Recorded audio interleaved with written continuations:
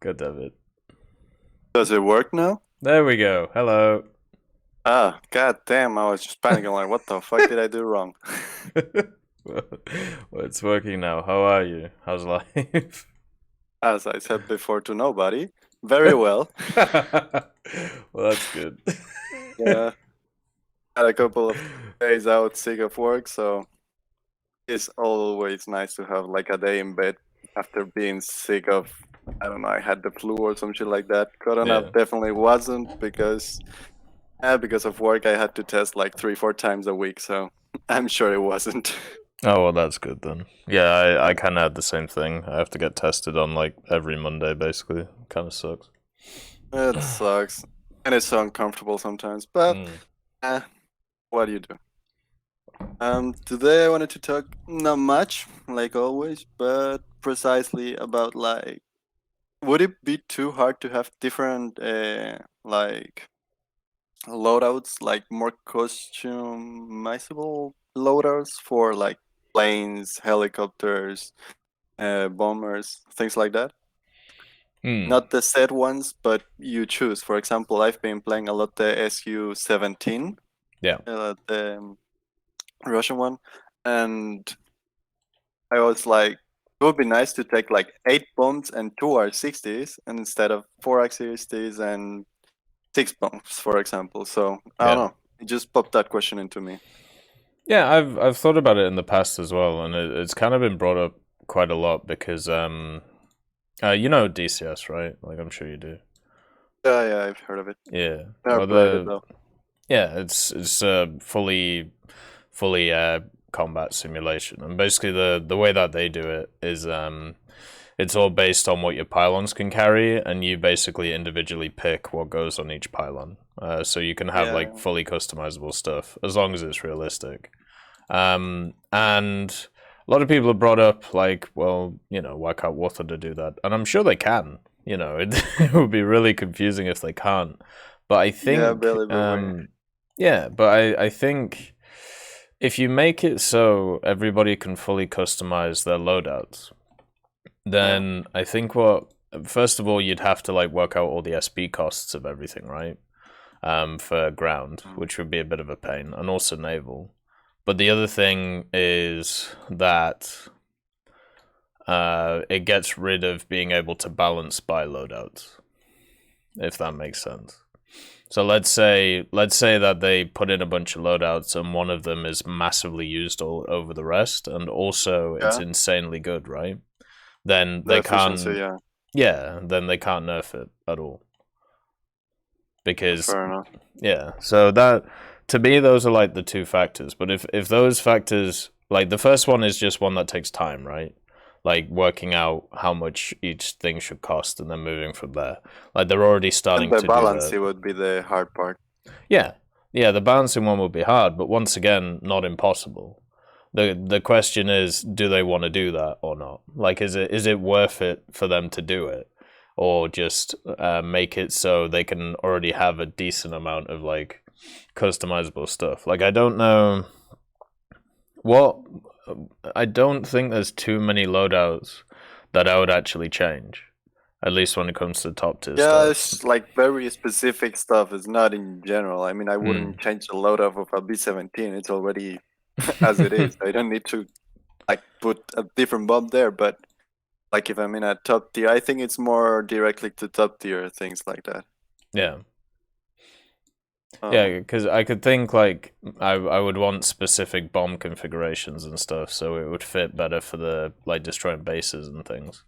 Like that could yeah, definitely be something. But I think they could do that, yeah. I think the when they added in the new system with like the page and everything, like thank God they did that. Because if can you imagine like vehicles with like I don't know, yeah. like the Oh, MiG I twenty remember. Yeah, three, yeah, it has like 30 or 40 for Phantom. loadouts. Yeah. Just takes up the whole page. Like yeah. Yeah, the first minute of the battle will be you deciding what to take. But I feel like Uh, maybe they could test it out in sim, you know? They could definitely do that. Like before you take off, maybe you just select what goes on each pylon because that's pretty much what you do in DCS. yes. Yeah, it's All like the right. same idea. Fair enough. Then I was like, I heard some time ago, I don't remember, but you said something about a helicopter mode game. I don't know. It never came, or did it came for very limited time and I never saw it? Or are we just stuck with enduring confrontations for what it looks like? You mean the helicopter PvE stuff? Yeah. Yeah, the so the last thing I heard about that was about a week ago when someone was asking some Gaijin stuff about it, and they basically said it's still being worked on. So kind of it'll be ready when it's ready, which sucks because this is the problem, right? Because there's like this is the problem when you know about something coming. You have to wait for it to come. You have to shut your Yeah. mouth till Yeah, it appears exactly. magically. Yeah, like That's it's fair enough. I pretty much like the last, I don't know, 3-4 months since we've known it's coming. Like there's been so many questions about it, right? And we haven't been given any information on it, which Well, you sucks. can't, and it makes sense. Well, even like official information, right? Like there's just been Oh, yeah. absolutely none about it. Silence, yeah, that is also a little bit annoying sometimes. Yeah, it just sucks. Like it's I wish that maybe they'd put more statements out about stuff like that, but just I've also seen projects where they push out a ton of statements and then shit changes and people get And it pissed never about appears, it. yeah. Yeah, so I understand why they don't. But no, They get a the lot of last thing I recruitment. heard was that it's still being developed, so which is Well, I suppose fair enough. good. Well, I hope it is a good one because I don't know. For myself, I had the time, I have my work, and I can spend some extra money. I have a good helicopter, with who I can grind with. But I don't know. I put myself in the Huey that I have to kill, forget some RP. It doesn't feel good, I guess. No, Must be fucking no. annoying enough K50 just killing you all and over and over and over again. Yeah, everything I've heard of the helicopter mode is just it doesn't work properly. It's not fair. It's Yeah. absolutely not fair. And And if yeah, go ahead. feeling like AIs or ground pounding would give a little bit more, I think you wouldn't have the need to go out of your way every time you see an enemy to kill that enemy. You will be, perhaps if you're occupied killing a convoy, well, fair. You kill a convoy and then you are. Yeah. But nah, you have to go for the player, and it's not fair. Yeah, I feel that well, I feel also even if you remove stuff like the K50, then it would just get taken up by the next thing that would do the same thing, right? Like back in the day, it was like the H1Z. I used to do it before they came out. Also, as we are speaking, I just finished a match of Enduring Confrontations, 500,000 SL. Hey, Dragon. That's another thing. Jesus. This is crazy. I don't know, and like closing stuff. Because I don't have anything. It would be, I don't know, perhaps somebody has told you already, but for me personally, I've been getting less and less SL and RP. Yeah. Have you noticed? I saw the publication today. I read it through, but there was some points that I really didn't understand. Like the bombing past rank 4, it got reduced all over.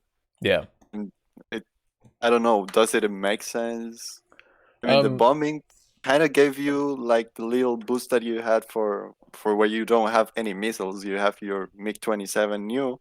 Yeah. You have 100 bombs. You could grind with that, but now no.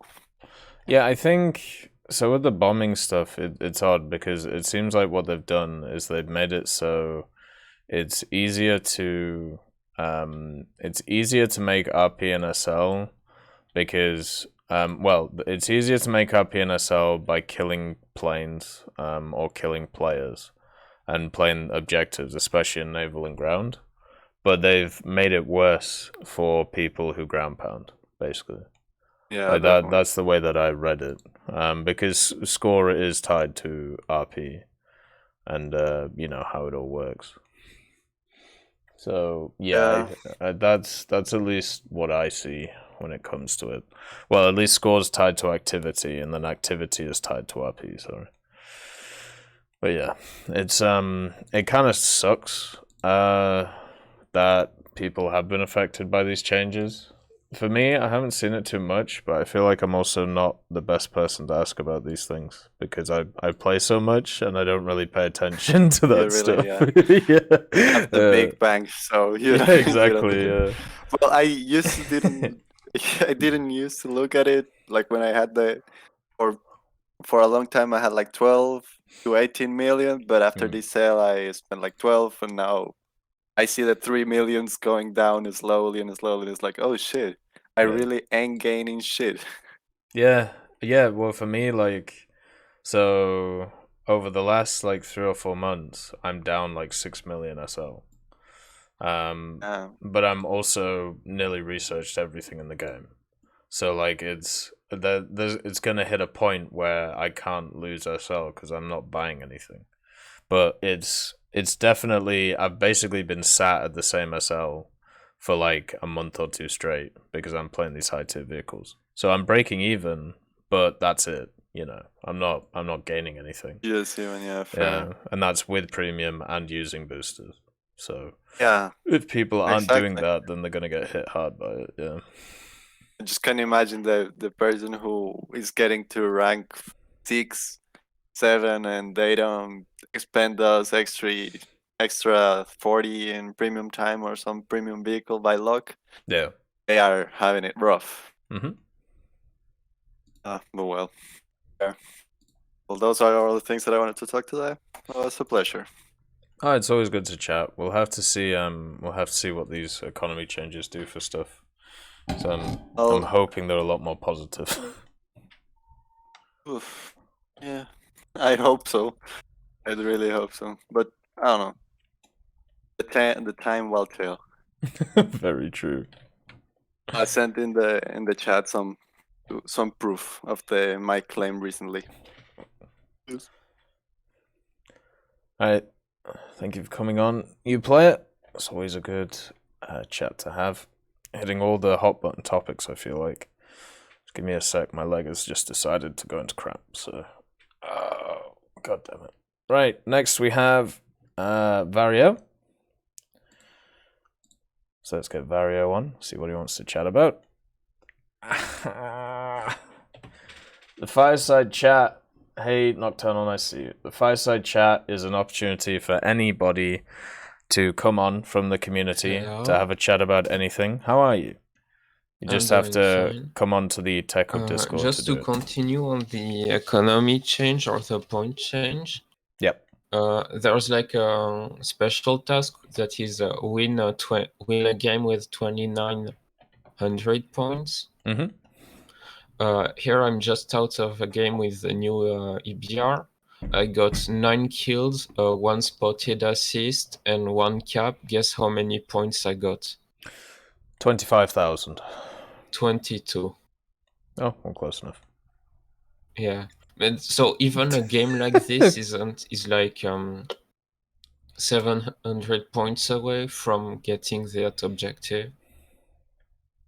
And yeah, those special tasks are always super hard to do though. Like I never pick those ones. like for me, like that's a 9-kill game. Like if a 9-kill game doesn't give you that task, I think it's like maybe they should change the task. Did you get any caps? Yeah, I got 1 cap. Were 1 all cap, of your 1 kills assist, 9 like kills. Were all of your kills just one taps? Oh yes. Yeah. See, I've always found I get more score from not doing that, but also you can't really control that too much. Yeah, and I mean in the BR you might want to get one shots because you don't really want people to look at you. No, of course. Hey Lorico, nice to see you. Where is my new EBR? What's the new EBR is 1951. I have a 70% win rate in it. That is not my best win rate in a tank because the B1 Terra exists at 81% win rate. Mm. But At the beginning, this tank was hard for me because you start with the M72 shot that once again was nerfed. I feel like every time I look at this round, they nerf it. Because when I started playing, it had like 104 millimeters of pen. Then it got nerfed to just under 100, and now it's 91. When you saying that you wanted that thing to go down in BR? Yeah. What do you think now?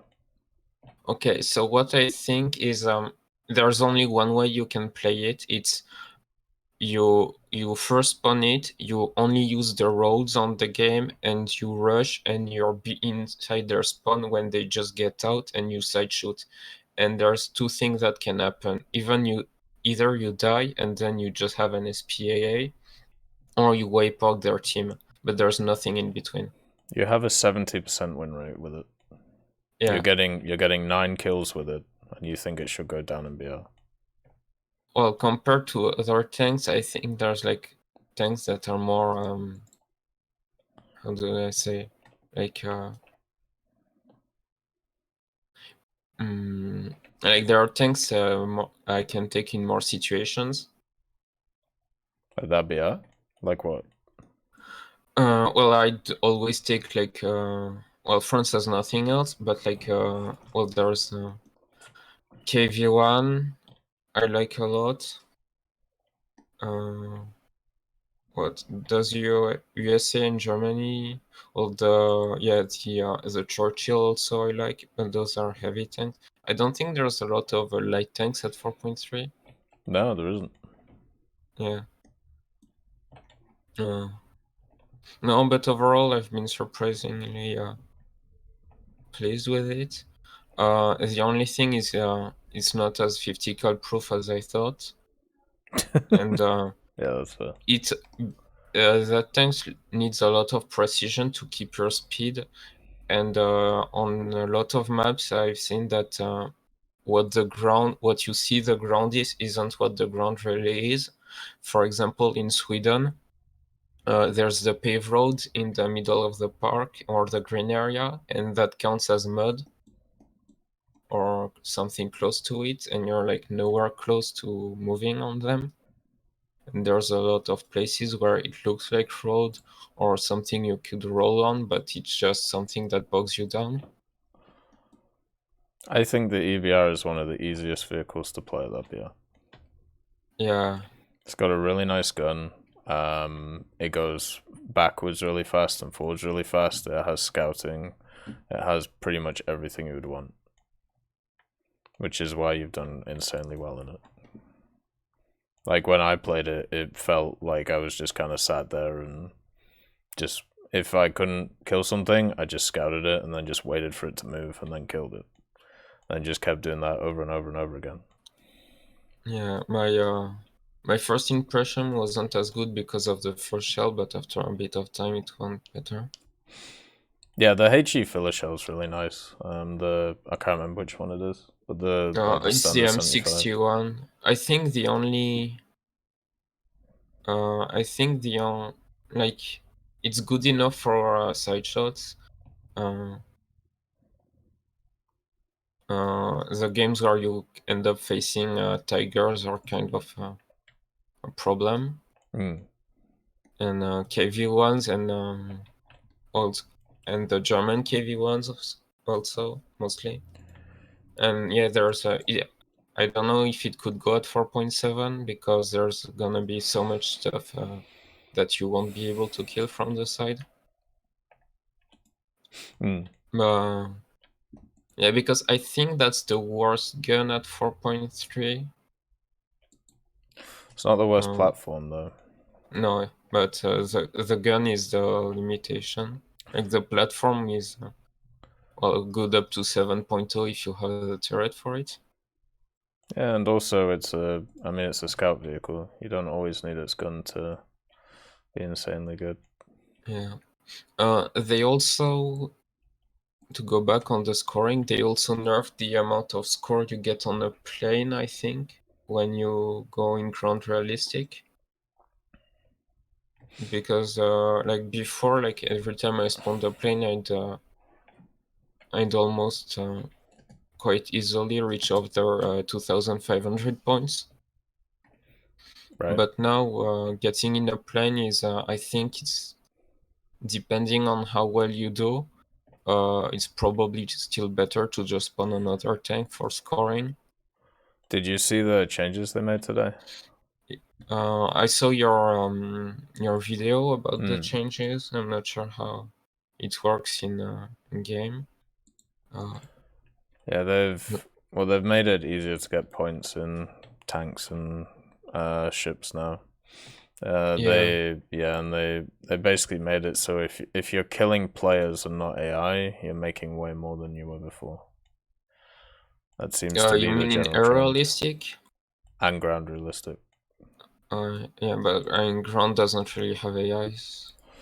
No, but therefore the players you were killing before, now if you kill those same players, you get more score. I mean, yeah, but that in planes and tanks. But that 9-kill games was just. I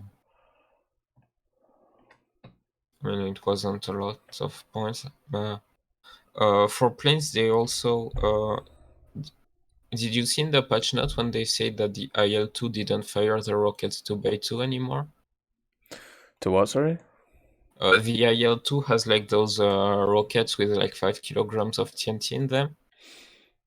And now they fire 1x1 instead of 2x2 like in arcade. I thought it was the SU-6.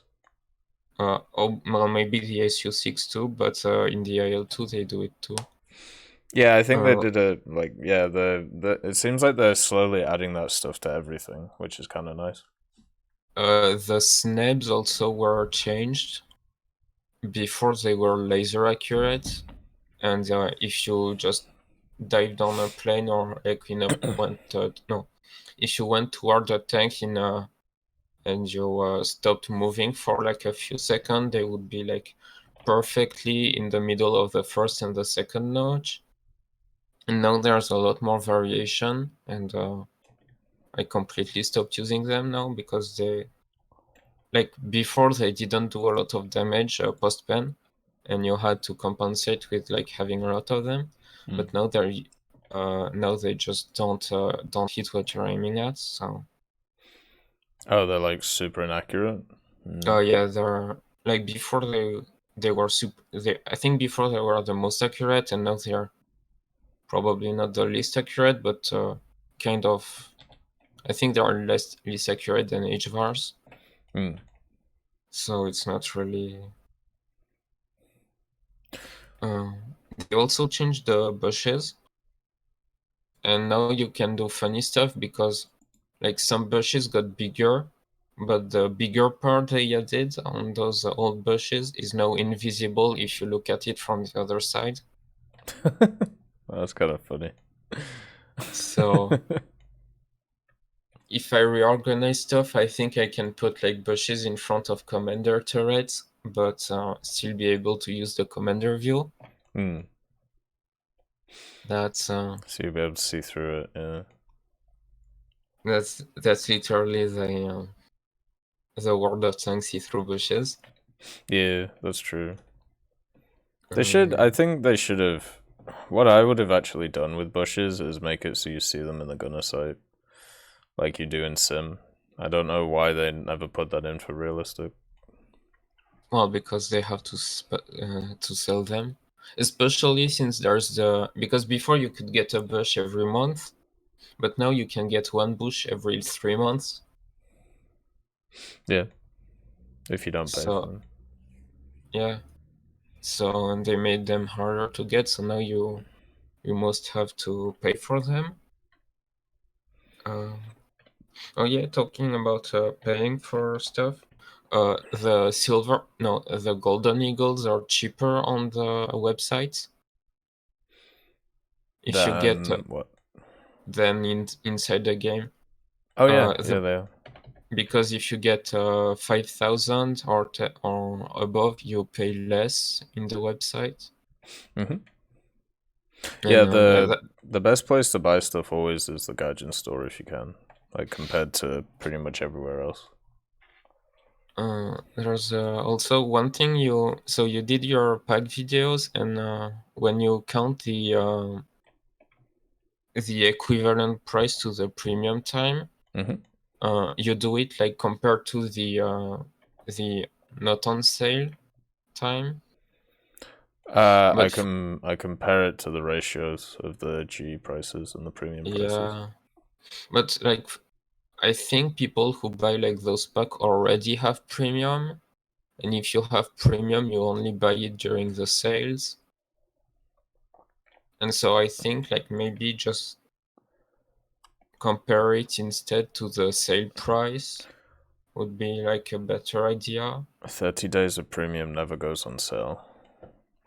Yeah, but and the thing is, also like, I don't like making assumptions about what people have bought and what they haven't, because I do know a decent amount of people who do just buy like vehicles and that's it.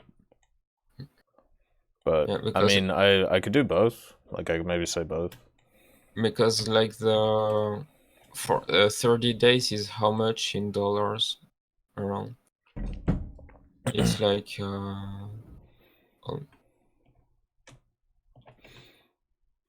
so 30 days is 1,900, which is almost $10, $12 or something like that. I'll have a look. 30 days is about $10, yeah. Yeah, because the thing is, I pay like $40 and I get a year of premium during the sale. And that's like a wildly different scale. Yeah, you're very true. But what about the next person who doesn't do that? Well, I don't know. They're not spending their money wisely anyway. Yeah, that's true. But I'm there to advise them to try and spend it wisely. So, like, yeah, or maybe just give them both. Yeah, I think giving both is the option here. Because I think getting premium is always like a wiser choice than getting a premium tank. Yeah. No, it is, but I also, like as I said, I've met people who don't do that. They keep buying packs over and over and over again, and that's how they get their premium, which is a terrible idea. But I think hopefully the culture recently has changed when it comes to that stuff. At the beginning of the patch, there was like air spawns at 15 kilometers away from the airfield, from the ground battle in ground realistic. Yeah. Yeah, that at this time I was playing with friends at 2.0. Like those planes weren't going there fast. Did you see a lot of people using the updates or like the new groundbreaking stuff? I've seen a decent amount. Mainly I've seen some of the premiums. But when it comes to like the mechanics and things, like the digging and stuff, I think I've maybe seen it like 5 times. Like that's about it. Yeah. Like I've seen a few IFVs do it, like, but it's never been useful for them. Like it's a beautiful mechanic and it seems to work pretty well, but it ain't good. You know what I mean? The game is kind of based on moving around. Yeah. And all that. Also, I think the bombs used to make bigger holes in the dev server. Yeah, they definitely did. I think they reduced pretty much everything. So when it comes to like the digging, they reduced the amount that you dig at once, and then I think they also may have made holes a little bit smaller. I'm guessing they run into issues with like, I don't know, games breaking or something like that.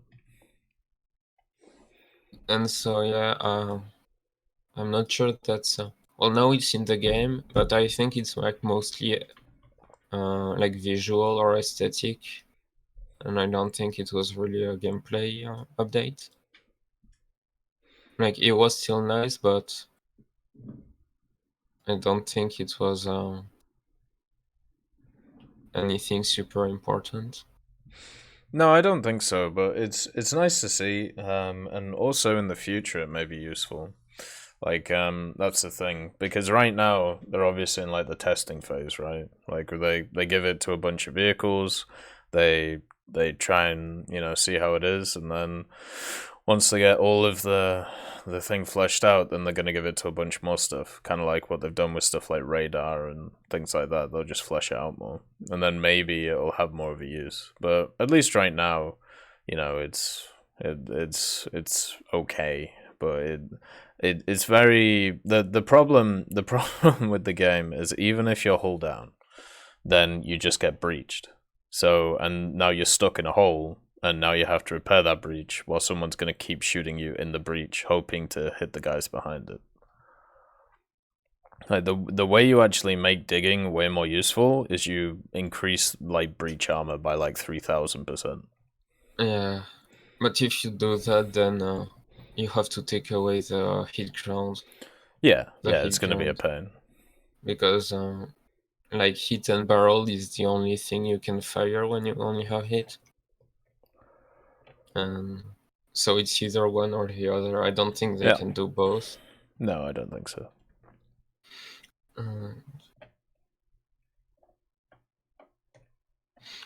Yeah, I've also used the sale to buy the two 3.7 premiums for Italia or Italy.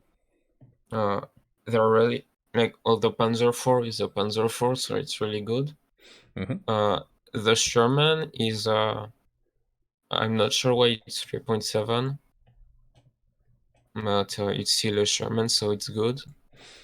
You think it should be higher, lower, or? Well, it has the exact same. I mean, not exactly the same, but the front armor is the. Like there's 3 holes for the Sherman generally. Yep. There's like the 60mm welded. There's the 60mm cast, and then there's the 50mm cast, and this one has the 50. And so, like T-34 can shoot straight through it. So and you can't angle it because it's the cast shape. So I think it should go a bit down, because if you compare it to the 3.7 Sherman that Italy already has, or France, the M4A4, like you can angle this, you can you can do more stuff with it. And I understand that the hybrid has better turret than the it has a better turret than the 3.31. However, it doesn't have the piece of armor to cover the weak point on the turret, and if the hull is paper thin, like it's not really a big deal anyway. Yeah, I think that's fair. Like, I can understand it going down in BI if it ever does. But I guess it does well enough, so. Well, it's got that lineup around it, right? Like, that's the thing. Yeah. I've been playing like Italy and Japan recently, and after that, I think France feels more like a major ground nation than almost. Than who? Well, then Italy and Japan and a lot of the other minor. Definitely.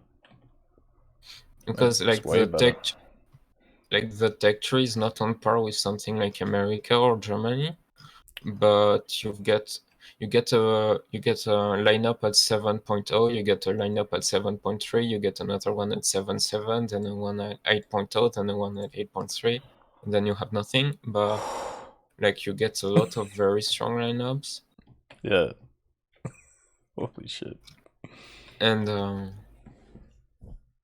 yes, there's I think I've found that like I would call the para SPAA, which is like all those things that can do some SPAA but are not SPAAs. Like like Germany has a line of them with like the Marders and Begleitpanzer, and well, that's all they have. But like USA has all their Bradleys and other things, and USSR has those BMP with like proxy fuses. I don't think Britain has anything in that category yet. Nope. Will they get anything? I don't know, really. You're basically just hoping for proxy rounds, right? Like on certain vehicles. I don't know if any of them use proxy rounds. Well, not even proxy round, but do they use like any chain guns? There's a warrior prototype or a demonstration that has the Bushmaster on it. Yeah, so nothing really. Yeah, so Britain doesn't have one yet. No. But yeah, I think that's also one very important thing for tech trees, like having that multi-role. Yeah, that multi-role that you can shoot at helis and planes, and you can still fight tanks. Yeah, I would agree with you. I think it's really important to have some of those vehicles, and at least over the last year, we've seen a massive expansion of those things. So I think it's just one of those things that's gonna, keep coming basically over time, because they're basically run out of MBTs, so they're gonna add everything else now. Yeah, there's still a lot of MBTs, so I wouldn't count on them running out of MBTs first. Oh, sorry. There's a few MBTs left, but they're no different to the ones we already have. How about that? Yeah, but like right now they're already adding MBTs that are like almost not different. So, like, do you want a heavier Abrams and do you want a heavier Leclerc? Sounds fun to me. I want the 140 Leclerc. Well, you're gonna have to wait for them to build it properly then, because I don't think it's fully sorted, right? It's like in that testbed mode thing. Well, it's functional. Yeah. Like, I think the biggest problem is there's not really any money in it. Yeah. It's there's one, it works. Like I've never heard about the autoloader not working properly or stuff like that. It's just, well, there's not a lot of ammo in it. I think it's just 30 rounds it can carry. Yeah. And I think the biggest problem for the Leclerc 140 is France is not. I think they'll go with the German 130mm with the joint project. Yeah, I've been hearing the same thing for 15 years. I'm kind of waiting for somebody to do something about it. I think the main thing is France and Germany both have problems, and spending money in the military isn't really a big goal, especially for Germany. That because like France has to spend money because they have a lot of stuff abroad, but Germany isn't really that engaged outside. No. There's also, so I recently lost my well, with the end of the last battle pass, I lost my daily logins, and then it reminds me, like every 13th day you get a daily reward that potentially has a premium vehicle. Did you ever get one? I didn't know, but I know a few people who did. But yeah, that was a very, very rare thing, basically. Yeah, because like in almost, I think like for me it's like almost 2 years and never got it. Yeah. And so for me that's, I mean, I guess it's possible, but I'm just going later now on the game. I'm playing less of it. Yeah. This battle pass, I'm just gonna do my daily task, and that's pretty much it. You're gonna go for level 75 or whatever? Yeah, just level 75, because like level 125 is almost twice as much, and it's not really worth it. Like it's just $10.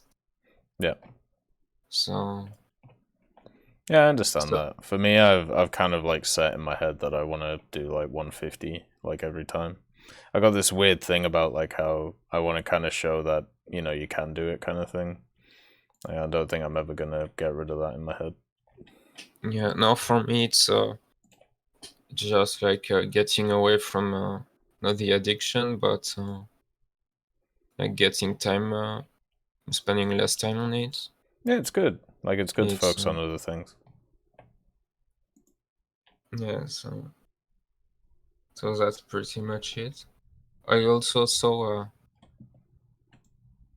the what's it called? Yeah, the so France has the AMX10P chassis, which is an equivalent to like the BMP, CV90, and all those sorts of things, where you have like the driver next to the engine transmission, a small turret, and the crew behind.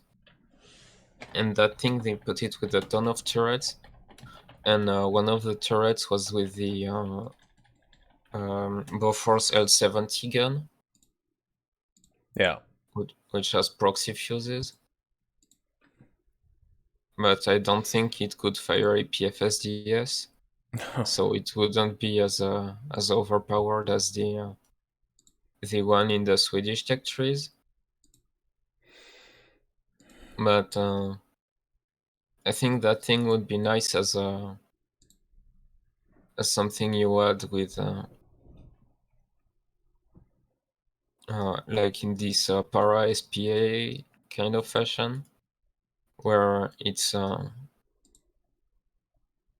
like it wouldn't be I don't think it could be an SPA directly, but it would be like a light tank with some capabilities. Yeah. And they could make an entire line with them, because there's like the PH, which is just 20 mil with smokes. Then there's apparently a version with the Milan attached to it. But the thing with the Milan is I don't think it was often attached to the tank, because the point of the Milan was the infantry can carry it. We paid so that it's light enough, so the infantry is gonna use it, not the tank.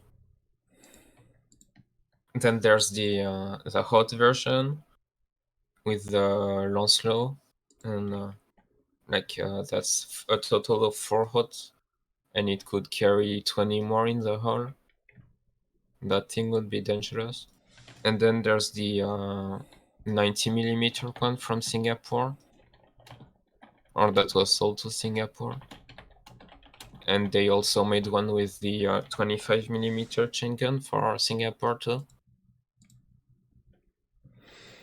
So yeah, that could be an entire new line, or I don't know where they would put it if it's not in a new line. Yeah, we'll have to see what they do with it. If they But decide yeah, to put it in. all that's... I'm not sure how they could like not put it in at some point. Like what surprises me in the game is like they added the Mars 15, Yeah. which has the same turret as the AMX 10P with the Pack 90. That was for Singapore, but like one was actually made and serviced and is still in use, and the other one is just a prototype that was quickly ditched. And they both fit pretty much the same role. So for me, it's fun how sometimes they're gonna choose the prototype instead of the one that did the same thing that was adopted. It could just be something where they're going to release it later. Yeah. Like it always Well, is. anyway, thank you for having me. Oh, thank you for coming on, man. It's always a pleasure. And have a good stream. You too, Varia. Oh, well, have a good Yeah. night. Have a good evening. See you later, brother. Thanks. Bye. God damn it. I did the whole waiter thing. Enjoy your food. You too. God damn it. Thank you for the follow, Luke Skywalker. That's very kind of you. Alright, let's get Ferocious Fries on. Let's see what he wants to have a chat about today. What the fuck is your profile picture to start off with? What is that monstrosity? Well, initially it was quite a nice picture of fries. Then Yeah. I was reminded by one of my friends that it's ferocious fries. So, having recently watched Borat, I decided to add a mankini and make him swole. Fair enough. God damn it. How are you? How are you doing today? I am very good, thank you. How are you? I'm doing alright.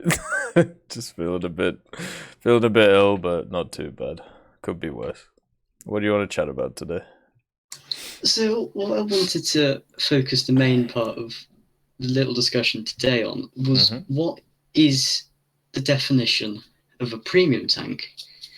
Because having spoken to many of my friends who also play this game, they have incredibly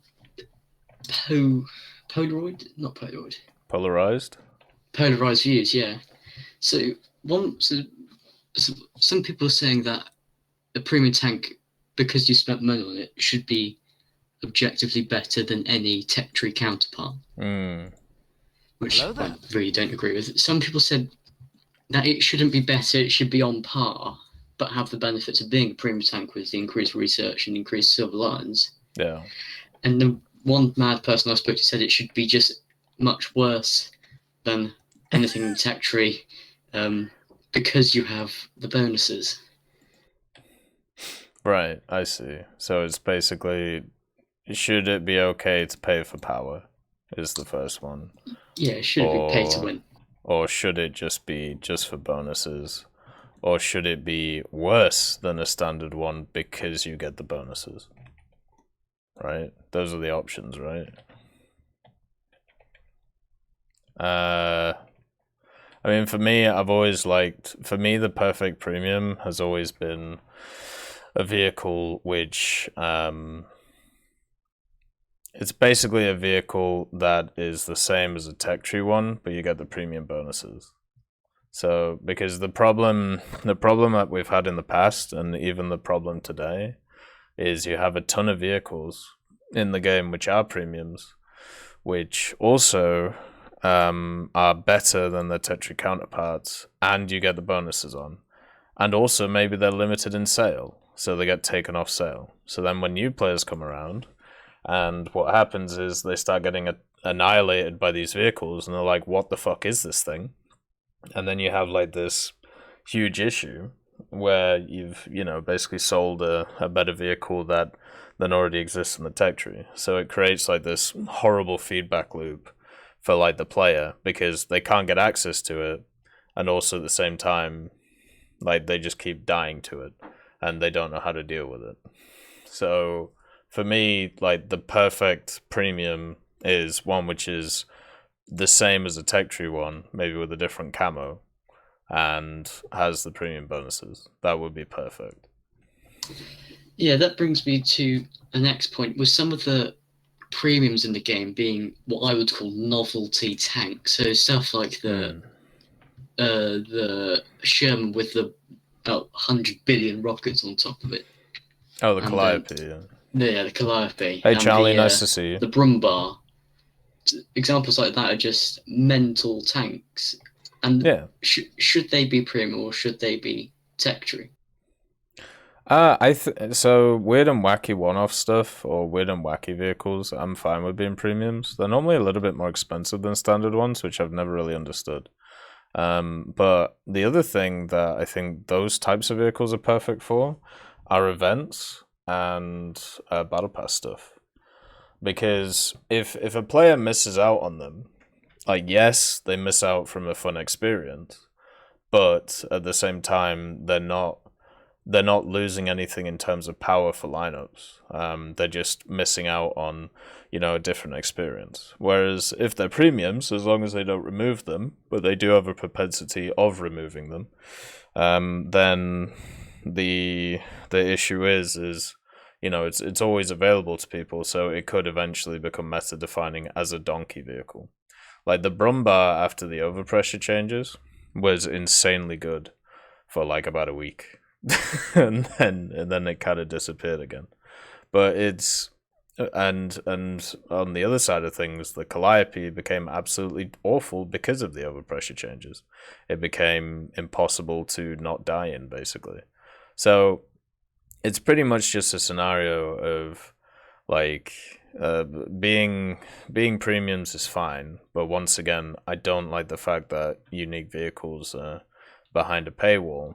But maybe they could do like tech tree equivalents of them. So like maybe you have a Brumbar, like the thing that they do in Enlisted right now, which I think is the best way, is they do like the Cobra King jumbo thing. So you want a jumbo. Well, here's a jumbo with extra sandbags on it and a cool camouflage and a really good crew. But it's exactly the same as the one in the tech tree once you upgrade it. That's pretty much the way they've been doing vehicles, apart from some of them, but they're shit, so that's okay. Like the planes. So I think it would be much better, at least for me, if they did still do tech tree equivalents for vehicles like that. Yeah, I think. Yeah, I suppose it wouldn't really work for all vehicles because stuff. I wouldn't like to see rocket launchers, tanks as such influenced into the main tech tree. Because that would make it extremely difficult to play against at that tier. Because rockets, although are really a hit or miss sort of thing, can, if used properly, be very good. Oh yeah, they can be insanely strong. So the next thing I wanted to talk about was, with the Battle Pass and event, which of the vehicles should be premium and which should be just, I don't know what they're called, the ones which are put in the premium aisle thing, but not actually premiums. Event vehicles, yeah. Yeah, the event vehicles. So I'd like the fact that if there's a high tier event vehicle, it's not made a premium.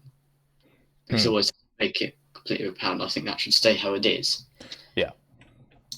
But I was thinking about the Battle Pass, and somebody mentioned to me that they shouldn't make the very top prize of the Battle Pass a premium. I don't agree with that, but I was just wondering what your thoughts on that were. Well, what is the reason not to make it a premium? They likened it to an event, a top tier event vehicle. Yeah, but the Battle Pass end of the line vehicles we've had are like rank 4s, right? Like I don't think they're that high in general stuff. But if they were up there, like sure. But I mean, for me, I don't like high tier event vehicles. I think they're awful. So like that's the problem, right? Because so the high tier event vehicles annihilate the meta of that BR for at least weeks, if not more. Like you see it with a bunch of stuff. So like the MiG-21, the PFM, when they did that, just annihilated that BR bracket just for ages, and it still is annihilating that BR bracket. The Macavers did the same thing. Like most people's Macaver win rates like 30% because everybody who normally plays top tier just played against them and was like, yep, we're just going to shit on these people. And that's why I don't like top tier stuff, because you're basically saying, okay, well, this vehicle here, this vehicle here, you have to grind out from stock, which is a horrific experience for a new player in a top tier vehicle, and at the same time, like you have to go up against people if, like normally the best players in the game will do two things, okay? Well, it depends on what's going on. They'll either go against the vehicle, if it's not very strong, like the M60 MBT, for example, or if it is very strong, they'll play it. So now no matter what happens, you've annihilated the meta that was there before. And it's just like when they do the premium sales, and we're getting more and more events and more and more sales. So it's getting to a point where like top tier is just literally all over the place all the time and impossible to balance. So I would prefer they just stuck with the idea of like a rank 2 premium for a minor nation, a rank 4 premium for a major one, because that's basically what it used to be like, and that seemed to work pretty well until we got like these high ranking event vehicles. Like what for a person who's like, let's say you're a person who isn't into the highest echelon of the game, and you get yourself like a stock M60 AMBT, and that's all you've got, and you decide to play it, you're just gonna get shit on for at least 20 or 30 games, and then even after that, you're still gonna get shit on. Like it's not a very good experience, like for a vehicle like that. Yeah, I'd much prefer to see with event vehicles they'd be much lower in BR, like you were saying with the rank 2 and the rank 4, but them to be definitely not overpowered, but them to be like a bit wacky and a bit weird, because that would definitely incentivize me a lot more to grind for them. The only reason I grinded for Phantom 2 and the German texture for that event was to then sell it, because I knew that was going to be a very sought after vehicle. That's a thing to think about too. But recently I've noticed that there's a lot more premium vehicles which are around the 10.0 and the 9.7 bracket, and I'm assuming that they're going to yet again expand the BRs of the games, make it maybe 12.0, because I can't see them introducing basically top tier premiums and then just leaving it how it is. Most of the premiums are like 10.097 right now, right? Or do you think they're gonna add more to tanks? Is that what you mean, or just so with the F5C and the MiG-21? Yeah, so 10.3, 10.0, and yeah, the ability that someone can download the game in a couple hours, go onto the website and buy that and instantly play top tier, like 11.0, ruins it for the people who have spent ages grinding through the whole tech tree, and then are happy at their top echelon, which I think they've got, which they have rightfully got to be interrupted by somebody who's never played the game before.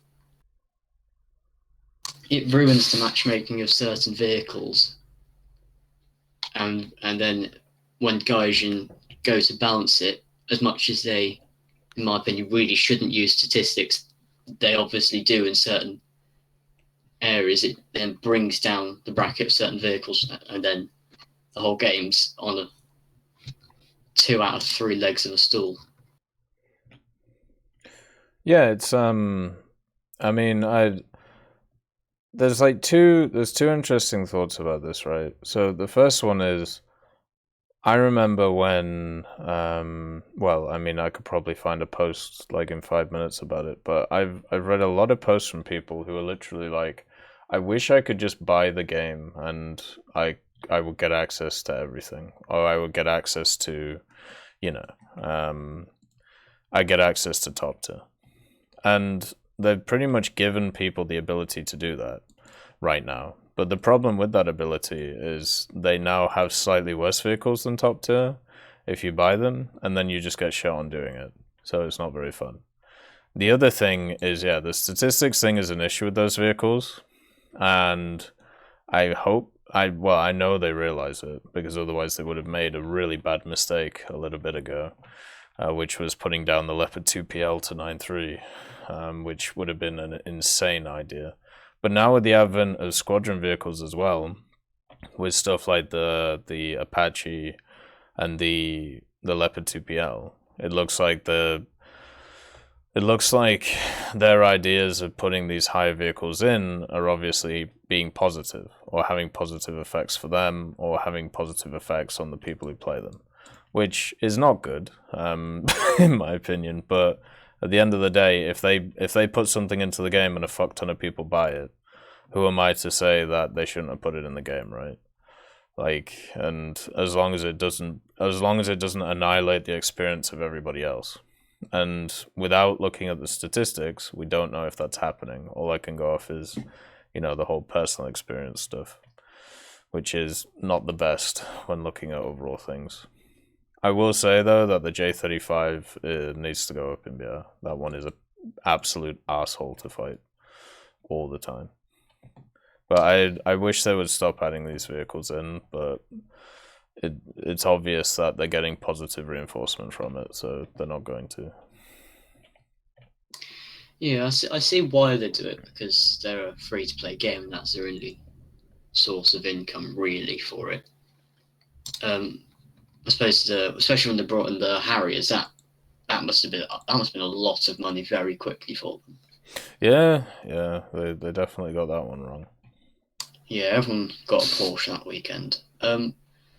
But especially with some of the smaller nations, I understand that giving these high rank premiums to the main nations is what they want to do, because more people play the main nations and that'll bring in more money. So if they're going to do it, they may as well do it like that. But I think, especially with Britain in tanks, they no longer have, and they don't have anything really that is like the other tech trees, and coming up soon with France and jets, because they're not going to have anything above 6.0 as a premium in air. I'm hoping that they're going to add a premium in before they take the premiums away. But from what I've seen, I think they're going to take the premiums away from those tech trees before giving them new ones, which is going to leave a while for these tech trees without any of the high tier premiums, which it shouldn't hurt the actual tech trees too much, but it's just a general annoyance for certain people. Yeah, we'll have to see. I think so. Next update, I think it's very obvious that France is going to get a new premium, and if they don't get a new premium, then that would be kind of ridiculous. Because they're going to lose both of their rank 5 premiums, and they also don't have a rank 6 premium. So, like for aviation, I should say. And also, it's one of the weakest tech trees when it comes to the game. So, yeah, it's just super, super weird, the place that France is in right now. If I was going to put like any money on anything, it would be France getting a new one. But I do agree if they decide to not put a new one in, and then they're like, well, we're just gonna leave it be, then yeah, I think generally that wouldn't be great to see. I don't think they're gonna do that though. No, I hope they don't do that, because that'd be a shame. If they put in a premium Mirage at 11.0, like, I might buy it. Like, I might be a bit inclined to get like a little bit, But I've just got something else I'd like to talk about. Moving a bit aside from, actually not moving aside from premiums at all. So despite me talking about how buying top tier premiums is a little bit scummy, and well, not scummy, but it can ruin certain aspects of the matchmaking and balancing. Yeah, especially with new players not having good lineups. What are your opinions on the T55 AM1 and the T72 AV T premiums? Because I watched your video on the 2 packs. Yeah. And I was just wondering, because I really want to grind through the Russian tech tree. Yeah. So there's loads of really interesting vehicles. I just wondered, for purely grinding through it, but also having a little bit of fun at the same time, would you go for the T55 or the T72? I go for the T55 because you don't have to do with night battles. Even I prefer the T72 platform to the T55, but you don't have to do with night battles. Both of the BRs have really good lineups, but you'll get the T55 one first, and then also at the same time, you don't get thermals, but you'll get around that. And also, the terms just goes up against really, really good vehicles. And even though the terms is really good, it has really bad negatives to it, which don't ever seem to be talked about. Its mobility is pretty shocking for a 9.7. Its armor doesn't stand up to anything that's shot anymore. and also it's got really bad like gun handling. Like it's got a stabilizer, which is great, but at the same time, its gun elevation is terrible. Its traverse is terrible. Everything's pretty bad on it. So even though it's got a really good round, and even though it's got, you know, really good thermals, it doesn't really have anything else over the competition. Hello there. So for me, I go for the T55 just because I really like the T62. Like it's really, really nice. The CAS that you get as well is much better than that BR, like the L28SH. You get the Shilka, the ZSU 37-2. You can run it with all like the light tanks as well at 8.7. Like it's just a much the meta around it is just much nicer. I don't know how else to put it.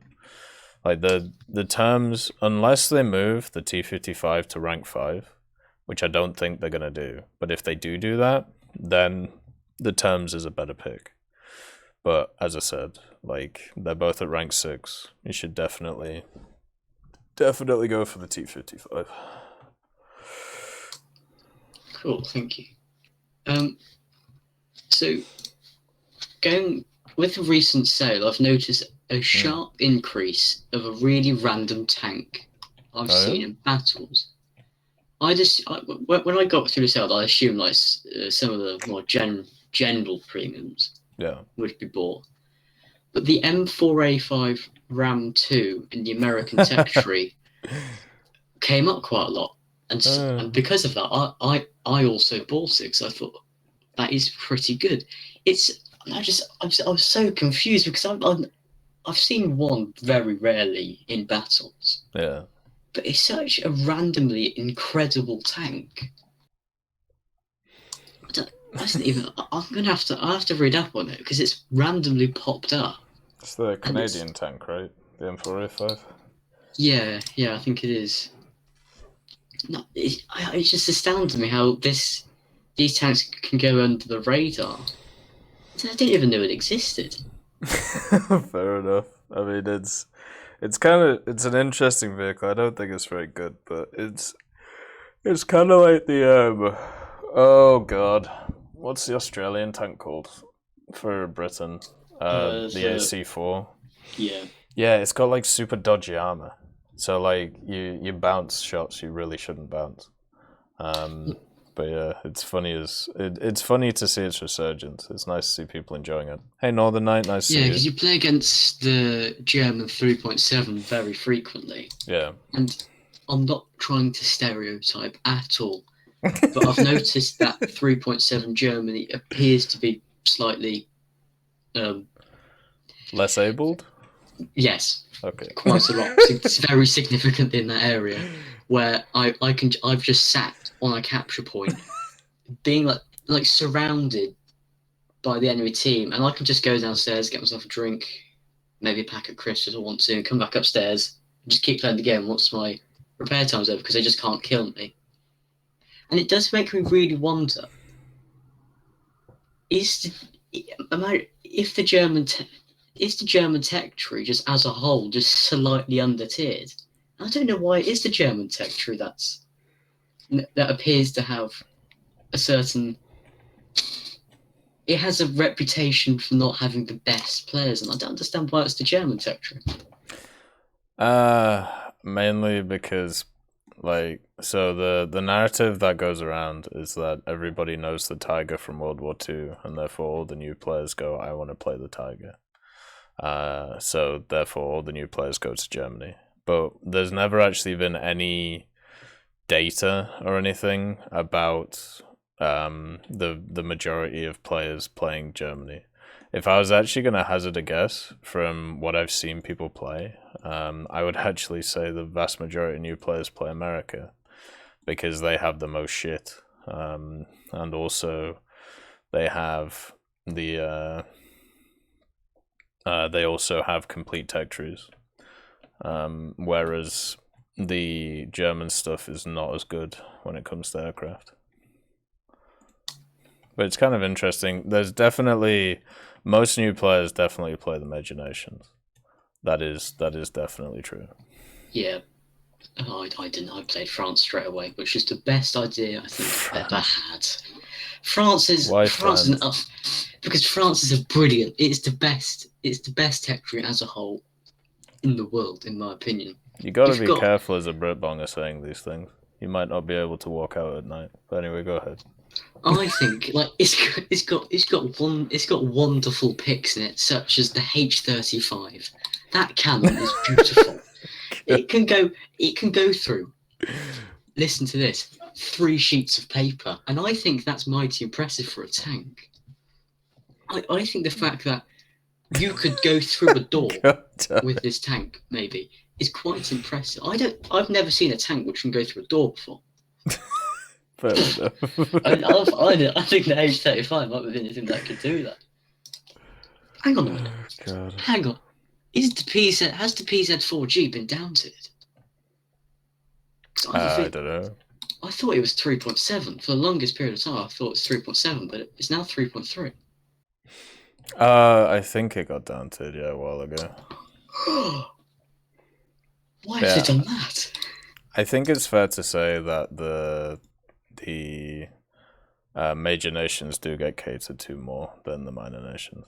I think that's fine, Like, when you look at, like, especially the mechanic releases, pretty much all, like, mechanics get given to the top 3 before everybody else. And it's just kind of how it is. It's like a self-fulfilling prophecy, right? More players play this nation, so we're going to add more stuff to this nation. Therefore, more players are going to play it in the future. And it's how it goes. Like, and they're not going to change it, because if they did, they would lose money, and it would be a stupid decision to do so. Hey, you Godwhopper, nice to see you. Yeah. I was pleasantly surprised when I saw that they were going to add the Dozer feature to all nations, because when I first heard of that, I thought that's going to be Russia, Germany, and America, definitely, and maybe Britain. Yeah. I was pleasantly surprised when all the nations got it, because I think without it was awesome. Because I must admit, every single battle where there's an opportunity to, I must dig a hole. Like, you can easily see where I've travelled, because every so often there'll be a little hole, which is useless. But just from the sky, the Jets must think I'm playing a game of noughts and crosses with myself. Yeah, the best mechanic releases are when they give them to everyone. Like that's my favorite when they do that. Yeah, I just wonder when they're going to down to the vote all. Yeah. I mean, maybe didn't they try and up tier it recently, or they did? There was something about those bombers. They were going to up tier them again. Yeah, I think the problem with the vote all is it's so incredibly bad that it becomes good. The fact that because when I've recently got the A4 Realism squadron vehicle, and I went and got missiles. Yeah. And when I was playing, I just subconsciously thought the Votal's so bad, it's probably just going to fall out the sky. So I didn't go for it. Yeah. And it just ended up winning the game. The only problem with the Votal is in a down tier, it then becomes incredibly good. Mm. But I think I've had a down tier once in the last 2 months, maybe. Oh shit! It just when I had that down tier, I think I dropped 10 tons of bombs onto bases, which is good. But it's very difficult to get the down tiers, and then when you do get the down tiers, you end up losing for some bizarre reason. Maybe it's because I'm playing with France, and France have brilliant jets and planes and tanks all around. Yeah, I agree with you. Your time is pretty much up, though. So, do you have any closing statements, sir?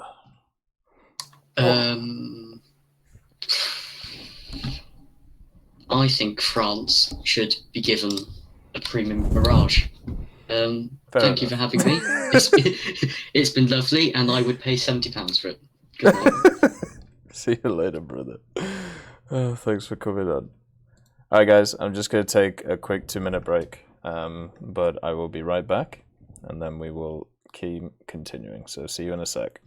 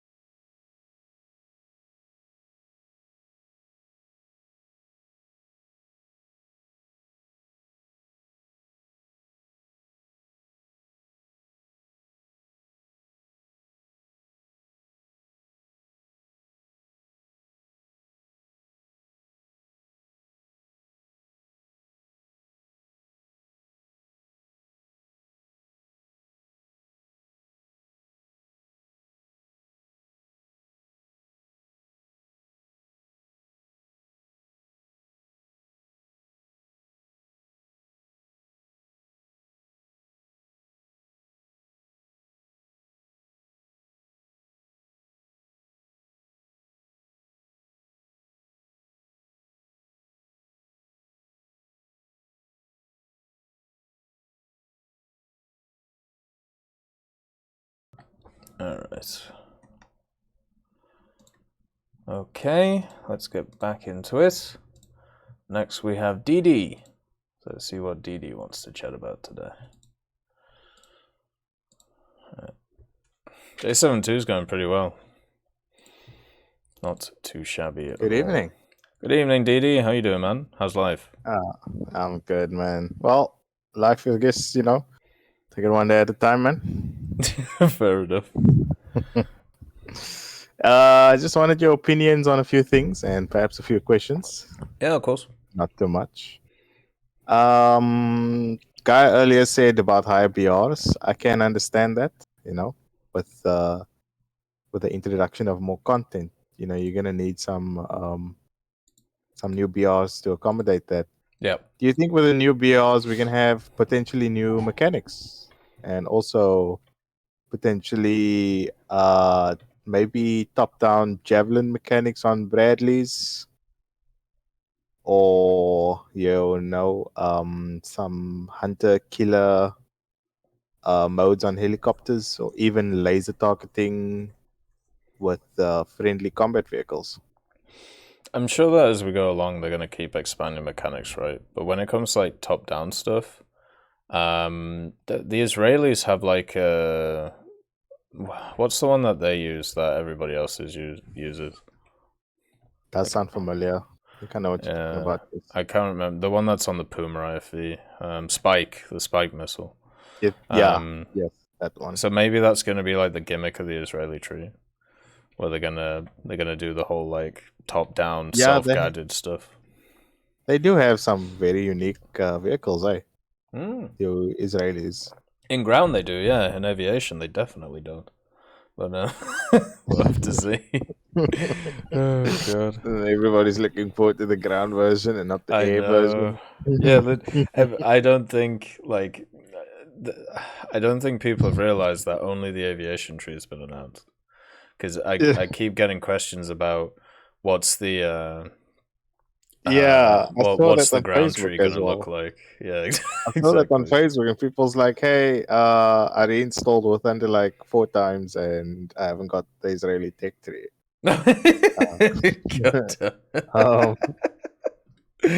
Somebody hasn't been paying attention, but okay, it's also, I guess, an example of the communication War Thunder has with its English community. They have an English community for their game. Yeah. And they have the people to distribute the information from War Thunder, but sometimes the information doesn't reach enough people, in my opinion. I agree. Yeah. They've done way better when it comes to that stuff over the last few years, but it still has a way to go. When it comes to that stuff. Yeah. I mean, I'm just gonna use this as an example. Yeah. If COD Call of Duty releases information about the game, everybody knows about it. Yeah. Right. Definitely. And then you get War Thunder, and it's like you need a good amount of content creators to actually clarify what they want to do, especially when it comes to events. There's still a lot of people who don't do War Thunder events because they don't understand how it works. Yeah, even if it's super simple. Yeah, sometimes the messaging is really off, which is why, at least for me, like in a lot of videos, I try and like fix it basically. Because if you think have you been following Enlisted at all? I have not, but I have been seeing potentially what's been happening over the years. Yeah, so Enlisted, imagine the War Thunder stuff, but every dev blog or every news post Enlisted is written in broken English instead. Yeah, I've seen that the conflict that's been happening over there with that English community spokesperson for Enlisted. Keo Fox? Yeah. Well, Keo Fox is Russian, and he I believe he's Russian, and he speaks some English, but he's definitely not fluent. Yeah, and there's that issue, and then whoever's translating the dev blogs is like struggling, let's say. So Yeah. China, sometimes there's literally stuff that is said in the devlog, and then when asked to clarify, KeoFox will say something completely different, and then the next person will say something completely different, and it's just all over the place. Like Starting to sound like a rumor, yeah. yeah, exactly. Like what the hell are you supposed to do? What do you want the people to do? Yeah. Another so at least thing War is, Thunder's not doing that right now. Anyway, yeah. go Do you ahead. remember War Thunder used to have like spelling errors in their Oh, yeah. devlog, Yeah. the English devlogs, and you're like, you can make out what they're trying to say, but still it's like wrong. Yeah. You know. Yeah, I remember that stuff. Another thing I would like to know is, do you think Japan will see potentially a more beefed up Tech 3 in the years to come? Well, we've God. seen, was it last update? They added like 3 or 4 vehicles to the tech tree. Like, Yeah. At least you're talking about the ground one, right? I'm guessing. Yes, that is what I'm talking about. Because the ground version compared to the air version is like completely different missions. Yeah, I agree. You have like, how many? Japan has about six or five lines in the A3, and then you switch over to the army, and it used to be 3, Yeah. and now it's 4. It's like, okay, but they are working on it, I guess, and that's nice to see. Yeah, Something and for we the know minor. we know the Type 10's coming, right? Like it was leaked like Woo! however That long was a- ago. Yeah, that was a big one. But the thing is, somebody- I don't know how much they can beef it up, you know? Like Yeah, that's also true. But yeah. that's what you guys were talking about earlier. They can't. The one guy said you can't really add that many MBTs to the game. But I'm still thinking about all the modifications of the Yeah. T72 they are. Yeah, that's fair. Yeah, the question is, the question is you've always got to put in your mind is, okay, well they can add like 6 variants of basically the same vehicle. The same vehicle. Yeah, Yeah. but will people grind through them? And for something like USSR, they probably will because it's a major nation. But something like Japan, I don't know. Maybe they will, maybe they won't. They could at least try, see what happens, you know? I think that's what they're doing with the Type 74s. Now you take a nation like Russia, right? And they have like, what, 9 top tier MBTs, excluding the T64A? Probably, but I definitely wouldn't run most of them at 11.0. Like, that's the thing. If you're bringing a T64B to 11.0, you are going to get really annihilated. Yeah, no, that makes sense. But I mean, you can still use the classic take out the breach, take out the engine Yeah, true. tactic, It's still gonna apply. It's just you're not gonna be effective at nighttime. Yeah, for me, there's top tier wise, I would say that Soviets have like 4. You got the T90, T80U, the 80 BVM, and the T72 B3, which is still very powerful as a lineup, you know. Yeah, that T72 B3, that thing, yeah, that is not something to mess with. It can really mess up your day. The Abrams tanks. Yes. Do you think we'll see more of them, or of course? Do you think? Okay, with them obviously comes more beefy rounds. Well, they added the M1A1 HC, right? Like, was that? Yeah. That was like 2 updates ago. Yeah. And yeah, that's all they can really do with them, right? They can add slat armor if they want, or add the ERA packs. Or the ERA packs are interesting. Yeah, they could do that, and then better rounds like that. And thermals, like commander view stuff. That's pretty much all you've got. I think that's also where the Russian tandem warheads are going to come into play more. With the Americans having the ERA packs, because really, it's useless having a tandem warhead against nations who don't really use them that much. Germany, they just use the composite screens, and that's on the side and on the cheeks. Yeah, you basically got China, and they kind of use them. But their armor's not great anyway. Ugh, China. Well, they are a big nation, and I guess they deserve their respect. Armored combat vehicles. Yeah. Do you think we'll see cruise missiles? Oh God. I don't really had to know a ton about cruise missiles, but the one thing I do know is they're pretty long range, right? Like you don't get like a short range Yeah. cruise missile. Mm-hmm. So No. the only way I could see it being implemented is if it was like what you call it? Like like an arcade what's the word I'm looking for? Kill streak kind of thing. You know how we have like the nuclear bomb and stuff like that? Like maybe they could do stuff like that. Because like we have guided bombs now, right? And people can have the capability of dropping them out of the range of surface to air spags in top tier ground obby. That's why I'm asking, do you think we'd potentially see some supersonic bombers busy dropping some cruise missiles at even further ranges away? I think we'll see the big bombers at some point, but I don't think we'll see cruise missile stuff. I already I don't know how many times it's happened to you, but the last, like especially last update, not so much this update, but last update, the amount of times I just got killed when I had no idea it was coming by like a Maverick or by like a missile or anything like that. It's happened. Yeah, like I don't want more of that. I really I think they'll probably try it at some point, but not in ground, probably in air realistic or sim or something.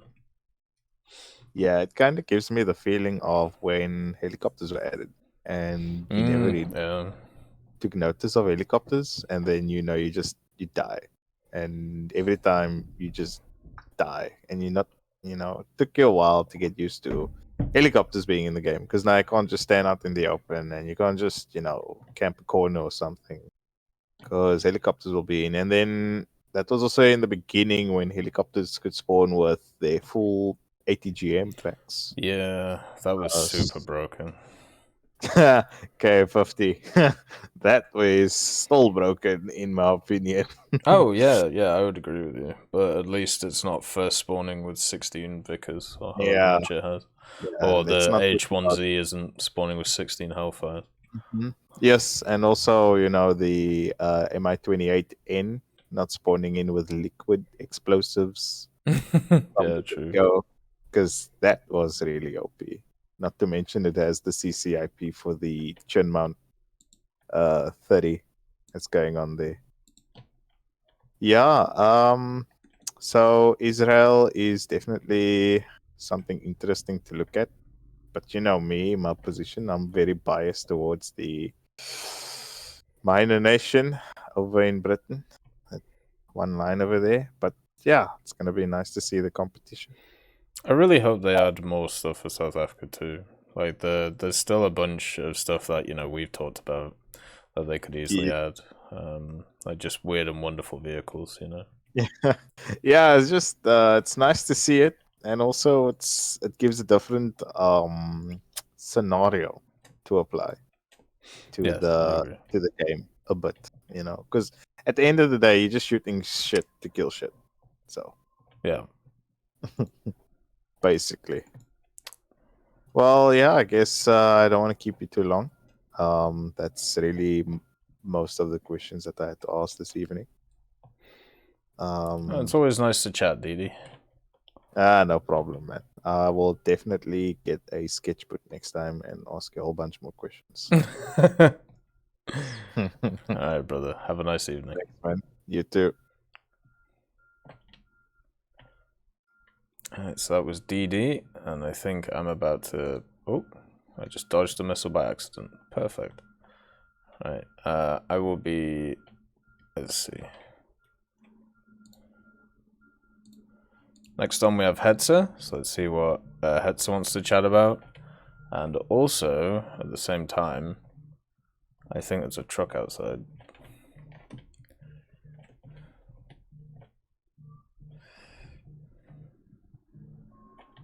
I'm trying to engage this guy before the other dude, but I can't, so...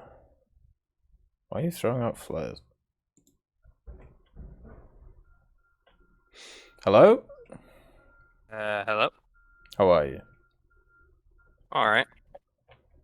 That's good to hear. Well, I'm doing all right. What do you want to talk about today?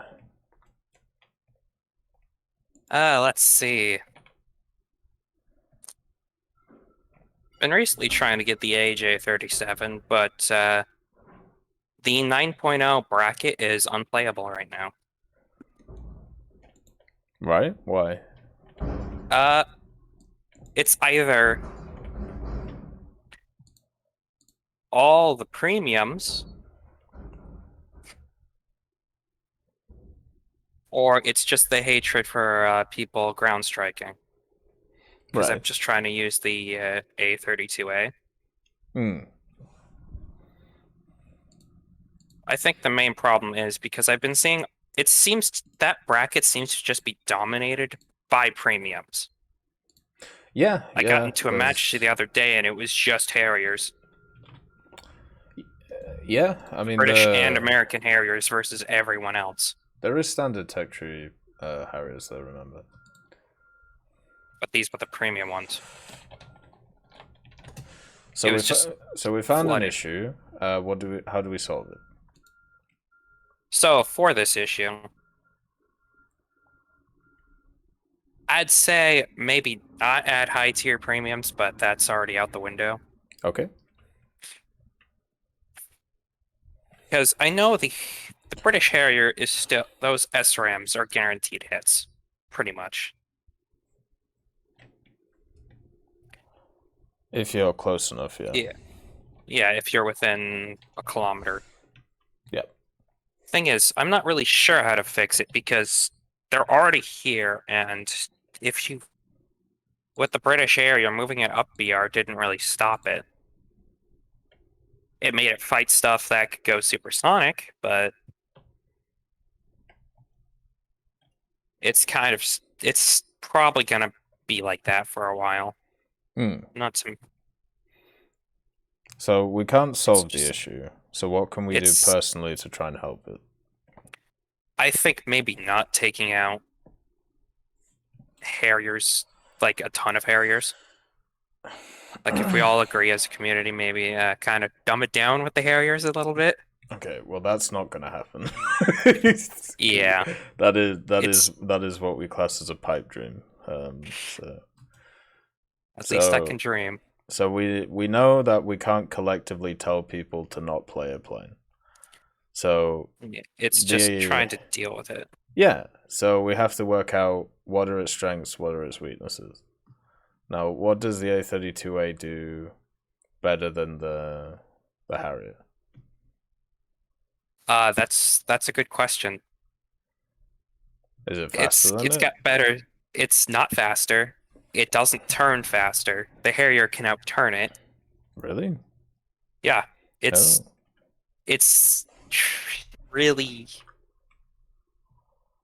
its main aspect to it is the ground striking capability. And it's got chaff. But chaff is pretty much useless at that BR.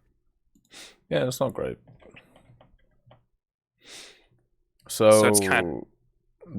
I was playing the Vautour yesterday, right? And I was getting pretty shit on in it. Like I had like 3 or 4 games where SU7s just annihilated me. So what I did is I switched up what I was doing. So instead of just going straight for bases, I instead like just basically stayed around the map for 5 minutes and then made sure to stay away from the initial engagement and then just got my bombs off and then went back to the airfield. Do you think that's something you could do in the A32A, or do you think that isn't possible because they're too, I don't know, the maps are too small or something? Good evening, Marlo. Nice to see you. I tried that strategy of like waiting out the battle beforehand by going into a holding pattern. Like if a map had mountains, I'd hide behind them to hide from any radar. Right. I would still end up found every time. Because the team I keep getting,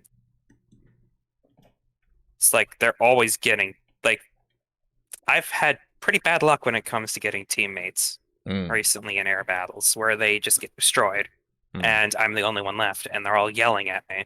Hey, Stevie Ray. Nice to see you. And then I have the occasional bug where it's like, oh, you're in a jet? I'm going to put you in a biplane. Or a Catalina. You've had that bug? Yeah. Oh, shit. I've never had that. That sounds awful. I mean, the other day I was trying to play my MiG-21 and I got switched into a Catalina. I mean, at least the enemy team was chill enough to let me drop my bombs on a base. Right. Hey, Toverish Terje, nice to see you. But it seems like premiums are dominating that bracket. Yeah, and it's one of the things, right? Because you know you don't want to get rid of premiums because people obviously like buying them and you know like using them, but there's got to be tech tree equivalents which are similar to them. So, and the Harriers, they do have their tech tree equivalents. The question is, does Sweden have a tech tree equivalent to deal with the Harrier? That's the real question. And I'm guessing not they don't. really. No. The plane that can deal with the Harrier is at 10.7, which is the Draken. And then you got the AJ-37, which could turn fight a Harrier and outrun it. It's Right. just... But it's a premium. Yeah. So Sweden doesn't have that many options, but other nations do have options. So can we... But playing around the teammates is useless because they're all brain dead. Pretty much. Looks like we're fucked. Unless you can think of some way of beating them. The only... it's not really a surefire way, but the J32A... Sorry, the A32A does have more firepower in terms of 20mm cannons. But a head-on is never going to end well for anyone. Is there any way... So when I think I have terrible teammates, which isn't often, but what I do is I play off of them. So the first thing that I do is instead I make sure that I'm not the first one jumped on, and then when I see somebody get jumped on, then I jump on the person who's jumped on that person. You get me? Yeah.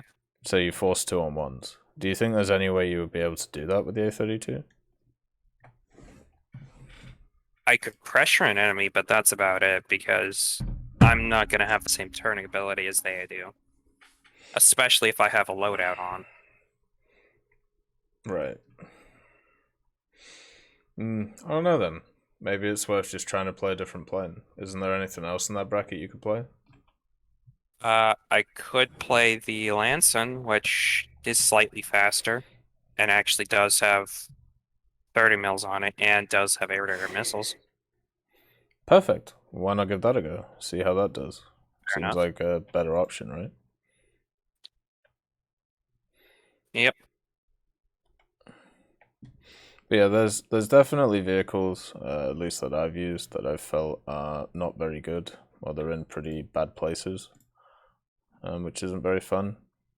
And unfortunately, every BR bracket has them, right? Like, and It's just how it is. Yeah, it does suck that top tier is very much dominated by what you call them, premiums. But what are you gonna do? Like, it's just unfortunately part and parcel of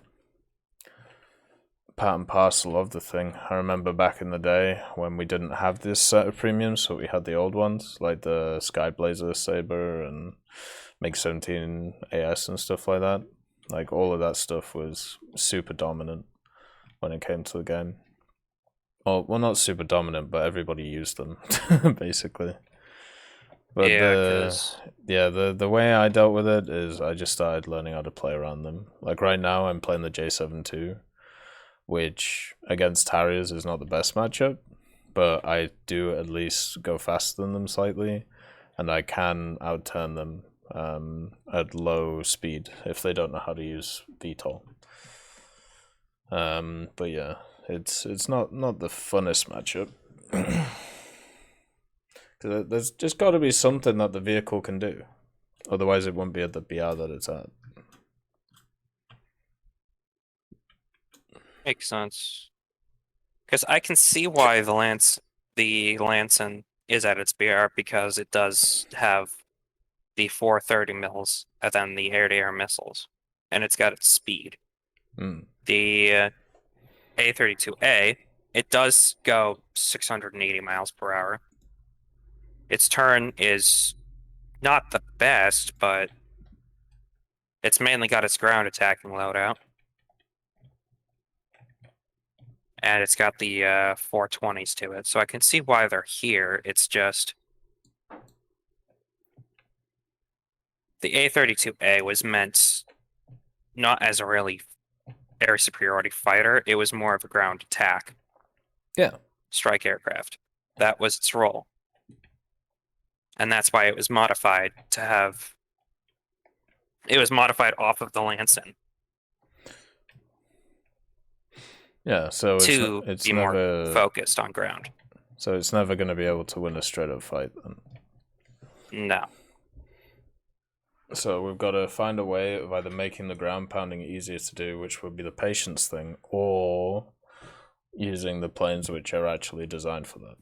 Hello there. Exactly. Maybe I need to give the A32 a go. See what I can do in it. Is there any other aircraft you're struggling with, or is it just that one? Like, have you played... It's just the grind for the AJ-37. Do you think... Well, looking at the AJ, don't you think that will have the same issues, then? The AJ... Yeah. Since it is an earlier model of the Viggen, it's not... It's essentially just the JA-37, but with the 30 mil, the central 30 mil removed. Slightly weaker engine. And it's more ground attack focused. Yeah. But it does have a full set. You can have a full set of countermeasures or a set of 30 mils with tracers. Yeah. Then you get the RP-20. But yeah. It's going to be weaker than stuff at its BR, right? Because it's designed for ground attack. Not necessarily. Because it's just a fight. It's just a fighter that's been adapted for ground attack, and it's, from what I've seen of it, it can handle like fighters at its BR. Oh, okay. So it'd be a little bit easier then. That's good. Yeah, for the ground strike. But for trying to play ground 9.3, especially in the Swedish tech tree, I've had to deal with a lot of terms because that's sale. Oh yeah. I had an entire team of terms that absolutely stomped my team. Really? In less than 3 minutes. No way. They just rolled into the spawns and we couldn't hurt them. No way. What are you playing? What vehicles to be are you fair, playing? I was playing an XM8. And you can't hurt those things? Frontally? Not really. I shot at its weak points. Non-pens. I shot them in the side. One of them, I hit 5 canisters of ammo and a few charges. That was in the bottom carousel. They all went black and disintegrated. No ammo rack. He snapped at me and killed me. I mean, that's fair. My experience with the terms is, I mean, I remember yesterday, I got killed out of a battle because we basically ran to a point and their whole team was there. And I went for a piss on stream and I left it on a terms player who was stuck between a wall and a train. He couldn't actually get out. That is hilarious. But the terms itself has very defined weak points. The driver's hatch, the lower glacis, and the road wheel. And I think the XM8 might just be able to go through the upper glacis, but I'm not sure if it can or not. But no, the terms is not too hard to deal with. It's a vehicle which, at least at its BR, it really doesn't have too good armor. And I don't think I've actually seen a terms with plus 50% win rate. Do you have any of the other vehicles that BR, or are you just running the XM8? For the US tech tree, I don't really have much on the US tech tree, but I do have the. I'm gonna say it, and I know I'm gonna get a hate for it, but I do have the XM1. Don't tell me. Oh dear. Oh dear. Okay, to be fair, when it first came out, my buddy's like, "Hey, do you want a high tier tank?" Yeah. And I also do have the Angry Wally. Oh, the M901? Yep. Yeah, fair enough. So you're one of those horrific premium players that you were just complaining about. To be fair, the M901 I got through Squadron, and the XM8 I actually got from the event. Mm-hmm. Have you ever looked in a mirror, sir? Yes, I have. And what do you see? That's a good question.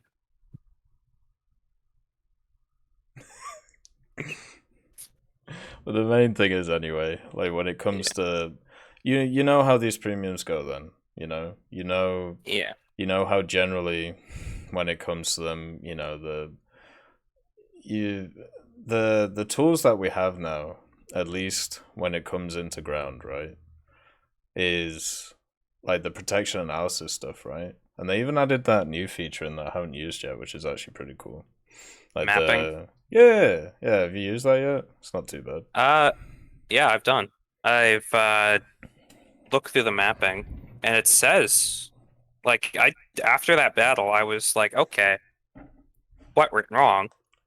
Because I was not penning where I should be penning. Yeah. I looked at the mapping, and it was saying it should have penned. It could have just been War Thunder being War Thunder, and I just get Gaijined.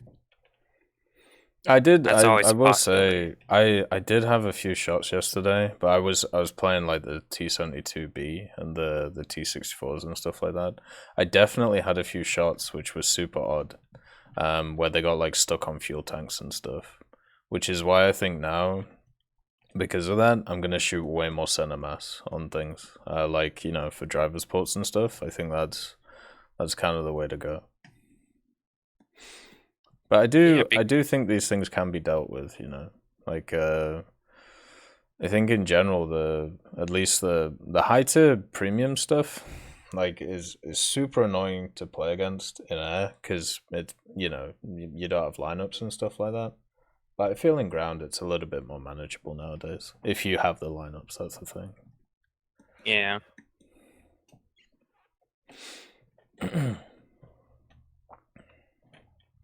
Hello there. So you're gonna give what, the J32 a go, and then Let's see how that goes. I think it'll be all right. Like it doesn't seem too bad. What I'm gonna do either this week or next week, I'm gonna give that A32 a go because I think I have it. So I'll see what it feels like. So I've been playing all the dud vehicles between 9.0 and 10.0 recently, like the ones that everyone says are pretty shit, and yeah, they don't feel great. Like I'm gonna be honest. So that might be another one of those. Yeah, for the J30, for the AJ30, not the AJ, A32A. For its speed, it needs afterburner. Right. If you get slight damaged engine, it loses most of that ability. Yeah. Once. So it's. Let's see. Like basically, if you get hit in a realistic nowadays, you gotta go back You're to done base. Yeah. Otherwise, you're not getting home.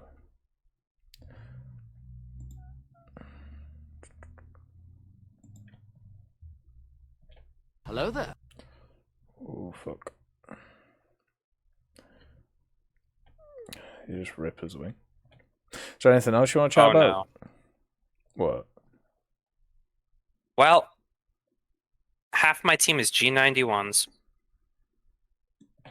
Okay.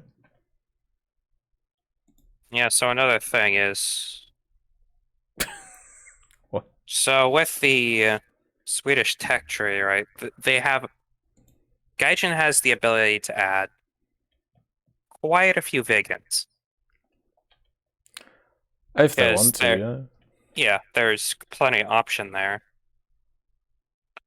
One thing I would like to see in the game, though, is the actually expand the Swedish lower tank tree. Yeah. Because there's several that can go there. Oh yeah? Like what? The STRV M42, which is essentially, I believe it has a 57 on it. Mm-hmm. It's literally just the light tank with a 57 and a slightly different turret. Yeah. Yeah, it's not too bad. They could add the concept design. If they want to go into concept designs, they could go for the M42-44. Concept designs. You mean paper designs, right? I think it was a concept. I'm not sure if it was built or not. It's essentially a French AMX turret on a Swedish hull. Yeah. They could just add the rest of the PVKVs. That would be quite nice. Yeah. Like they actually exist. Like I don't know why. Like there's that one that was actually leaked a few months ago. The PVKV4. What else would you add to Sweden? Or at least because you're talking about filling it out. Like, would you add other nations' vehicles to them, or is there any others that make sense to you? I think what they have, there is a few Finnish vehicles in the mix. Yeah. I think it'd be interesting to see the band cannon. The band cannon? Yeah. Though that would be kind of cancerous to deal with.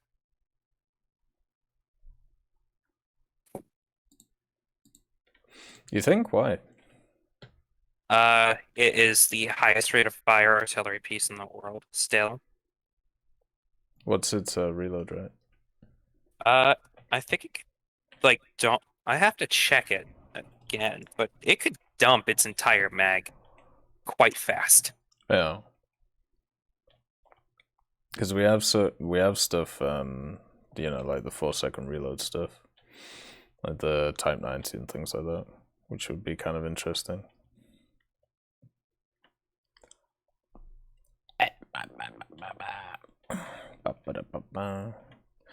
Yep.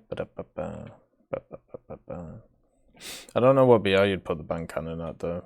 It seems like it's one of those which would be really odd, in placing.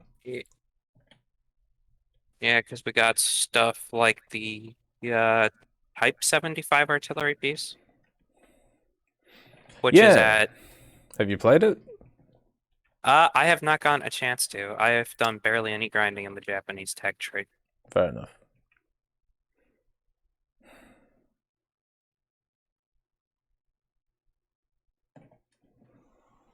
Let's see. I'm trying to find specs for it right now.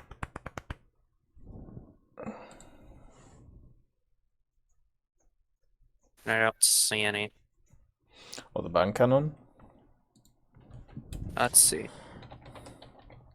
14 shells in less than 45 seconds. So that's what? Basically 3-second reload? Yep, out of a 155. That'd be fun. That would be fun. Not fun for the enemy team, though. No, unless they're full of premiums. Then they might just dick on you. We're coming up to 30 minutes. Do you have any last things you want to chat about? So it's only the air tree that's been announced for Israel. Mm-hmm. I'm pretty sure, come the time, they're going to add a ground tree, and they're probably going to take the Merkavas and all the other stuff from every other nation that is Israeli, and move it over? Yeah, they said at least for the premiums they're going to do that. I think the event vehicles stick though. I think it'd be funny to see a Super Sherman run around killing MBTs. MBTs? Fair enough. I mean, it's a 60mm can that fires APFSDS. Yeah, so's the Orbital 74 HVG. You said you do events, right? Did you do that one? No, wasn't able to. Yeah, that one has the 60mm with the APFSDS. It's my biggest bane using that thing was against T55AMs, because you would hit them with the APFSDS and you would do like no damage, or you'd take out like one crew and then you'd get dishked to death. It was really annoying. That's how it goes generally. Yeah, true. All right, brother. Well, it's been lovely to chat, and hopefully you come on next time, man. It's always good. I'll try to. Well, we know that it'll be interesting to see like what happens in the next update, and we're probably gonna start getting news about it in the next few weeks. So it'd be nice to chat about that stuff. If they add a J39, I'm gonna lose my. I'm gonna lose it. You're like, oh yeah, modern fighter for me. All right. Hello there. See you later, brother. Yep. See ya. All right. And next we have Pinoy. So let's get Pinoy on. See what Pinoy wants to chat about today. Oops. I've closed something. There we go. Hello, Pinoy. Hi, how are you? I'm doing well. How about yourself? Oh, I'm doing good. Not doing too bad. Just a little bit cold, but I'm surviving. What do you want to chat about today, Pinoy? Not as much as enlisted as I usually would, but probably move into Gates of Hell Lost Front. Oh sure. Oh, by the way, did you complete the event for enlisted, or did you get all the stuff? Yeah, I got all the stuff. It's just that I just kind of like stopped playing for the silver orders. Oh yeah, not really. Yeah, I think that's fair. I'm glad they put them in as like an additional thing, but yeah, I know a lot of people who aren't bothered by them. But anyway, what were you saying about Gates of Hell? Yeah, I saw you and Freeman play that like what was that, Monday night? Sunday night? Some Monday, I think. It was pretty funny, like seeing you. I'm just like, Freeman, instead of carrying the wood over, why don't you use the truck and just load the wood, and then just once you get to the areas, just look into the truck and just deliver it that way. Because I played that mission by myself, and I'm just like, okay, this is 20 minutes won't be enough for a single person like me to do everything, like plant the mines, build those AT gun, build those fake artillery guns. What else? Basically set up a defensive line. That's just too much for one person. So I'm just thinking, how will I do this more efficiently? And I see Yoshida, how you doing? So I get that truck and yeah. Yeah, I think when I did that mission, I didn't even think about the truck. Like when I did it single player, that's a really good move. Does it work? You can put the wood in the truck. Yeah. Oh shit. Well, I'll do that in the future then. God damn it. Anyway, I saw how you planted your mods. Like you just like right clicked and drag. For me, I kind of want to like hold shift and right click, like especially with AT mods. AP mods I usually just like put them in locations where I know they're definitely gonna like stop and like take cover, like a ditch, a crater, a bush. Yeah. Because I'm just trying to get as many kills as I can. Yeah, generally when it comes to mine placement for me in games like that, so when it comes to AT, just put them in a line, like across the map, because they're gonna hit one, right? But then with AP, it's once again lines, but it depends if I have mortars or artillery or not. But if I always put the AP closer to me than the AT, because the tanks set off the AP. Yeah. And then also the other. Playing that mission. the first time. I like spread out my AT mines out over the place, like closer to the area. So I had Fog of War on back then. Yeah. And when the mission started, I was sitting there for 15 minutes. I'm like, where's the enemy? I didn't realize. Like, it took them, like, I don't know. Yeah, probably 20 minutes until the tank showed up, because at 15 minutes, it was only the infantry. Just, like, I don't know, 4 troops at most that were coming. I'm just like, this is easy. Where's the enemy? Yeah, I always play with Fog of War on. It's harder, but I think it's way more fun. So, like with Freeman, I'm basically obviously Freeman's never played like any of these types of games, so I'm trying to like ease him in basically. So we'll do all of the easy stuff. What I know I also played Assault Squad too, which is basically like, you know, a predecessor to Gates of Hell. Yeah. But there are like some keybinds, like in Assault Squad 2, you would press Shift Q to have your soldiers go prone, like, especially when they're like approaching a machine gun position. I tried doing that in Gates of Hell for a while. I'm like, okay, what's the keybind for this? So I actually took the time to look on what the keybind was, and it's left control. I'm like, okay, that's actually so much simple, just because pressing 2 keys during like a sticky situation is just harder than pressing 1 button. Yeah. Yeah, for me, I always I learned all the hotkeys, and I, instead of doing what you did, where you looked at all the new ones, I just swapped them all to the old ones. But yeah, that's fair. That's fair.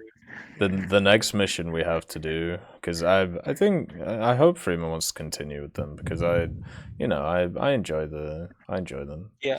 Is the that stealth do mission? You guys plan on doing the stealth mission? I haven't tried that one yet, but have you guys like are thinking of doing conquest, like PvP conquest scenarios? No, PvE. Like you can do co-op conquest mode. Yeah, we could. I don't know if I don't know if you played like the original Call to Arms, because that had like a dynamic campaign, which is basically conquest. Like, you know, you make your own storyline, you get your own units, but obviously you got to research them first. Yeah, you can do that in Gates of Hell, right? Is that what you're talking about? Yeah. I've played that a few times with Tazzy, and yeah, Freeman was saying that that's what he wants to play. But the reason why I don't want to play that yet is I'm trying to use the main missions kind of how they're supposed to teach. Because if we go full force into that and he doesn't know how like valuable troops are, we're gonna get fucking slaughtered. So I would rather that's not the case. Yeah. And also, when I played it was pretty buggy. Like there was a. Do you know if they fixed this bug? But it was so at the end of matches, troops would just get out of their vehicles. So when the match ends, what would happen is you wouldn't keep any of those vehicles, and you'd only keep the men. Hold on, you're kind of upon me. I think it's just my lap. Can you repeat that? So basically there was a bug with the conquest mode thing, where at the end of matches sometimes what would end up happening is all of your crews would jump out of their vehicles. So it meant that if you had any captured vehicles, then you lost them because, well, they're no longer in the vehicles. It was super annoying. I'm pretty sure I think they fixed that, because I hope so. I haven't seen it in a while. Because I've been also trying to capture vehicles and selling them. I've also like I have my own like a couple campaigns where I just enabled the cheat mode just to test out units. I'm not doing it just for because I'm just bored. Yeah. Except just like for Russians, I just conscript spam and just throw them at the enemy just for shits and giggles. Yeah, but like testing the other units, like for Germany, my favorite infantry unit is the Fallschirmjägers. Yeah, they're very good. They come with one sniper. They come with one sniper, one rifle grenade, 2 MG42s. But those MG42s are just the best out of all the other German infantry units because it's a belt fed. So we're looking at like 250 rounds being fired. And the gun crews come out with like, they start off with 5-star, and then, you know, the veterancy system where they gain more stars, they're more like used to the weapon. Yeah. So basically we're like I have one machine gunner that's veteran 3, so it's actually a whopping 8 stars with the MG42. Yeah. So, like, that's just nasty. This guy's lasering Russians from across the map. No, I agree. The Fallschirmjäger are insanely good in that game. Like, I'm definitely looking forward to doing that campaign with Freeman. Oh, I don't know which side I want to play though. Oh, I mean, either way, I actually like bringing just field engineers, especially when it comes to like, you know, defending when we're on the defensive, because I just like building so many dugouts and like trenches.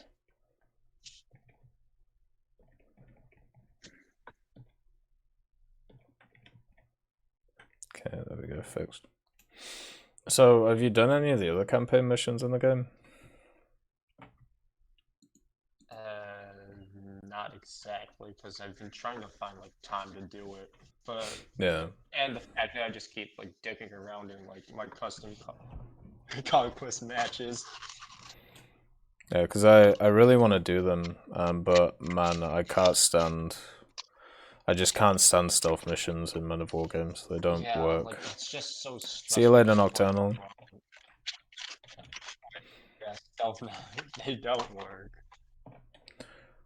Like, the AI is just too good for... Well, it's not too good, but it's too cheaty to do stuff like stealth missions. Yeah. There we go. Maybe with Fog of War on or off, sorry, it'll be easier. I'm guessing that will be the case. Yeah, I usually try to Fog of War for stealth missions because it's just that annoying.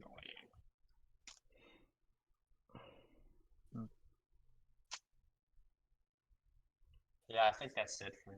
Like, I don't know what else to discuss. What'd you say, sorry? I think I'm done.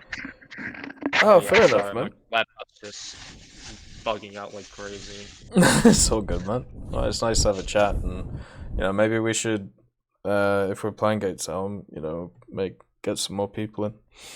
Definitely get you in. Yeah, have a bit I'm of fun. up for like maybe a skirmish or maybe a PvP, friendly PvP. Obviously, I'm not a fan of toxic people who are like competitive scumbags. stuff. Yeah, I know. Yeah, just a bit of fun. All right, I'll see you around Tech. All right, see you later, Pinoy. Thanks for coming on. No problem. All right, so I'm gonna take off, and then I'll be back in 2 minutes, and then we will continue with the next caller. So I'll be right back.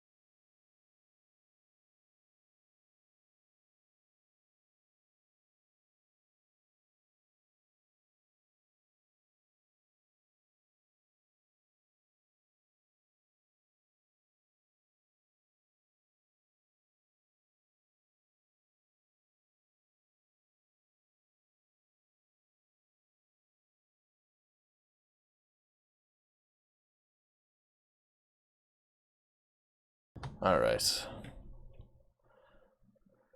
Let's do this. Okay, let's get the next individual on, who is Pepsi.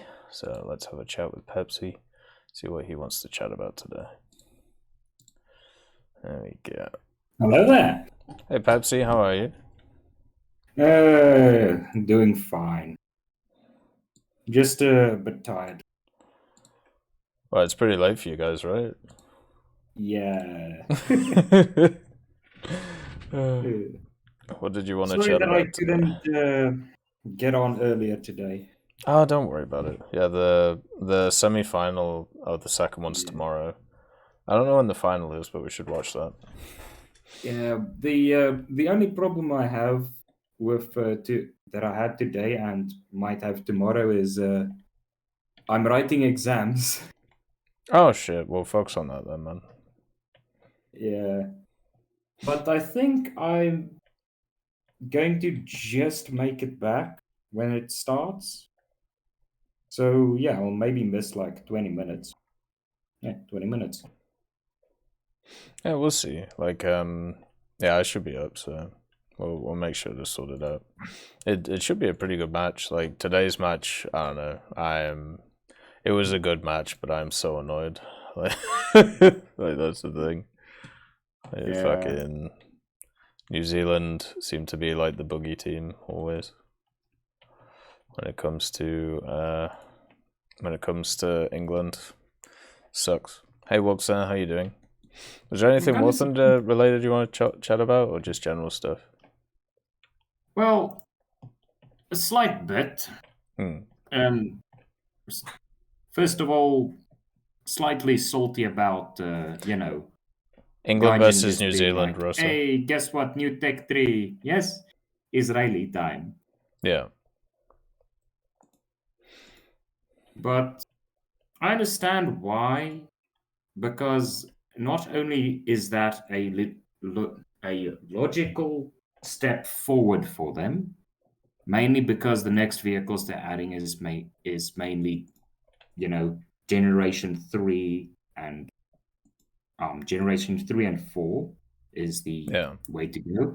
And the Kafir models of jets the Israelis made are kind of predecessors to a South African counterpart. And I have the slight suspicion they're gonna do the stupid thing and say the French are getting a premium, and it's a Super Mirage. South African flag, Russian engine, French plane. You might be a prophet there. Yes, I can feel that in my spine. Oh, that's going to be so fucking ironic if that happens. I mean, the thing is, the French do need that, right? And do you think? I think there's more value in a South African ground tech tree than there is in an aviation tech tree, right? If we look at what they've been doing with like the Israeli there stuff. are a few unique things in low tier. There's a few, but there's not really that much. It's mainly just variations of P-51s and some Spitfires and Hurricanes, but there are unique bombers. A few that they can add to the British line, but henceforth have not gotten towards doing. Right. I figured out that we somehow had a Sunderland. Oh, God. I don't know what happened to that thing. Probably crashed in Namibia. But something I'm very excited for is the Israeli tech tree, mainly because of the Kafir. Because there was a variation of our Atlas cheetahs that were license-built Kafirs with slight modifications to the engine. Oh, okay. That sounds pretty because that was a stopgap when we were still, building the Atlas Cheetah Cs for air dominance. Yeah. The only thing I don't get is the other things they might be able to get. For example, between the Phantoms they used and nowadays the F-16s. I don't think they're going to add the F-16s within the next 2 years, maybe within 3 years to 4 years. But that's a logical step. They first have to fill out this 2 years and then move on. But yeah, stuff like that's just going to move forward, and we're going to get the stuff that people are asking for one way or another. It's just a matter of time. Yeah, I think they kind of have the German issue, right? Where Germany goes basically from what they have now to is it the Eurofighter or whatever, or I can't remember the other thing, the plane. I always forget its name. This extends to the British, Russian, and Italian. Yeah, exactly. Yeah. So I think they're probably they'll get everybody up to speed, and then they'll bring everybody in, right? Yeah, the Tornado, that one. Something I'm just expecting them to do is after this next update, early into next year, they're going to essentially stop with adding new functions and just get all of the other trees up to date to that current area, and then maybe end of this year. Yeah, I think that's what they'll do. I think what we'll see another plane for France, and then we'll see a premium alongside of it, and then we'll see what are the nations lacking right now. I suppose China kind of is, but not really. Everyone else is pretty much up to speed, right? Oh, Italy needs something. Yeah, Italy desperately needs something. Yeah. But I don't really know what Italy can get. No, they've got an upgraded F-104, but it has crazy missiles, so so that's probably a no. I know a few cast aircraft, but they're cast aircraft. Yeah.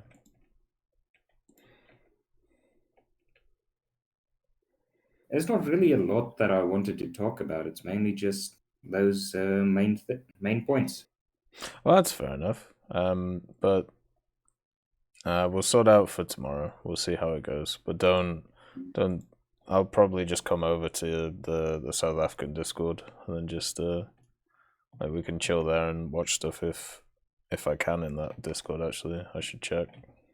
I think there's a few channels we can screen share. I really need to check. All right, we'll do that. Yeah.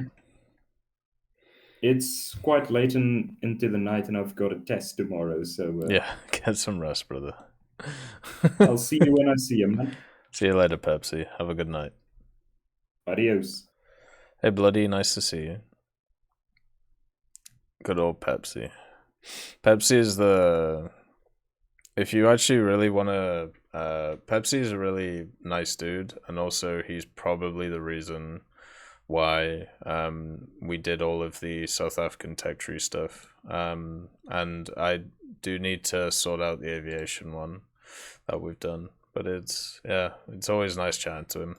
As I've said, I've never had a negative experience with the South African. They're always very, very, very nice. Right, let's get War Donkey on, see what War Donkey wants to chat about today, see what's on his mind or in his veins, while we continue to play the J7-2. Did you see they removed the Travis Scott emote? I didn't even know there was a Travis Scott emote. Is it like a Travis Scott emote on like Twitch or something? Like, I don't know how that works. Are you there, War Donkey?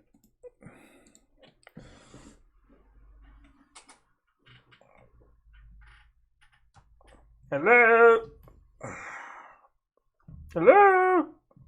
Whoa. I think he might have died and gone to heaven. Didn't even know who he is. He's like a singer thing, I think. Doesn't seem like a great role model. To be honest, I thought he was the dude who committed suicide from fucking... whatever it's called. Linkin Park. But that's another dude. So I always got them mixed up. I always thought when they were saying Travis Scott, that's what it meant. Are you there, War Donkey?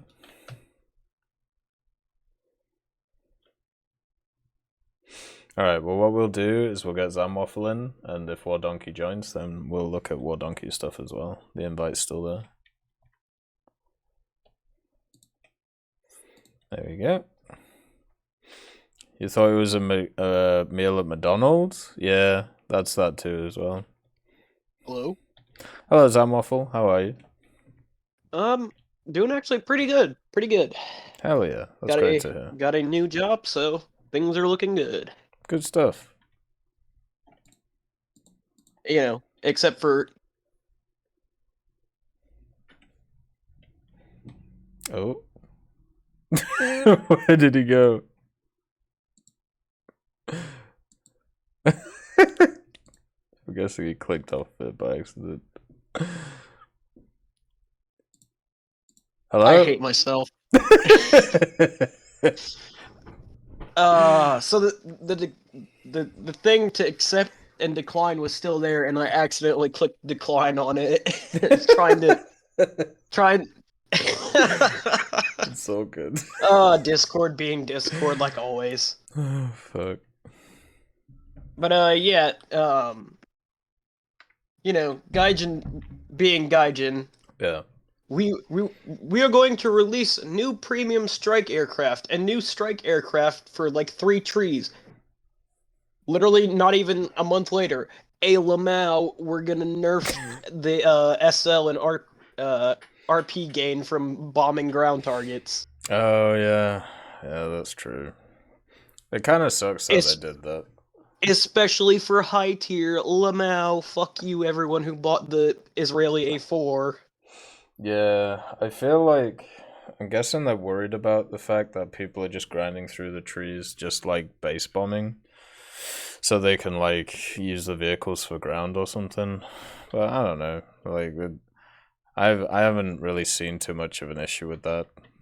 Like, yeah, massively. But it's like, that's how I would make all my SL to like buy the tanks and stuff, because you know, Air has some of the best SL grind still to this day. Like, I don't know very many games where I can, you know, make 100,000 SL playing ground, unless I'm playing like low tier and just, you know, wipe the entire enemy team. So, yeah, I'd agree with you. Yeah. It's much easier to make SL in a. Yeah, and it's really disheartening to see that Gaijin was like a Lamau. You thought. Well, I think so. They basically buffed PvP interactions and reduced PvE interactions, right? Yeah, basically. Yeah, so that sucks. Which really screws a lot of, you know, the American air tree that is 90% CAS. Yeah, and it also means that stuff like getting first places and stuff is harder to do. You're gonna have to rely more on stuff like anti-mech and thunder and things to make SL, which won't be too bad. But yeah, it's obviously the question always is why is it within the system when we increase one thing, why does another have to be reduced? Or could it be that you put up the gains of one of them by a slight amount and then you increase the other one by a slight amount? Like, how bad is inflation when it comes to these things, you know? Yeah. I don't know. Like, I'd wish they would just do the, you know, we make this one change here and then do one change there, but well, we'll have to see how this affects the whole thing. I'm hoping it's not too bad. Yeah, I mean, I just don't understand why we have to fuck with the economy in the game in general. Like, why? Like, I get, you know, for balancing reasons, the repair costs to try and negate the fact that, like, you know, oh, this is a really overpowered vehicle, so we're gonna bump up the repair costs so people won't play it as much. Yeah. But I don't know. It's just one of those things that aggravates me because it's like, why? I feel like over this year they've done it way more than previous years as well. Like, yeah, it seemed like every update they have touched the economy. Yeah. Like there's been a definite trend towards just changing things over and over and over again. And I'm wondering, I mean, one of the problems with doing something like that is you never have a stabilized system, so you don't know what is true or what is not true, and all of that stuff. I'm wondering if that's what's happening, where we have a system where people are just finding out the flaws in it like straight away, and then people are exploiting it, and then they're maneuvering it to stop the exploits, but then it fucks over a bunch of other people, and then it's just like a circus, and it just keeps going like over and over and over again. I'm wondering if that's what's happening right now. I feel like that is probably what's happening. Yeah, which isn't very fun. I'll have to see what happens with these ones though, like the economy update stuff. Like, I was still trying to understand it from even like update groundbreaking, like what they did, because I don't think the formula for research is like fully available, right? We just know that it has like certain factors in it. Yeah. Oh, yeah, let's check something. I don't know. It just kind of just feels like a slap in the face sometimes. And then there's also the fact that Xbox is getting screwed yet again out of the sales, but that's not really so much Gaijin's fault as it is both Gaijin and Microsoft. Yeah. Because yet again, they're not getting the 50% off on the pack vehicles. And it kind of screws some of the Xbox players, especially since Gaijin is removing some of those pack vehicles. Because, the Makuma and the Saber and all that are leaving. And that's going to screw over console players who aren't going to be able to pick those up for 50% off. Because then that means they're going to have to pay out the $60 for each if they want to, keep those vehicles. Why has this done this? Oh, that's why. Yeah, that's true. But I'm pretty sure they are just going to come back later as GE vehicles, especially the Makuma. Because isn't the Makuma already a GE vehicle? Yeah, so is the Helena. So half the packs they're removing, they're not removing the vehicles. They're just removing the packs. Good evening, LDM. Yeah, they're just removing the premium time and. Hey, Mifi. That so the Swedish plane and the Saber are probably just going to come back immediately as GE vehicles. Yeah, probably. Especially the American one, because that's another American top tier premium that they can sell. Which is why I was surprised that it was getting taken off listing in general. Like, yeah, I get with the F5C pack, you have a better pack now. You've also got the Harrier as well, right? Is the American Harrier a premium pack? I thought it was a GE. I think it's a pack. Oh, no. The British one's GE. Yeah. Which is weird. Generally, when they remove vehicles from packs, what I've noticed is like a few updates later, they add in like another one around that area. Yeah. That seems to be like what they do to try and keep it fresh and stuff. I wish they would just remove the packs and just keep them as GE vehicles though. Yeah. Premium A10 Gaijin? Question mark? I mean, they could put the prototype for the A10 in the game. Yeah, probably. I don't know much about it. I mean, it's basically just the A10, but without the gun. Okay. Yeah, so it would still have the ridiculous bomb loads, it just wouldn't have the big gun. Yeah.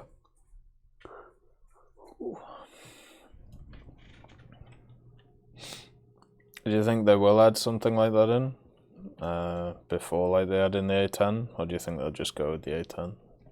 I mean, I feel like they will do a premium version of that prototype, just so that way, you know, because the A10 is going to be like the last thing in the tech tree for CAS, almost guaranteed. Because, you know, it's going to have the most modern stuff, and there's really that the US uses besides the A10. So I don't really see them not doing it, but I wouldn't be surprised if they didn't as well. Because they might save that as a event vehicle or even a squadron vehicle.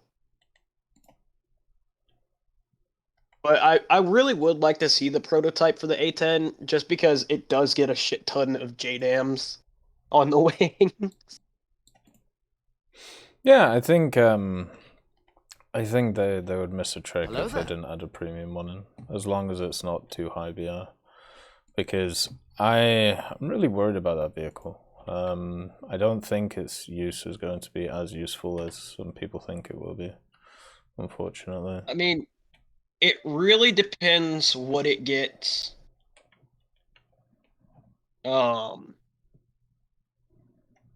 Ordnance-wise. Yeah. Because if it gets its ridiculous ordnance that it uses now, it will literally kill anything on the ground. But if it gets like when the A10 like was first in operation, it won't be as powerful. It'll kind of be like the spike scenario that we're gonna have here soon. Because Gaijin did say they are gonna put spikes in the game, but they're not gonna be they're not gonna function how they do in real life. They're gonna be slightly nerfed. Hey, Gojinx, nice to see you. Just so that way they can put them in the game. Yeah. Hey, Lizard. Hopefully you're doing well. So that way, you know, the Dardo can get an upgrade. And also probably because there's going to be an Israeli tank that fires spikes. Yeah, I think so. I think that's what they're going to do. I mean, the thing that I'm actually not too worried about its ground ordnance, because pretty much all the stuff that it could get we already have in the game now. But it's the I know that the Warthogs could carry AIM-9Ls, and I'm wondering if to try and balance out its air performance, they're going to give it them, because its air performance is going to be trash.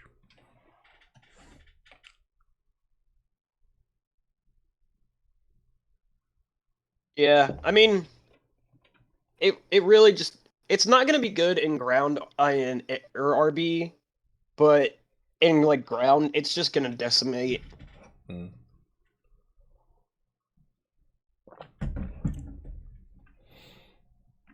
The question is why aren't other vehicles which have the same ordnance decimating?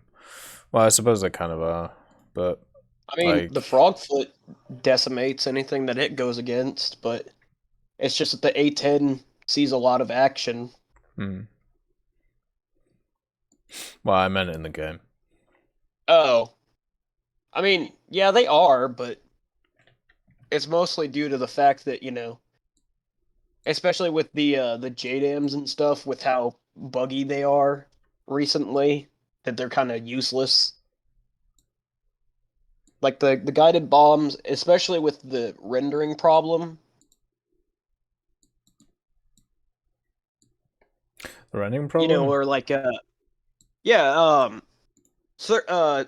like where when you're in the camera, sometimes ground targets just don't render in. Oh yeah.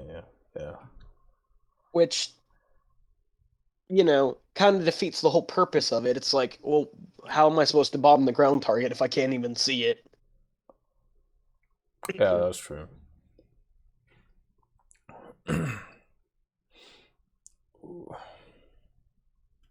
How are you doing, Well Donkey? You there? Too bad. Not too bad at all. Oh, good stuff. What do you want to chat about today? It's more along the lines of like this last year that I've got back into War Thunder a bit. Right. It's the first time I'm seeing update after update after update because I've actually stuck with it for once because I was more on World of Warships side. Because I left not long after Ground came, and I'm seeing a lot of and I can see it changing a few people in the community's opinions and stuff, and attitude. A lot of negativity against Gaijin. And I get it. Every company messes up now and then, but they don't praise them when they need to, or when they're doing something right. A lot of the time, it's more along those lines of they jumped on the train of slashing them a lot, and also I'm seeing like with a few people that I play with, the less understanding of certain things you come across. So it's Russian bias, British bias, and stuff like that, and it's sort of like getting to a point now it's where tiring, isn't it? Yeah, because it's like if you know what you're doing, you're fine. Every time because it's issues, every player has its issues. They all have their advantages, disadvantages, and also their actual use in real life. They're not all competitive. They're not all, be all and end all. It's the way the thing works. But seeing like a lot of people, just overall be negativity in the community, it's draining. And seeing people listen to it, and it's getting to the point where it's kind of frustrating now seeing it all. So at the minute, I've just been solo playing because it keeps it away from everyone who, like, I play with a few people, and honest to God, I've had to leave because my eardrums have just bleeded. They're screaming down that much because of, oh my God, the fucking 80 gems is it. Just stop. If you don't like it, go down a BR. Don't like it, change game mode. I don't like it, well, then go for a different game. I don't want it. Well, it's one of them. You definitely have more of my mentality when it comes to this shit. And as much as I stress out or whatever, I don't like it. Okay, turn the game off, play something else, or just walk, do something else. If it's getting that bad, but I'm not liking the fact of I've unsubscribed or unfollowed a lot of content creators because of the just jumping on the bandwagon of constant negativity, and I think it's overall feeding the community a bad image of Gaijin itself. Yeah, I agree with you. Because coming from World of Warships and how that whole fiasco went down, I stopped playing a few months before that, and it's not because of what. You mean the most recent one, right? Yeah. I stopped playing stuff. Yeah. Because it wasn't more along the lines of what Wargaming were doing. It was the fact it was just getting dull. I've done it for a lot of years, competitive. It's fine, okay, break with it, and I'll go back now and then to play. But what it seems to be like a lot with these online games is no one says anything positive.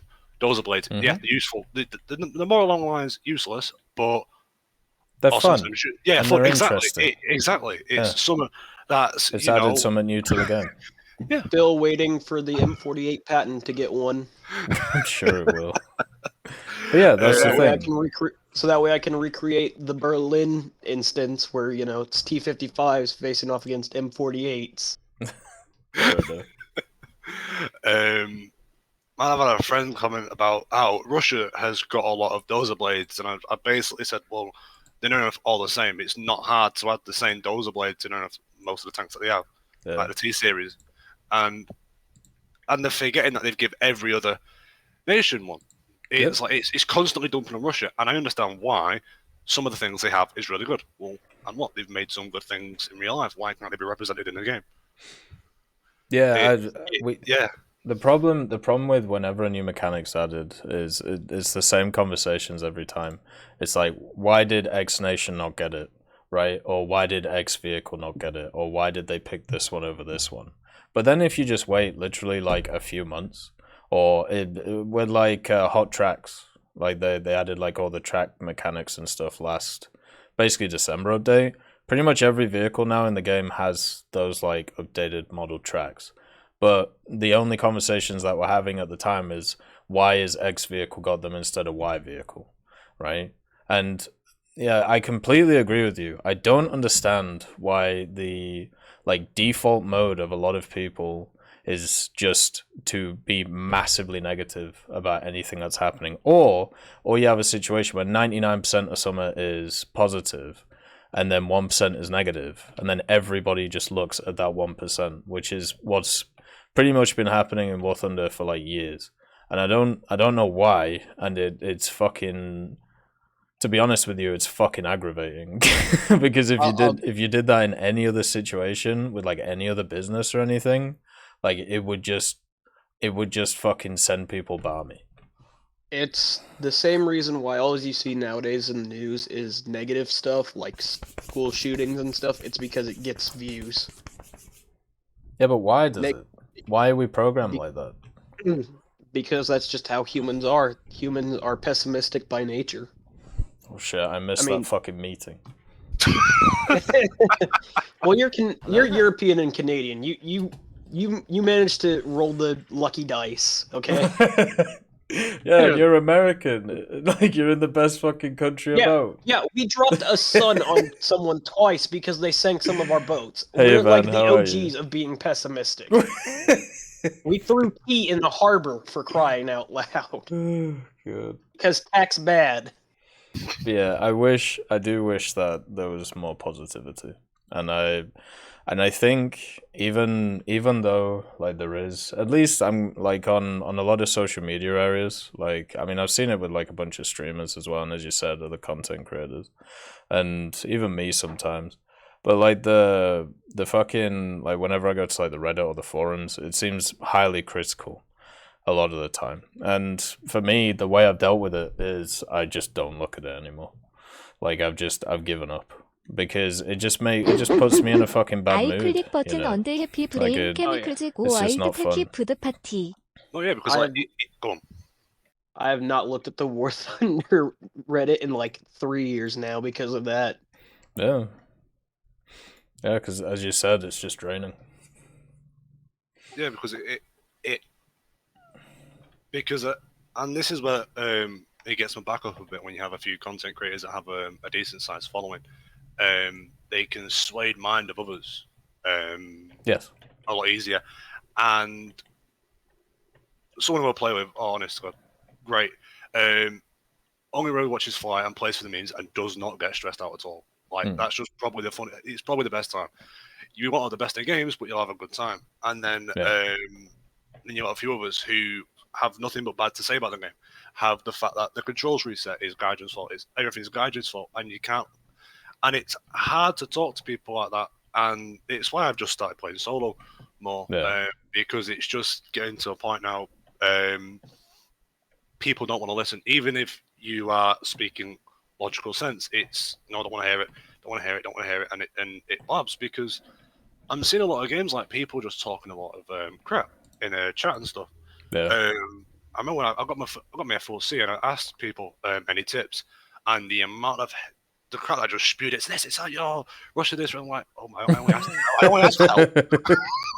It's like, I only ask for a bit of help, not like on how another nation's so fucking better. Or like Jesus, okay, I'll just keep my mouth shut.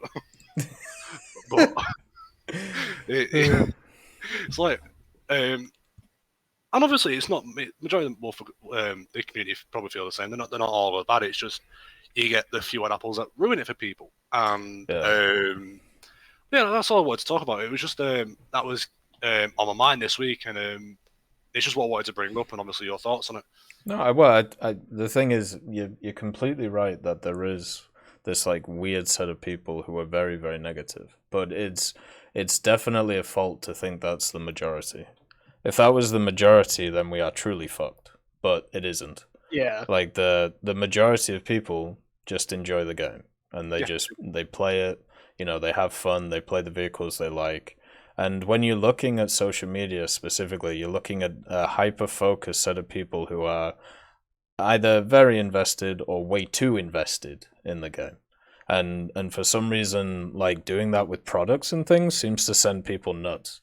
Especially when like it gets changed. So generally, at least for me, I don't as long as I remind myself of that fact, like whenever I see somebody say, well, this game's going to die now, or they say, oh, well, fuck this change, I'm uninstalling. I just look at the amount of people who are online and how it keeps increasing to a point where it's literally nuking the servers, that there are too many people playing the game. Right? Yeah, the irony. Yeah, and then I think about last year. On life support. Yeah, and then I think about last year in like the end of 2020 where Steam like put out their revenue numbers and they were like and War Thunder was in the top 20 games of revenue on the whole platform. And I think about stuff like that and I'm like, fuck these people. I don't need to listen to them. They don't need to, they don't need to influence how I enjoy it. I'm do this, in my like part-time or as free time. I'm gonna fucking enjoy it. Fuck them. Like that. That's pretty much how my head goes nowadays when it comes to that stuff. I'm gonna have fun no matter how much you tell me I'm not supposed to. Exactly. That's why I main Italy. God, fair enough. It's like how dare you tell me that I'm not having fun playing this nation? I say as I'm struggling to get air kills in my F-104S. But hey, G56 is OP though. Oh yeah, it's nuts. Very fun vehicle.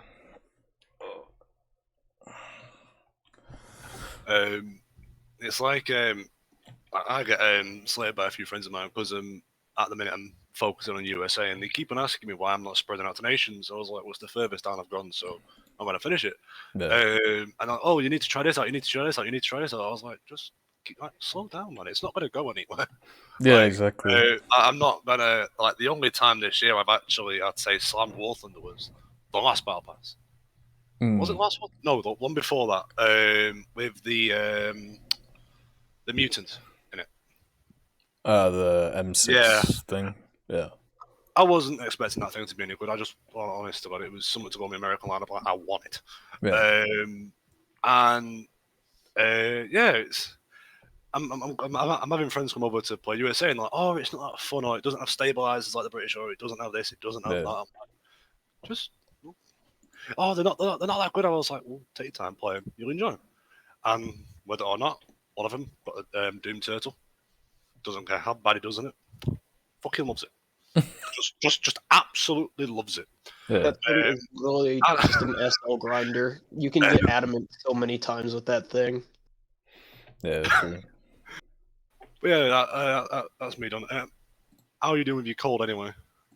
I'm still pretty fucked. Like, I think I'm gonna have to take a day off because, like, it's basically early in the morning. I can't talk, and then by like an hour in, like I've had tea and stuff, and it's sorted.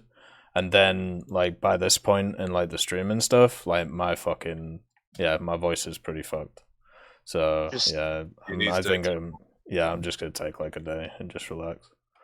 You need to get a TIV. Become the true Brit that you were destined to be. Yeah, man. Like, I'm doing all right. Like, it's just, I'm just bitching to bitch when it comes to that stuff. Like, that whole like man flu shit that people talk about. Yeah. Oh god. Like, I don't mind just a week a year just to be like, yeah, I'm allowed to bitch about this. Like, I don't bitch too much, but you know how it is. Yeah, if you're not insert content creator here. Well, yeah, but fuck, man. But yeah, it's I'm doing alright. Yeah, I think when I put in the chat a bit ago about work doing alright, I've got my second part of the interview back at an airport, so I'm absolutely buzzing with that. Like a callback, basically. No, when COVID hit, people were either sacked or before then just completely got rid of. Shit. I spoke to a few duty managers and said, "Do you come back next year?" I was like, "Yeah, sure." And I applied, and they said you can't do the same job if you weren't kept on. Yeah. Again, the year after. I'm like, that's strange.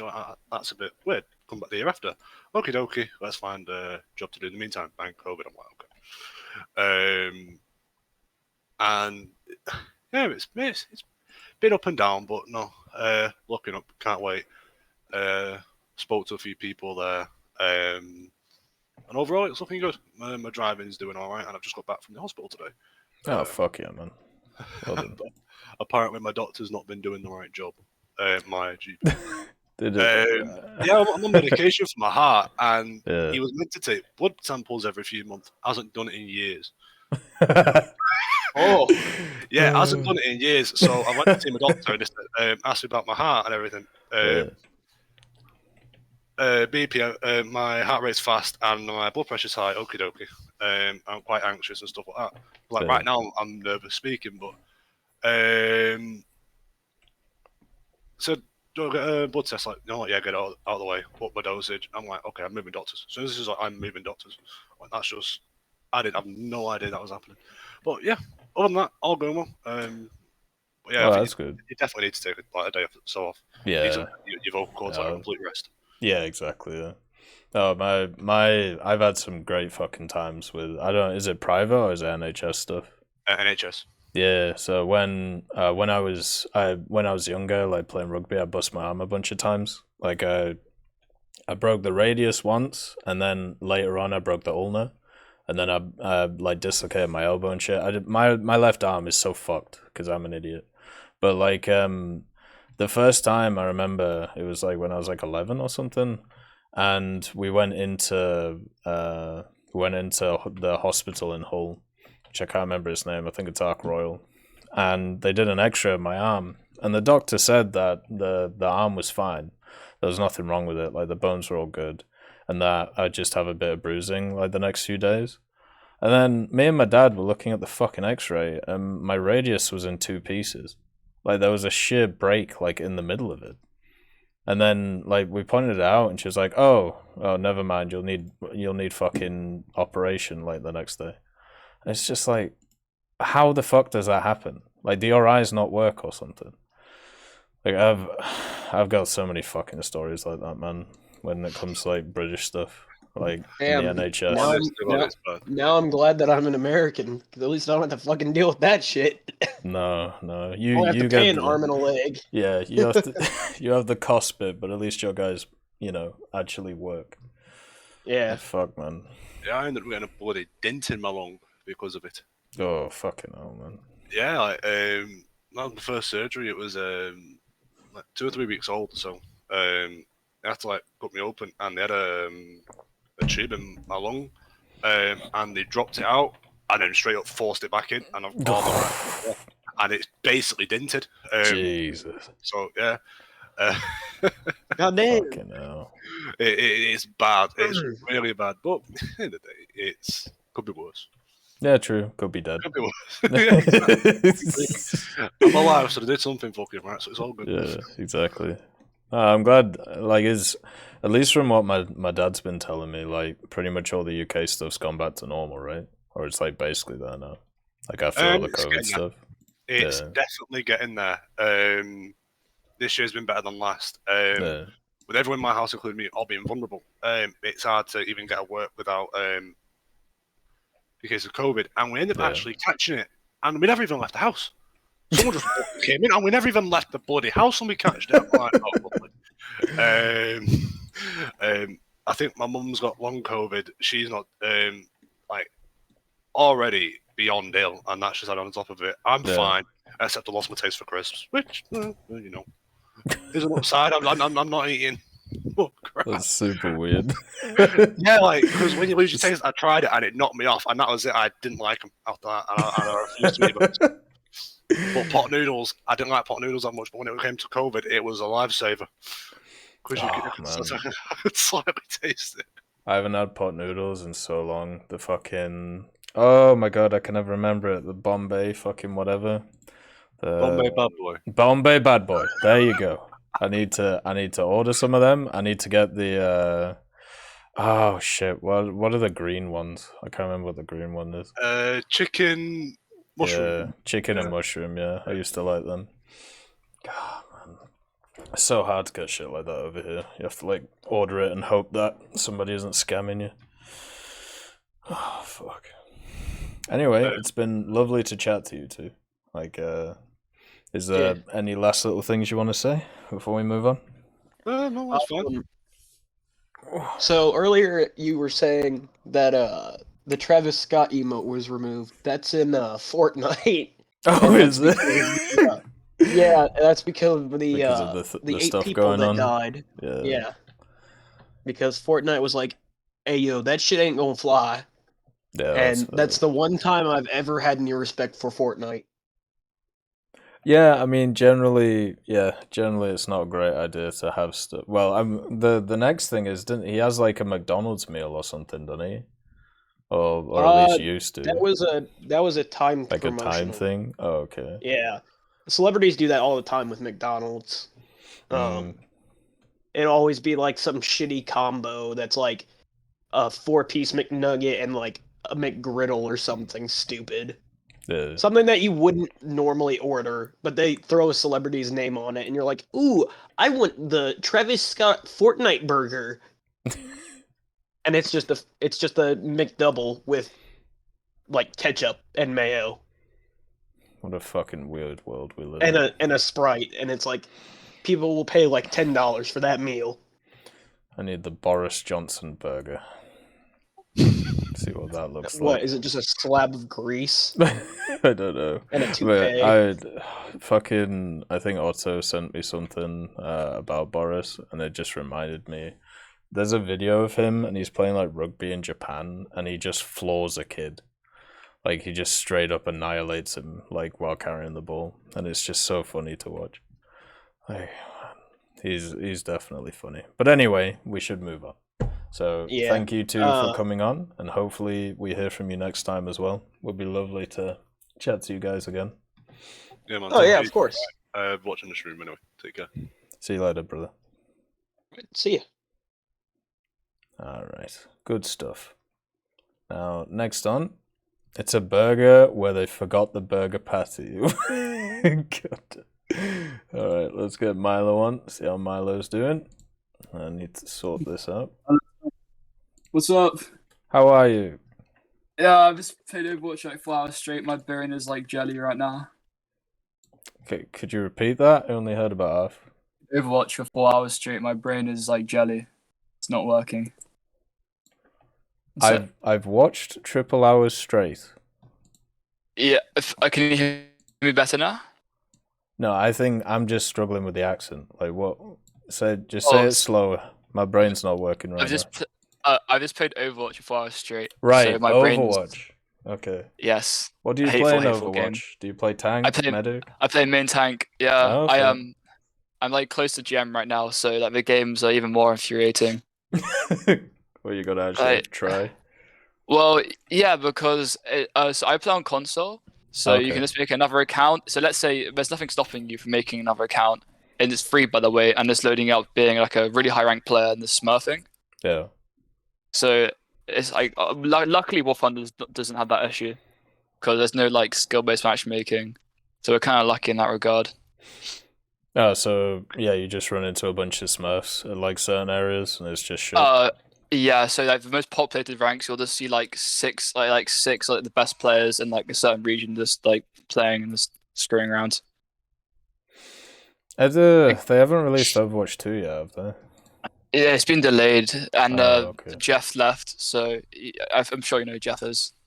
Jeff Kaplan? Yeah. Yeah, so he left because I think he knew there was a storm coming with like the sexual assault allegations and the bad everything. Just give me a minute. Cool. Sorry, I forgot, guys. But thank you for the subscription, Taxifarer. Thank you for continuing to support the channel. It's very much appreciated. Thank you very much. And happy anniversary. And also happy anniversary to Havoc. Thank you for the subscription. Thank you for continuing to support the channel. It's very much appreciated. Thank you very much. You guys are going to have to work out what you're going to name this anniversary. Right. Let's get back into it. Okay, sorry about that. Okay, it's cool. Okay, so Multiplayer War Thunder. I'm sure you talked a lot about it today, but it's all good. Okay, so the community is always up in arms about how the game is, how they want the game to be. But I've seen a lot of complaints about economy changes, more so than ever. Yeah, same. I think I've been playing this game since 2014. I've been a very active member of the community for the past year, and every single day there's #1 post on the Reddit. I know Reddit's a bad place, but it's just bad economy changes, and I kind of agree now. It's absurd, some of the economy stuff. Did you see the changes they did today, or are you talking about like the groundbreaking stuff? Yeah. So what, from my understanding, is that it's like a 20% increase to like stuff. Or am I wrong? Pretty well. It depends on what you look at. So they increased like the PvP stuff. So killing people, capturing stuff, things like that. But they decreased the AI stuff. So in ground, it's an overall massive increase. So that's really good. In naval, it's pretty much an overall increase with a slight decrease, but mainly overall increase. In air, they are focusing, it seems, where if you are more of like a PvP person, so you shoot down planes and stuff like that. Yeah, 409 kind of. Yeah, then you'll get more stuff. But if you are a ground pounder or a base killer, so like a bomber, especially at higher tiers, you'll get less. Squadron ME262. That thing is a monster for those light pillboxes. But that's how I did the event. I would just late spawn during the event. I think this is a really good strat. I think I said when I was on my first Fireside. You just late spawn, then you wait till a team has their superiority and you just ground pound pillboxes, light tanks, and like since they're like they're like the higher rewards you can get from not bombing a base. Like you can basically get like 10 of those per run, 8 of those lands, go back. And at one point I got 7,000 score after I destroyed 30, I think, or something like 20. So like that was a really good strat during the event because I'd get like 2 boxes and I'd get a lot of checks. I think I ended up with like 20 something checks. So I'm not a brilliant player, but so that's a shame that they've nerfed that, to be honest. Yeah, they've nerfed the ground pounding, but they've increased the PvP stuff. So I'm guessing they don't want people to just passively grind things, which kind of sucks. I'd rather they just increase one and not the other, but I'm guessing they're trying to find a balance between them. Also, the economy changes as well. I was kind of suffering, so I was like, I'll buy a pack every now and then. But if you're not like dedicated to spend like $15 on a game you play like a lot as your main daily driver, because what you essentially need to do, like you say, buy a pack with the GE, you just buy premium time with it. When you could buy a pack on half price and buy discounted premium time with the GE. And it's such a good way because the game is very, very easy once you're premium. I always see you stating how important premium time is, way more important than vehicles, and you couldn't be more correct. Yeah, well, it affects everything, right? Where a single premium only affects a single tech tree. Because I was scouting before the changes of my 685. I put like a 160% booster on, used the backup, and I got like 11 KRP for modifications, which was huge. Yeah. So I think people need to understand. Obviously, that you're preaching at, but people are going to listen so much. Obviously. Oh, well, I hope that I hope that people took advantage of that 50% off on the Euro Premium as well. Like, I only bought 90 days, but 9 days is 9 days. Yeah. And then they might do some over Christmas. But the I mean the game unfortunately is tailored around if you have premium. It's a free to play game. Welcome to the universe. If you want free stuff, it doesn't exist in life, so you're gonna have to find something else. Exactly. If you're not prepared to spend like $20 a year on a game that you're not like paying $20 to like play the game like World of Warcraft, you're paying $20 to have a really, really, really good experience. Yeah, I'd say, because I have maybe 1 premium in each tech tree minus like 1 or 2, and I can just do that and grind out tech trees super fast, and that's kind of fun. Unlock new BRs to play out. I've recently unlocked 5-3 USA. It's a joy. The jumbo literally is cheating. The 5-3 jumbo is cheating, and I can't imagine what it was like, but when it wasn't 5-3. Yeah. The jumbo is stupidly fun. It used to be 4-7. Jesus Christ. Yeah, exactly. And it was like that for like 2 years. Could it see like T30, like just straight up T34s? Not even the long. It could see Panzer 4Gs. Oh no. And Panzer 4 F2s. Jesus Christ. Yeah, it was. There's a reason why I use that lineup like as my event lineup pretty much every time. It was super busted. You kind of still use it because the 4-7 jumbo is basically the 5-3 one because like the front up plate's not bouncing much, to be honest. Yeah, you can still use it at 5-3. Like it still works, especially against tigers. Like it's still really good against tigers. Yeah, I always see people on Reddit saying how highly they speak of the that 76 gun, because it is very very good. It's one of those BS guns in the game where it does more than it probably should. It's like with 85, it's Soviet 85. I think it's a monster. Yeah, the 76 also has that stabilizer, which is quite nice. I feel like that is probably why I reckon. I think those tanks go down maybe like 2 BR brackets if they don't have the stabilizer. I know it's a hot take. Might tell me I'm wrong here, but as we've seen with the British tanks, the stabilizers make 1 BR of difference, literally 1.0 BR difference. Yeah, you're completely right.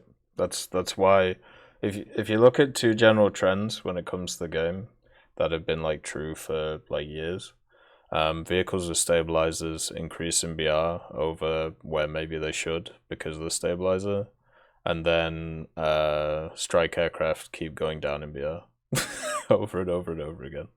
Because it's like there's a weird niche. Because I'm looking at the USSR aviation tree. You might tell me I'm wrong here, but the side of the IL-2s and the SU-6s. I mean, the SU-6, the 5.0 one must just get torn up because it hasn't got big enough ordnance to take out bases.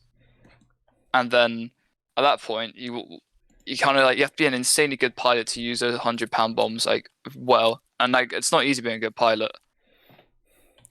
I know it's a niche thing. It's pretty usable in ground. Aerialistic, but you need to be left alone, and that's the hard bit. That's my thing. The ME262. You need like S priority to use quite a lot of planes. Yeah.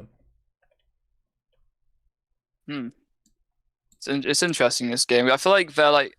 I still feel like it's missing something like a combined game mode. I know it sounds strange, like the ships. I really want to see naval in the games to spice it up, like a community game mode or something. Like, what's stopping us from putting a then these like tank destroyers with like which keep going down actually have use. There you go. You can just spawn in, turn left, and just shoot the giant destroyers off the coast of your giant like 150-meter gun at 4-0 Germany. It's a use for a somewhat useless vehicle. Yeah, I would really like to see. I don't think it has to be an all the time thing, but it would be nice to see some kind of game mode that does incorporate all the different types of vehicles. Like maybe like an event, just I don't know, 16 versus 16, 20 versus 20, 4 people in this type of vehicle, 4 people in that one. Well, have you played Battlefield 1 before? Yes. Because remember the giant airship that was coming? Mm-hmm. So maybe they do that, but like instead of being a nuke, it's like 1,600 or 2,000 for like a destroyer or something, and you can spawn in that, and let's say it takes more damage or the armor's slightly worse. Well, I think that'd be a really fun idea because they kind of open Pandora's box with a nuke. Maybe they can do that at the massive ship or something. Yeah. That'd be kind of fun. And then there's a reason to bring these like giant German SPAAs or SPGs. Sorry, we don't have much use. Yeah, I remember there was a few people talking about putting in more rewards like that. One of the ones that was brought up was the V1 or the V2 rocket. But even a mouse in like a 7.0 game, that'd be kind of fun. Yeah, true. The whole lobby would come after it because like everyone in chat like mouse, and that'd be kind of a fun event to happen. Yeah. Yeah, they could. Yeah, like little things like that could be interesting to see. Like I'd be alright if they wanted to screw with that. Like one of the things that I've always thought would be a bit interesting is just kind of testing just weird stuff out for a week. So you just make a very drastic change. Just like maybe once, not during events and stuff, and just see what happens. Like with a vehicle, I just stick it at a ridiculously different BR. Like the 9040C right now for the Swedish, and then the 9040B, they are drastically different in BR, even though they're pretty similar in use. Well, yeah, I remember it's basically minus the radar. They've actually got monkeys doing the BR balances these new vehicles. So how is this vehicle 8-3? Yeah, it's a bit odd. Like it doesn't have the upgraded APF SDS round and doesn't get the HUV. But still, it's free. Yeah, it's free though, because like I know it's expensive to shoot nice the upgraded APF SDS, like really expensive. So you get Fireside chat. And also it's long rod penetrator as well, because you know how it's short rod and long rod. The same round on the C is short rod penetrator, so you're doing even more post pen damage on the B. Also, did you know if you set your sniper scope and your thermals the same button, you get third-person thermals? No, I didn't. Well, now you know. How many times have you been told that today? I saw some people bring it up in the chat, but I didn't ask. Oh, so I was gonna is that a recent bug? Yeah. So apparently, if you set your sniper scope in the night vision, it works, by the way. You get third-person thermals, but it doesn't work in first person, so you have to go through the interaction menu, then turn them on. But you can get third-person and first-person thermals. You can try it on the test drive after the game you're in. I'm surprised you haven't seen that because it was on the top comment on your YouTube video. I've been talking to people all day. Yeah, fair enough. I'm surprised that not every single person's been saying it. Right. So what do I have to do? Okay, so you have to set your. So you know what button you press to go into thermal vision. You set that as the same button as your sniper scope. I recommend you do it with a vehicle with at least Gen 2 thermals, or your eyes will hurt. You mean like the gunner? No, just literally the sniper mode and night vision mode. Make that the same binding. So I'll do it in my area too. Yeah, it'll look cool if you do something with Gen 3. So, sniper scope. Okay. Yeah, sniper scope button. And then whatever the thermal button is, make it the same, and you press, and it will stay in third person, but you'll get thermals.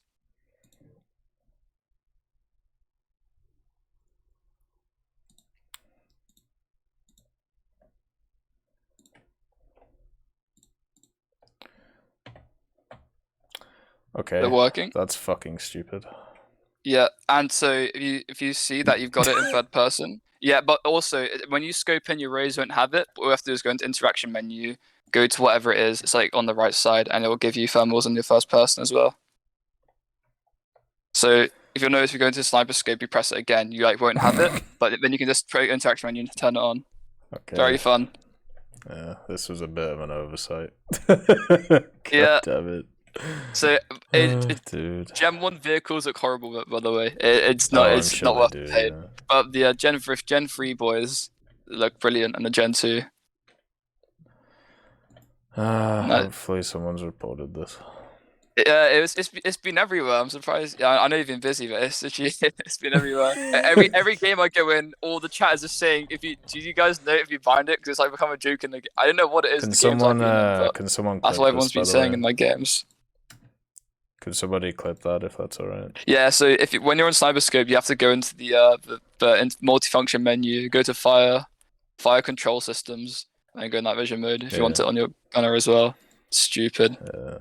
Well, I'm sure that'll be hot fixed very quickly. Because imagine just going to a game and just donking everyone. Getting like a T80 BVM, go hold down, and just GG, you win. Oh god, man. How does this happen? Like, have we actually got like a monkey just like tearing up wires in their server room or something? I don't think so, but there was a similar bug that I don't know if you could still do it actually. But basically, if you had gunner thermals and you didn't have commander thermals, one of the ways of cheating commander thermals was you could go onto your default machine gun, like your top machine gun, and that would also have the thermals. But I don't know if they changed that or not. That one was always funny. But sometimes the machine gun sites are actually quite good because they're really high up. They're like as high as the commander thing, whatever it's called. Just tell me when I'm coming up to my time because I don't want to, I don't want to stay in there too long. Oh no, other people have to say. It's also a weird thing, but the CV901. Am I saying properly? 90120. The 10-7 Swedish light tank. It's got like a ball on it, and apparently that's a camera, which is just BS. It's like obviously some like active protective system. Oh, but, yeah, I think it is an APS. I don't think it's a camera. But apparently it has 24 times zoom on it. Jesus. With 1 to 24, by the way. So either like IRL vision and just like Superman sight. It's ridiculous. I was watching Justin plays. I think he's a really underrated creator. I really like his videos. Yeah, they're good. not saying he's any better or any worse than anyone else, but he's just like a nice. I like. Not gonna lie, the best part about any War Thunder gameplay video is like the 5 minutes at the start when they describe the vehicle. I'm not gonna. If someone just made videos about describing tanks and how they're played, and like not so much footage, I feel like that's the next big content thing. Yeah. I think some people do that, but at least for me, I've never really liked that content because I can understand why the average person would like want that because they want to like learn about a vehicle and stuff. But at least for me, you know, I just play it, or you know, I grind it out and play it. But I think that content is generally pretty underrated. I just wish it focused a bit more on medium and lower tier stuff instead of everything being like top tier shit. Well, Oddballs plays a lot of World War II vehicles. He's like the he plays a lot. He plays a lot like rank 3 and 4. Yeah, that's true. He doesn't do much of but he's a very good player. He at least posts really good gameplays. Yeah, he's very good. Have you seen Fly Daily's video? Because basically one of the Sweden SPAAs, the L62, the 2.71, has got a SAP round, and it's basically got like the explosive equivalent of like a KV2 round. It's little 30mm round, because he'll like shoot something in the engine deck and like the whole thing will go pop. It's got like, it's quite funny watching it because he was shooting like M3 Lees in the engine like bay, like not even close to the crew compartment, and it'll have like literally the KV2's explosive equivalent. It's actually amazing. I'm sure some people have seen it. No, I haven't watched another YouTube video in like a year, so I should probably get on that. Yeah, I mean, the time thing is the problem for me, right? Yeah. Oh, yeah. You're a busy dude. I suppose time I spent like for me watching YouTube videos is time spent you streaming and doing your content stuff, which makes sense. Yeah, pretty much. I should definitely sit down and because the time the general time I do watch other people's stuff is when basically people point me towards it, or like, hey, you should look at this, or what do you think about this kind of thing. That's the first video where he's like kind of done a game breaking thing because I think it's genuinely bugs. I think they've like instead of being like 10 like grams explosive mass, it's 10 kilos because it's I've never seen anything like it. Yeah. That's so funny. Bloody in chat saying that the thing seems to be busted. It is. It's the SAP rounds on the what's it called again? L62 anti L62. Yeah, L62 anti-2. Yeah, it's not the highest pen rounds. It's a SAP. I think they've done something with the explosive like mass on it. They must have fat fingered like 10 more zeros. Yeah, probably. I mean that has happened in the past when it comes to War Thunder, weirdly enough. Didn't the German 20 mils have that problem with shrapneling not too long ago? Yeah. So I know they were like shrapneling like 105 British Sabo. Mm-hmm. How does that happen? Yeah, there's a bunch of random shit like that. Because I bet you there's like busted vehicles which are like very commonly played that no one knows about. Oh yeah, which are definitely busted. Because I feel like there's some vehicles which just play better than they should be playing. Yeah, there's a bunch of vehicles that I don't really touch on stream that are ridiculously busted in a lot of scenarios. Like ones that I've spaded before, and you realize it's got like a really interesting playstyle, but like you know, there's at least for me, there's no point in playing it again, unless it's event season. Then I kind of whap them out. Yeah, it's a bit of a tangent here, but I've been watching a lot of videos recently. I know you always talk about the Yap Panzer A2. Am I saying properly? The A3. Oh, yeah. That thing must be brutal on a down tier and like a big map as well. Gen 3 thermals, laser rangefinder. Jesus. 4 or 5 second reload, APF SDS. Yeah. I remember that thing had a stabilizer. I wish it still had stabilizers on it. To be honest, I know it's not realistic, but like just put it at 9.0. Like, come on, another German 9.0 vehicle. Like that 9.0 lineup's not good enough. Come on. Give us another one. Mr. Radkampfwagen being a 9.0. Yeah, I need to play the German one because I've only played the French one, and they're the same vehicle completely. But what I need them to add something to the French tree, so I can actually grind that thing out fully. So I really enjoyed playing it. It's probably my favorite research recently. Well, the French tech tree. Nah, the SK105. Oh, okay. Well, it's entered the line on the German tech tree, but it's no longer entered the line on German tech tree. No, it is for the French one. Yeah, 27,000. Oof, that's tough. Yeah. I don't like saying that. I don't know why they do that for vehicles which aren't rank 6 or no rank 7. Sorry, they should just stop doing it. Unless a vehicle's rank 7, it shouldn't be like 50 games to get one part. That is absolutely absurd that they do that for vehicles which aren't in like the top, the top echelon of the game. Oh yeah, it sucks. Like I wish they didn't do anything like that. I don't get what's the point here. We're just extending the grind because people are gonna end up doing it. Just making people gonna play the vehicles suffer for literally no reason. Yeah, it's just extending the grind. Like that's all it is. Because the KPC got switched around the M48 Super, I was really excited to play it. I'm not joking. 2 days after I get it, it's now like 50 games to get an extra part, and like being at 9.3 without a laser rangefinder, now you're just dead. You just die. Yeah, that's true. I got the M48 Super a couple of days ago, and probably 2 weeks ago, and I still haven't got the laser rangefinder for it because it's rank 4. Tough. That thing has like changed the game completely. It's not talked about enough. The laser rangefinder thing. Yeah, it's completely changed the game. Yeah, in my I opinion. agree. And I don't like it really. It's not the same game. I mean, it was always in simulator. They just basically brought it over. But yeah, I agree. I don't know. It takes a lot of the skill out of it.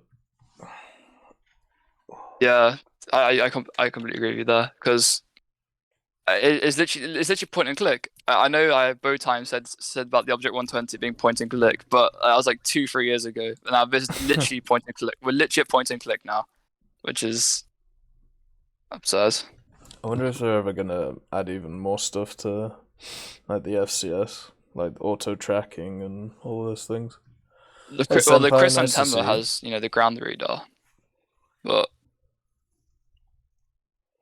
yeah, that's I feel like we're at the cusp. I feel like we're at the we're at the uncanny valley right now, almost in War Thunder, because they're gonna run out of like. Didn't you say Italy's done for vehicles they can add? They pretty much are, but keep talking. Yeah. I'm just not going to respond for about 2 minutes. Okay, cool. Okay, so yeah, but the uncanny valley, and I think that because they're gonna have to start adding in new mechanics and new technologies. It's like we're starting to see a lot more APSs, which are completely useless. And I feel like the community understands that these APSs are useless. Like how often do you see like ATGMs being used at 11.0? Because if you peak something at 11.0, or whatever the H3C is, the HC, sorry, 10.7, if you peak, it's going to instantly laser you and you're dead instantly. Because that thing has a round that travels at very fast. You guys get the picture. 600 mils a pen, it's insane. Laser rangefinder, the changes. Like, if you try to ATGM something, you're dead, because ATGMs don't travel fast. So, that's why I think I might be rolling out these active protective systems, because if everyone remembers what the Wyvern thing was, not the 4.0 Hoover, the following missile from the event from this year's April Fools. So I feel like they're going to add in some of those, tracking missiles, like javelins, not necessarily javelins, but similar to javelins. So yeah, that's why I think they're adding these APSs in. What's up, chat? Sorry. I was talking about them rolling out actual protective systems and how they're useless, and how they're adding new munitions. Now they are. Yeah. Well, yeah, they're kind of adding in more, the USSRs, whatever vehicles got it, and the Abramses. So what I was saying is, I think they're gonna add in like a lot of new technologies. So, like, do you remember the Wyvern missile from the April Fools this year? Yes. I think that is going to be added in the form of a following ATGM. You can fire from light vehicles and ATGM carriers.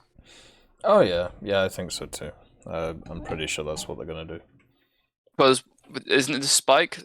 Isn't that what basically can be? Yeah, it's basically the spike missile. Yeah, so I feel like I'm going to do that because if the Puma gets it, doesn't it? The IFV. Mm-hmm. I'm sure the Bradley must get some form of weird missile. It's American. I just realized the other day how much ammo is in this dang Bradley. 1,500 rounds of ammo. Yeah. Like, what are they shooting at? Hey, Romanian, I see you. Yeah, you're never gonna run out. Literally, I was looking at the other day. I was looking at my BM. I was watching the mockumentary of the Bradley, the movie thing. I was like, there's no way they put this much ammo in it. It's like the thing's half ammo, literally. Like, oh my days. That'd be interesting. Maybe ATGM carriers will have used it once. Because I was telling the while you're not here how ineffective ATGMs are above 9.0. Yeah, the only one which is kind of useful is the Weasel right now. But yeah, everything else is not great. It seems like they keep going down in BR. And it's not great because the ATGM's good. It's only good because the thing's like so small you actually don't know where the ATGM's coming from. Yep. And normally if I'm in my M48 Super and I get an ATGM at me, I can just like MG free it, and because there's so many rounds coming out, and I can literally just destroy it, shoot it before it gets to me. Yeah. What a laser rangefinder in realistic does Challenger 3 is once you point wherever your optics are, and then you click the button, and then it tells you the range of where it's from, and it automatically adjusts the gun angle to be able to hit at that range. Literally point and click. Yeah. Havik saying, what about the chrysanthema? Isn't the chrysanthema named after the missiles it fires? Yeah, I think so. Yeah, I'm or sure the they other way could. around.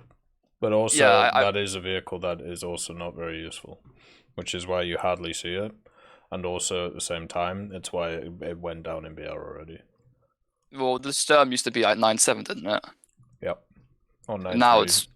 Also, used to have a ridiculous repair cost. Now it's down to 8.3.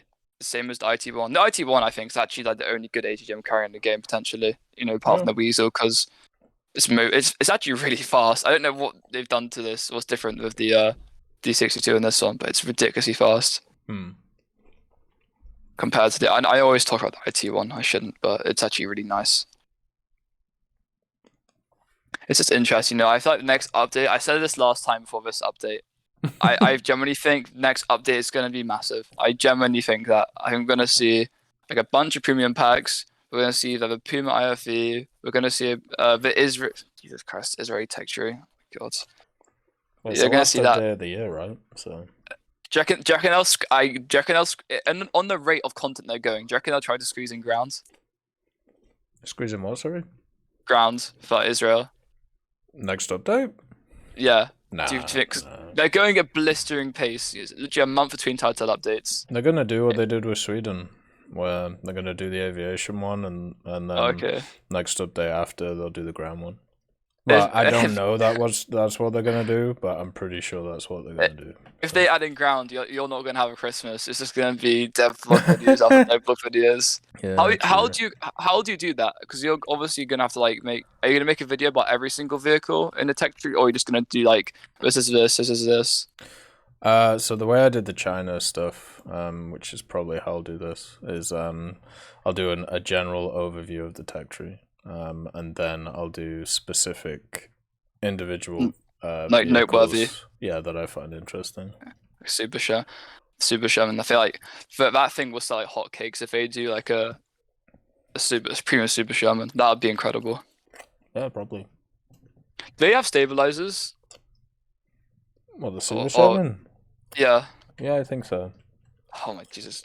Well, it depends which one. Do you mean like the one with the big gun? Well, any of them. There's obviously going to be like 3 or 4, isn't there? I think the one with the 60 has a stabilizer. I know there's a 90 that shoots heat.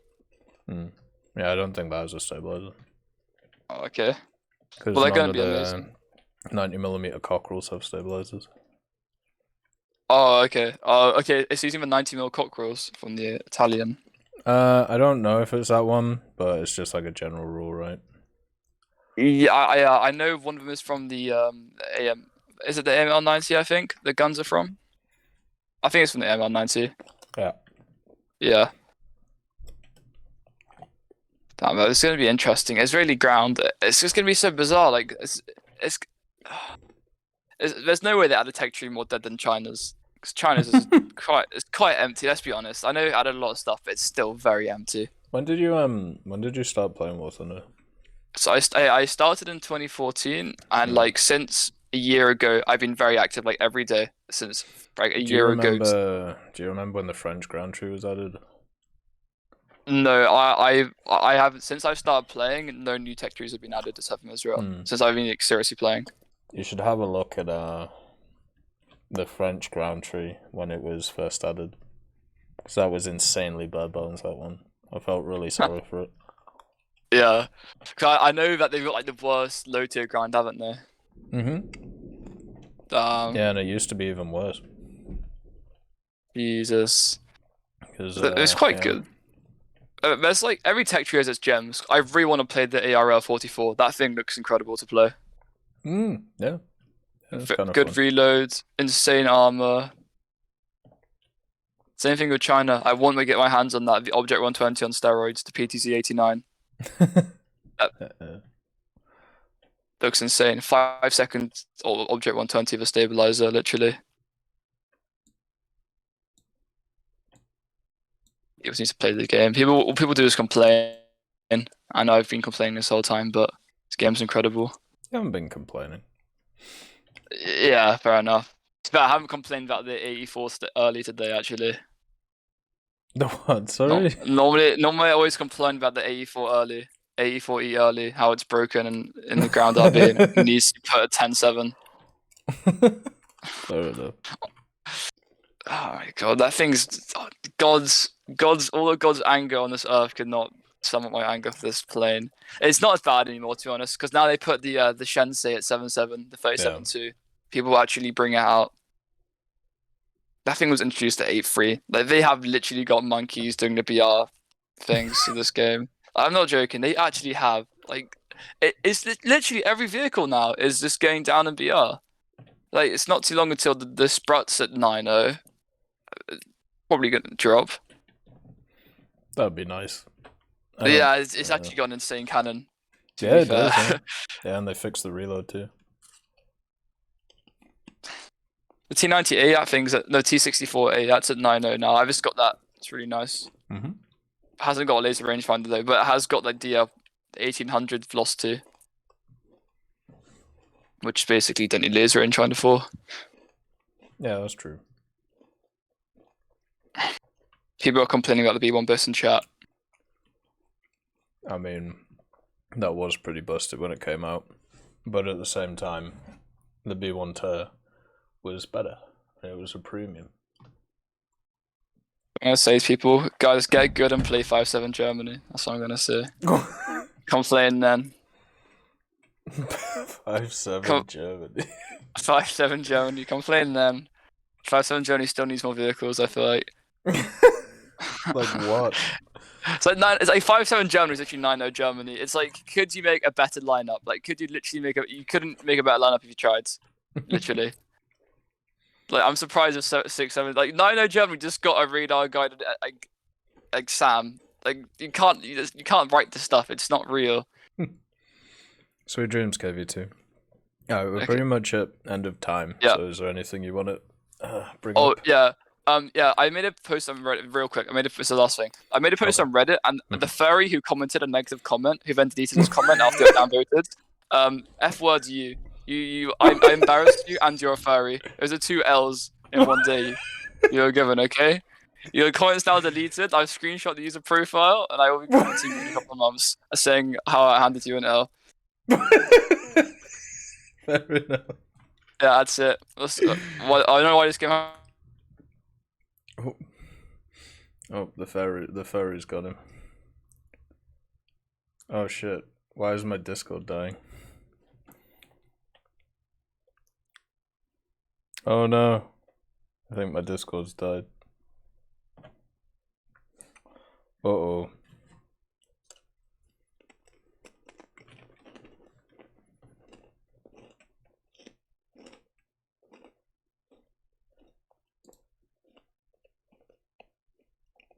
The fairies got me. No, the fairies didn't get you, they got me. My Discord died for like 5 seconds. That was weird. Well, anyway, Marlo, thank you for coming on, brother.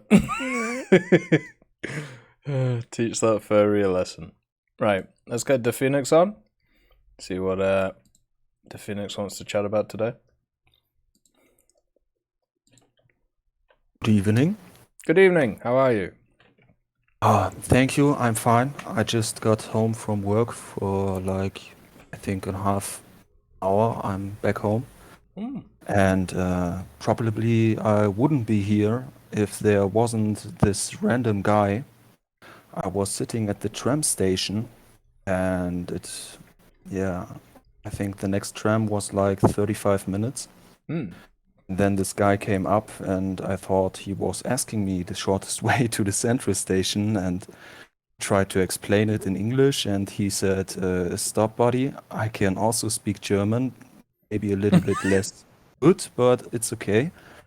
And then I realized he invited me so he could get me a little bit of my way. So actually I tramped today the first time and well, he brought me almost like 500 meters from my home. And initially it was the first guy who ever asked me just to join up him so he could take me a little bit of my way. Oh, and that's nice. I'm still impressed. People can be so nice and right now I'm working in a call center, so I get like the baddest people in line and some days I think just quit the job, fuck off the money and just for your own insanity so you don't just get mad and yell at your wife or something like this. But on my way home it gets better. So yeah, everything I've heard about call centers does not paint them in a positive light. Sorry, I was reading the chat and everything I've heard about call centers doesn't make me want to work there, basically. Yeah, but this call center, it's called the Forza Institute.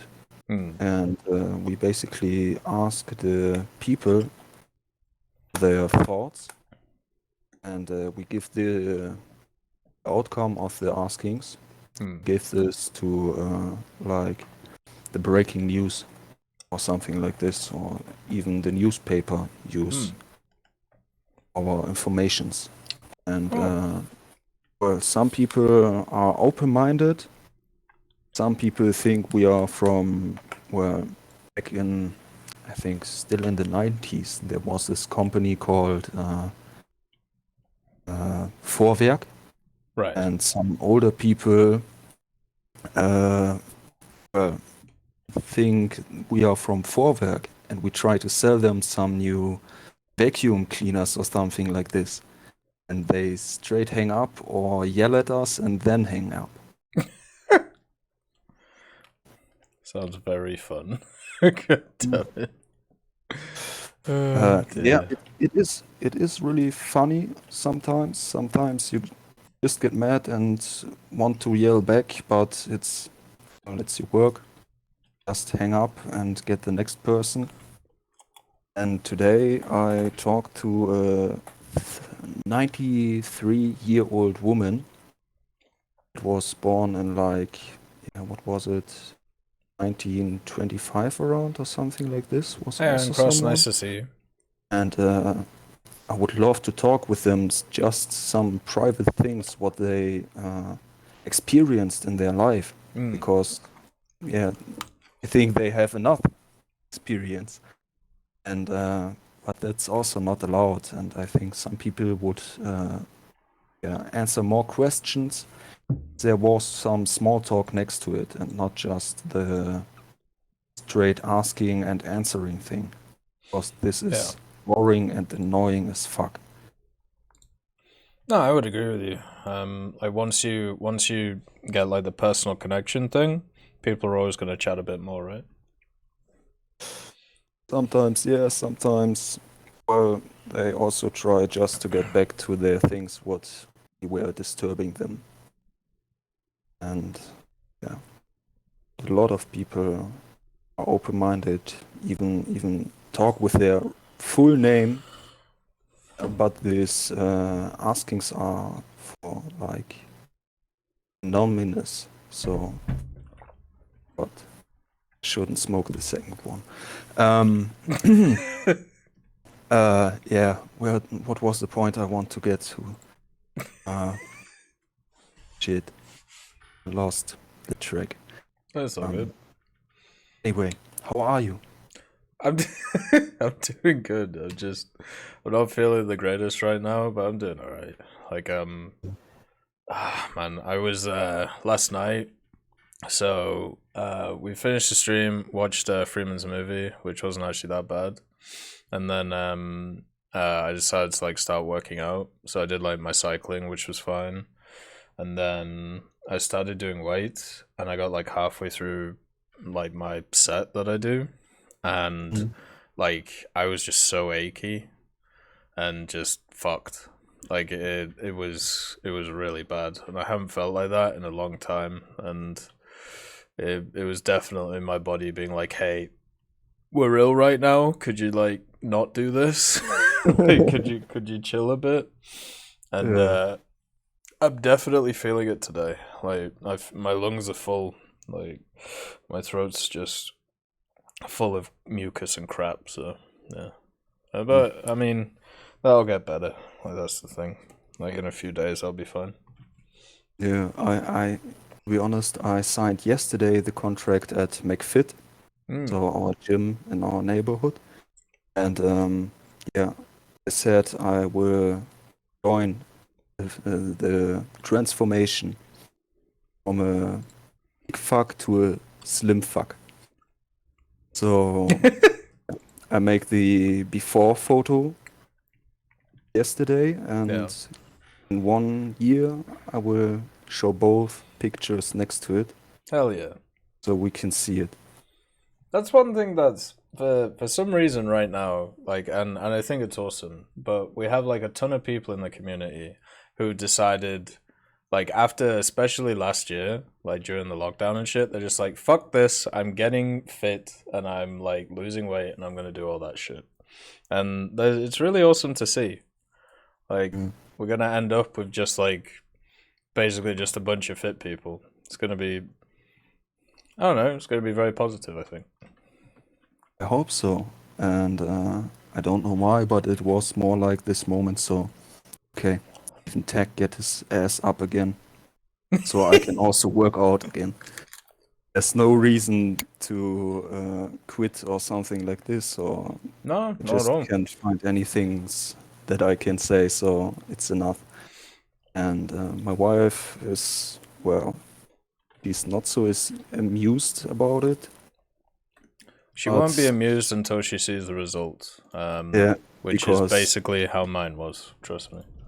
Because to be honest, sometimes I have to tell people such a long text, and I don't even have the breath to say it all what there was written. And this is also annoying as fuck. Yeah. So I think I quit smoking cigarettes. Just cigarettes. That's a yeah. Everything else is fine, but yeah, that's a good idea too. Like, I don't know. I will say that was probably one of the more annoying things that I've done the last year. Like, I still think about it like today. Like that. It's really interesting because I was who the fuck was I talking to?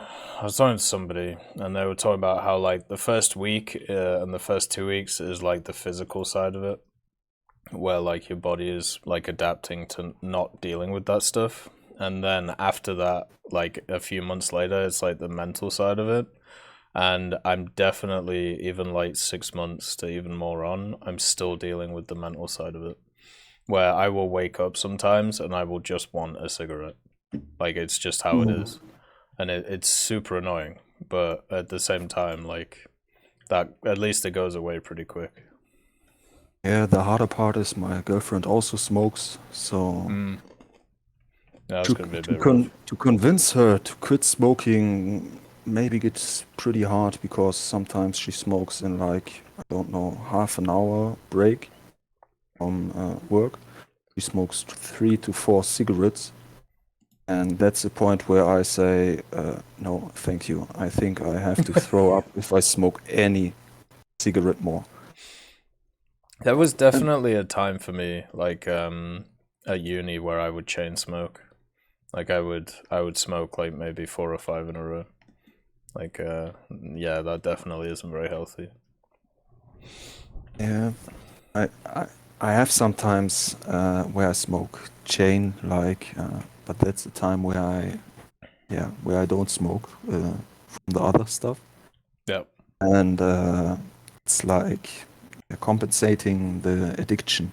And I compare it like a monkey in your head. And the monkey is the whole time screaming and yelling at you and gets even bigger to a fucking gorilla. And he stops you from sleeping. So you get per night like 2 hours sleep. Yeah. And you get up to work out or get to work again, and it's just fucking hard. And so I decided, okay, give the monkey the banana and everything is fine. So you can sleep. Don't remember your dreams, because most of the time I have nightmares. Yeah, same. And it's like my teeth are scratching on each other every night. So annoying, even my girlfriend wakes up from it. And do you have one of those mouth guards? Do you use one of them? Not yet. I'm a stoner. I'm afraid from dental doctors. And well, you can get them from like sports shops if you're worried about dentists. Yeah, you mean like for like a gum shield where I was boxing. Yeah. Like protecting the teeth, but I don't know if this is so good for sleeping. Well, it's better than. Just don't swallow it. But it's better than you grinding your teeth down to nothing. Yeah. But that's also a thing for like weightlifters. See that their teeth are grinded down. Yeah, true. Yeah.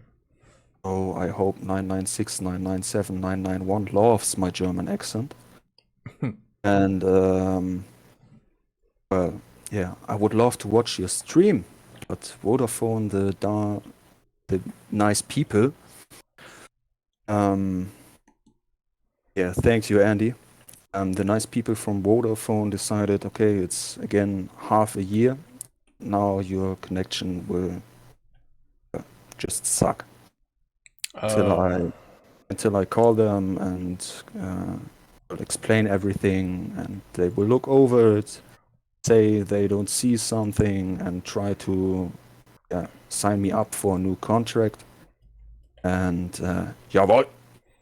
And that's also a thing in Germany. German Vodafone sellers, or let's say in call centers, the people there that employed to help you just are there to give you a new contract. Or they get, or Vodafone gets mad on them, and they get like 3 times they do the wrong thing. Yeah, BMW, love it. And 3 times, and you get thrown out. So you get your last paycheck and goodbye. And that's something I don't understand. How can a company so focused on profit that the people, their customers, their paying customers, even get, well, it's hard, but they get cheated like this. I heard of a story, grandma, like 70 years old, with their phone contract. She got some problems and talked to someone in a hotline, and they started to sell, as they make a new contract for the grandma's cat. she should pay for the cat's contract. Like, who the fuck would sell a cat a contract? Yeah. It's insane. I just simply don't get it. I worked for Sky Germany. It's the same fuck.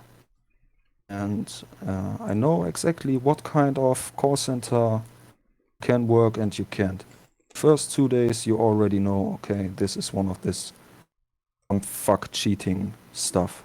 I hope this is okay in your stream to be a little bit rude. No, it's okay. I'll let you know if you go too far. Andy, Porsche is like you still pay a lot of it, but you don't pay the taxes or the import, like the export to the US or where you live. But yeah, a lot of people could afford a Porsche more than some imported cars. And yeah, but the good thing that I have to say for Vodafone, I still can start Raid Shadow Legends. That's some influencer. Well, I would say it. Invited me to play it just to try it out to level 10. Now I'm level 26. And looking for the panda I get inked, so I can also put the picture into his hangar. And yeah. Yeah, we're gonna sort that out pretty soon. We'll probably do it on Saturday or Sunday, I think.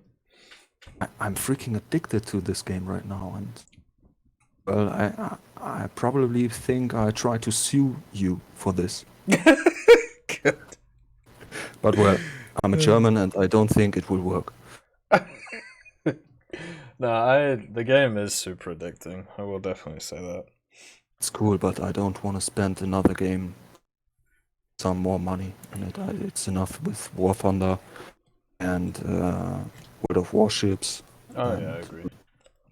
A couple of days there's the new Pokemon. It's like a remake from the old editions Pearl and Diamond. And I'm just a little bit excited for it. Wait, when does it come out? Like on the 19th, I think. Oh, cool. 19th. New Super Mario Party. It's like a remake from old N64 and Nintendo GameCube Mario parties. And I think also I will also buy them from my first paycheck in the call center. So I hope it will get pretty good. Yeah, most of the games, to be honest, I catched all. All that you could catch, I catched them. I even bought some extra games for the GameCube or Nintendo Wii just to get all the other ones. Yeah, I'm a Poke-wearable. I love Pokemon and my German tanks. The only Pokemon I played was Pokemon Yellow, I think. One of the original ones. Old school. Very old school, yeah. Black and white old school. But it's worth. There are new remakes from Pokemon Yellow. Maybe you give them a shot. Oh, I should definitely play one of the newer games. Just see how it Shouldn't buy exactly for the newest Pokemons the new Switch. Just I bought the Switch back in the days for more like for my girlfriend. So I could play PC and she could play Animal Crossing or stuff like this. And there was also a new update this month and she's playing the whole day. So now I'm the one who's making all the house working. Unlucky. Yeah. Well, okay, you first. One of the great things about quitting smoking, you get a fuck ton of money to be able to spend on other things. Yeah, and I probably will spend it on food. Well, that's fine. Nothing wrong with that. It's like I have some Haribo Smurfs next to me. My dog is singing some songs for me just that I open it so he can get some Smurfs too. And well, I just recently realized now that I watched some German gameplays, or well, let's say I want the Weasel 1A4 and 1A2, and right now I'm spading the Leopard 1 or Leopard. It's in English Leopard. Leopard 1. I didn't spade it this easy tank, and I don't know why. It's like I played it to the DM12 and that's it. I never touched it again. I think it's a pretty good vehicle. This, especially if you face some T92s, T95s, stuff like this. And as backup, I just simply get my Horton. If I don't get a plane, well, that game is probably done for me. Because, yeah, I'm spading a lot of things right now, and my placement, my overall placement in team and my win rate has dropped so freaking low. I think I will simply play some premiums to, well, boost it again. Yeah. Because it's, well, can understand it that I dropped from overall placement 68 down to 57. But why is my win rate drop? My win rate was dropping now like 6%, and it was before on almost 60%. Jesus. Yeah. So in overall it's 52. The last month before I started spading was on around 60. Now I'm on 46%. So I don't know what I do wrong, but yeah, spading is not so my thing. How many time do we have left? We probably have about 5 minutes. Ah, shit. Because, yeah, then I will just save up my stalking, my service record lookup for the next Fireside chat. Oh, fair enough. So we can have a look at it. Yeah, simply so, and maybe then I can watch the stream too, not just following the chat. And well, Twitch tells me it's error hashtag 2000. Oh, that one, yeah. Everything else works fine. Just Twitch, yeah, doesn't work so fine, not so well.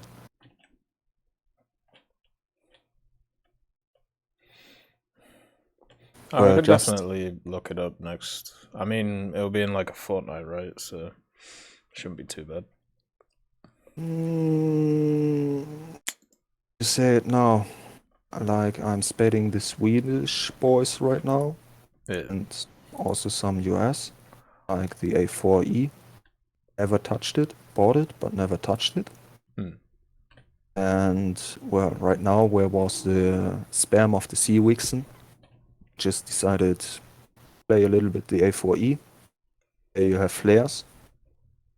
And yeah, make fun of the Sea Wixens, even they are a whole lot of things better than you. They can kill you because they don't have guns. The missiles are pretty nice.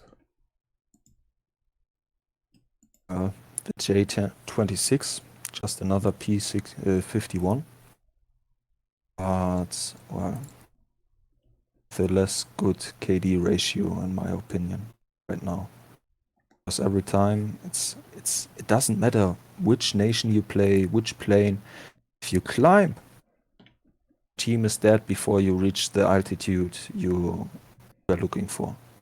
Like if you hit the 5.5k meters, you all your team is dead. Maybe there's just a single bomber left that managed to evade all the enemies, and that's it.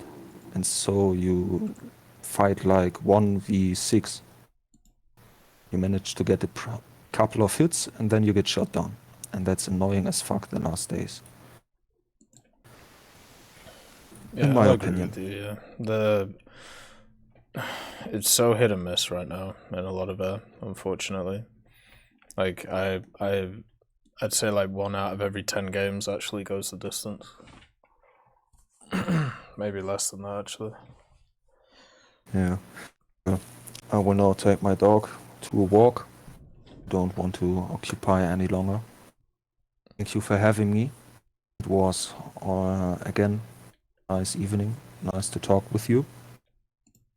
And I will say probably we will hear each other next Fireside chat. Mm-hmm.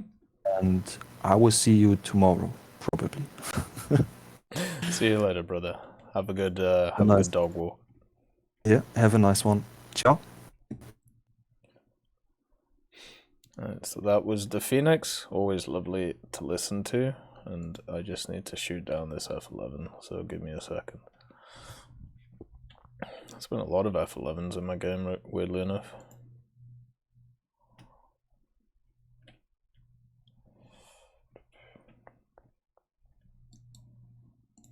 Okay. Alright. Now the next individual on is Moxie. So let's get Moxie on. See what Moxie wants to chat about today.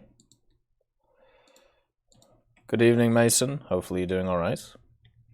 Hopefully the world's treating you well. Hello. Hello, how are you? I'm tired as an old horse. Fair enough.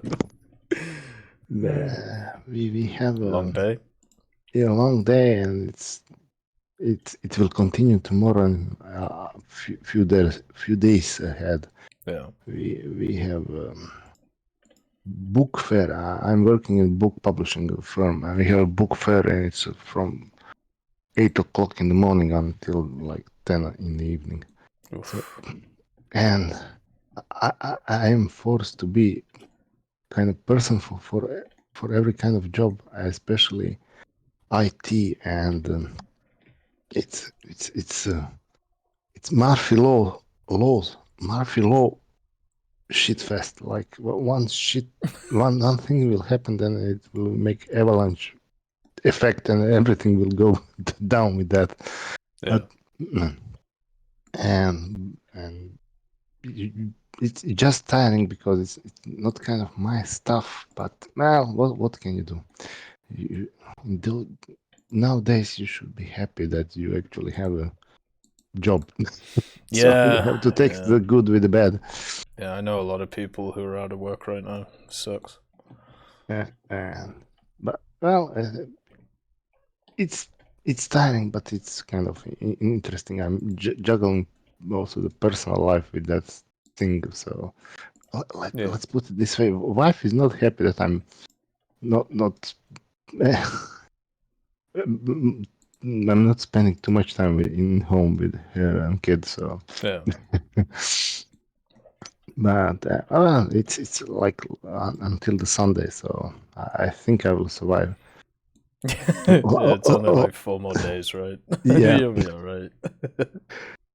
And that's how am I? I heard that you have some kind of cold, and it's I can hear in your voice, and then that you are trying to avoid speaking too much. So I won't be long because to let other people. It's okay. You have the floor. I could just sit here and just relax. But before I take the floor, one question. Yeah. Is this economy change log that's been published today?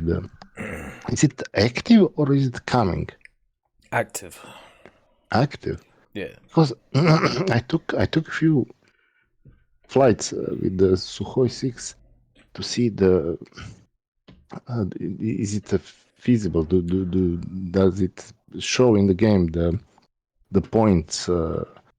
The difference in points when you're killing ground targets, and I wasn't sure if it's implemented or not. But now when I look at my score and compare it to the score that I used to get, it's you can feel the difference. Although I usually this is kind of average score. When you kill around, and I'm speaking about Sukhoi 6, the first variant, around 15 targets you would hit 2,000 points. Yeah. Now I had to kill like 21 ground target to pass 2,000 points.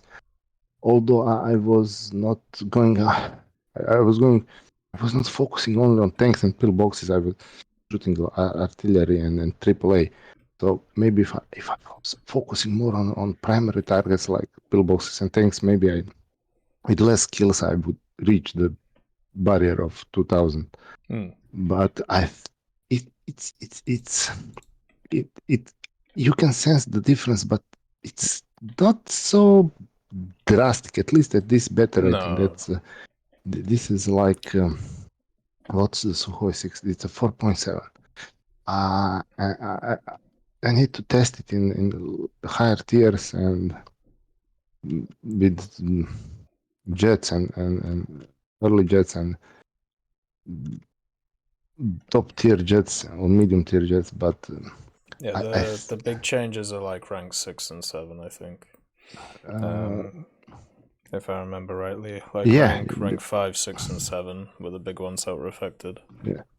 This is Sukhoi 6 is 4.7 rank 4, and that the change is not so big.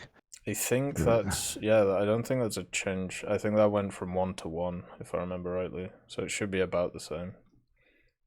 I'm just scrolling. Yeah, I'd have to check. Oh, I do have a question for you from DePhoenix. Could you ask him what Sukhoi means translated? Isn't it something like dry? Yeah, in my native language, in Croatian language, suh means dry. But I'm not sure that in Russian language, Sukhoi means the same thing. I could Google it, but definitely in Croatian and other Balkan languages, suh means dry. Right. Sorry, chat. I'm not watching the stream. No, it's good. I can translate stuff if needed. Let's see. Yeah, so for aircraft AirRB, rank 4 went... Okay, so rank 4 didn't change, so it went from 1.0 to 1.0.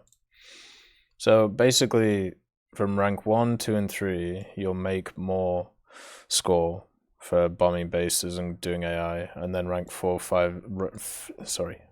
6, and 7, which I'm guessing that rank 4 one is supposed to be rank 5. It decreases, so you shouldn't see any changes at least with that one. Okay. Moxie is Croatian, not Finnish or Russian. That's a small country for big shit. As we like to call us.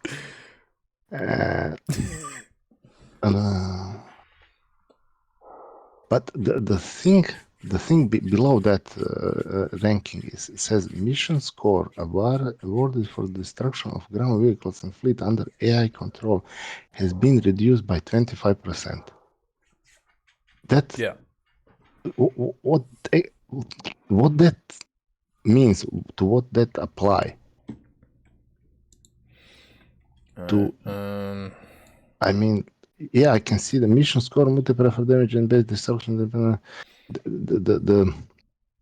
This ranking changes are for base destruction. For bases, yeah. Yeah. And then the other one is for just AI targets. Yeah. Like howitzers and AA and stuff like that. Yeah. So 25%, if this is correct, well done, Newcastle. I'm interpreting correctly.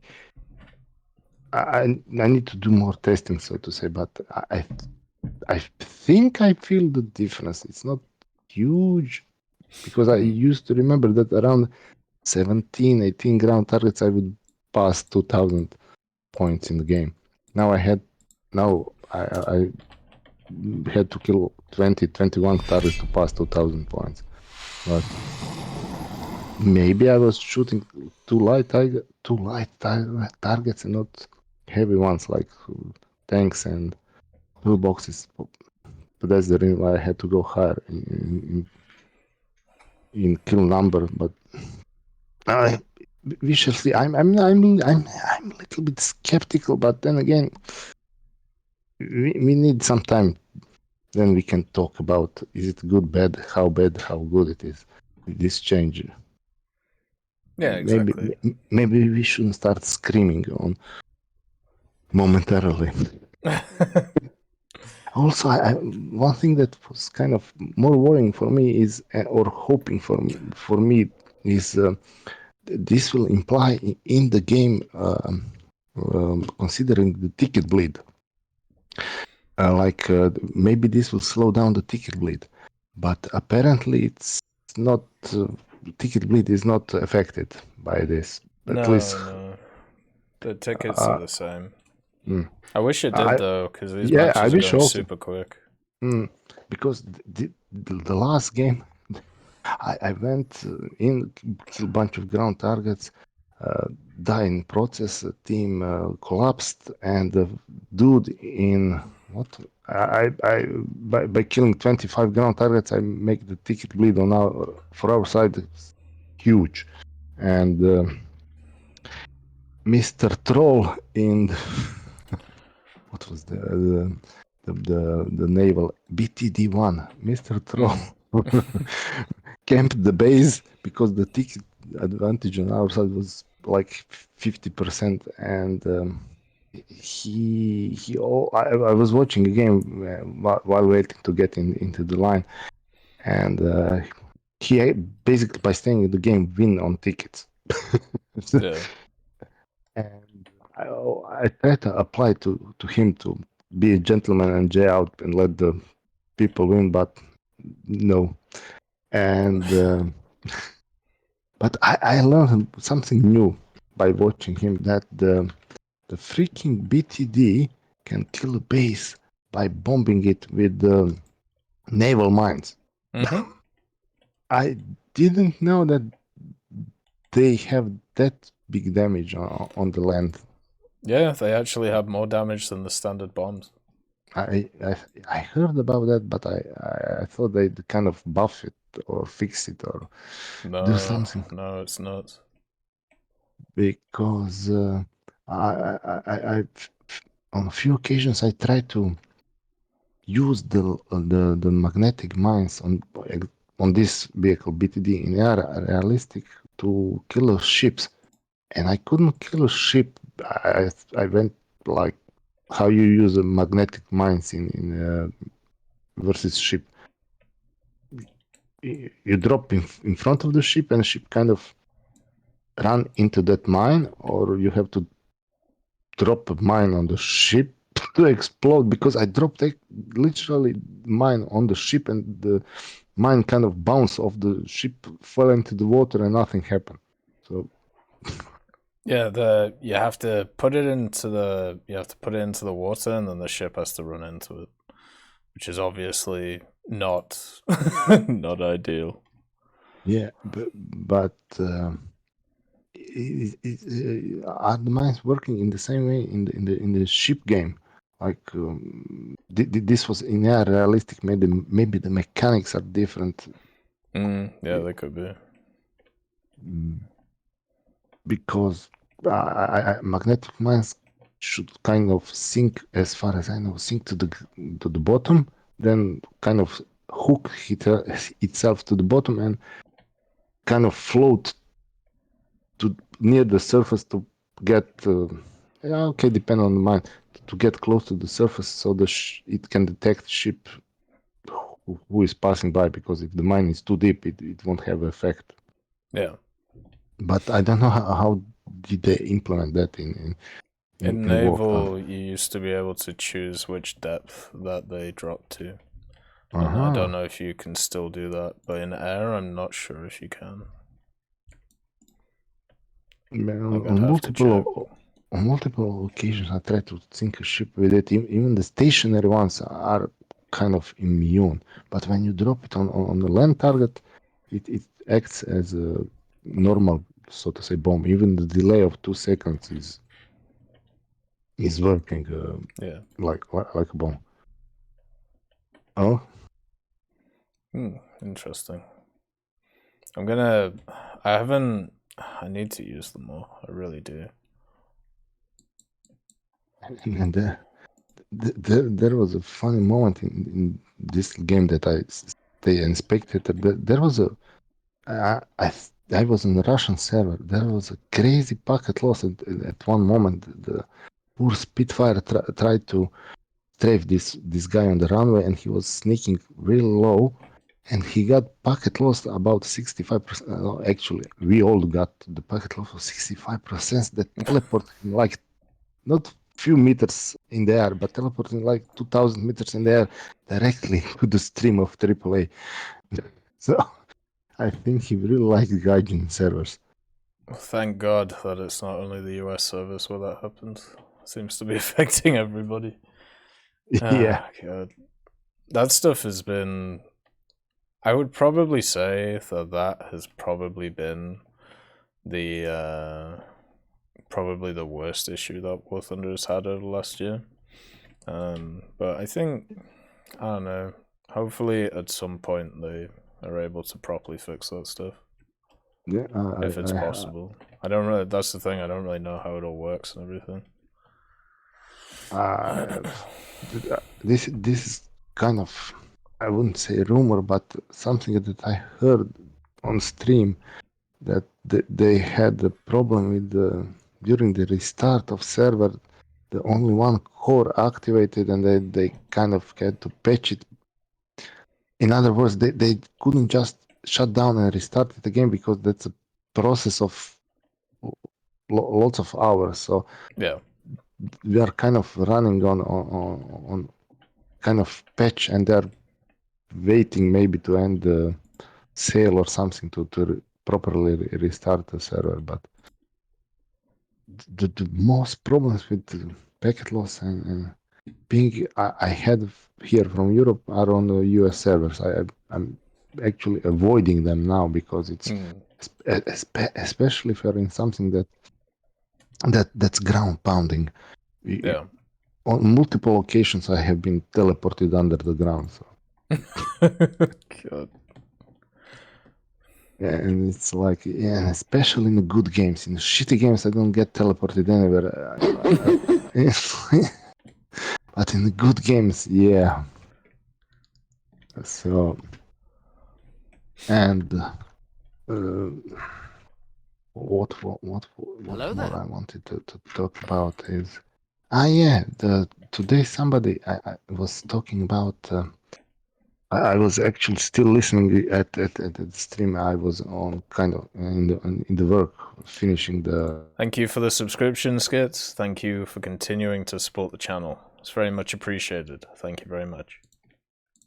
Hopefully, or maybe not, we shall see, is it a blessing or a curse, implement like F16, F15, 18. And the next thing that sprang into my mind was pea shooter. Then I look at the pea shooter, and then I look what's below him and how freaking far you have to go to get to F16. Well, hopefully you're doing well, Skids. I'm doing well, man. Scary it looks scary to me, and I have almost every airplane in the game unlocked. Yeah. So can you imagine when somebody new come to the game? I don't know how they will fix that thing, because unless they keep the number of for unlocking the top tier vehicles the same as it is now, so it's around how much? I don't have anything top tier unlocked at the moment, so I can't see the number. Okay, MiG-21 bis, it's around 390 English hard, special numbers at this hour. I mean, most of the people who are here know how big number is for the top tier vehicles to unlock. So, and I think, don't hold my words 100%, but I think that number is kind of constant for the top tier vehicle. It's normally either 380,000 or 390,000 or 400,000. Yeah. And the price to purchase it is around 1 million. 1 million, yeah. Around.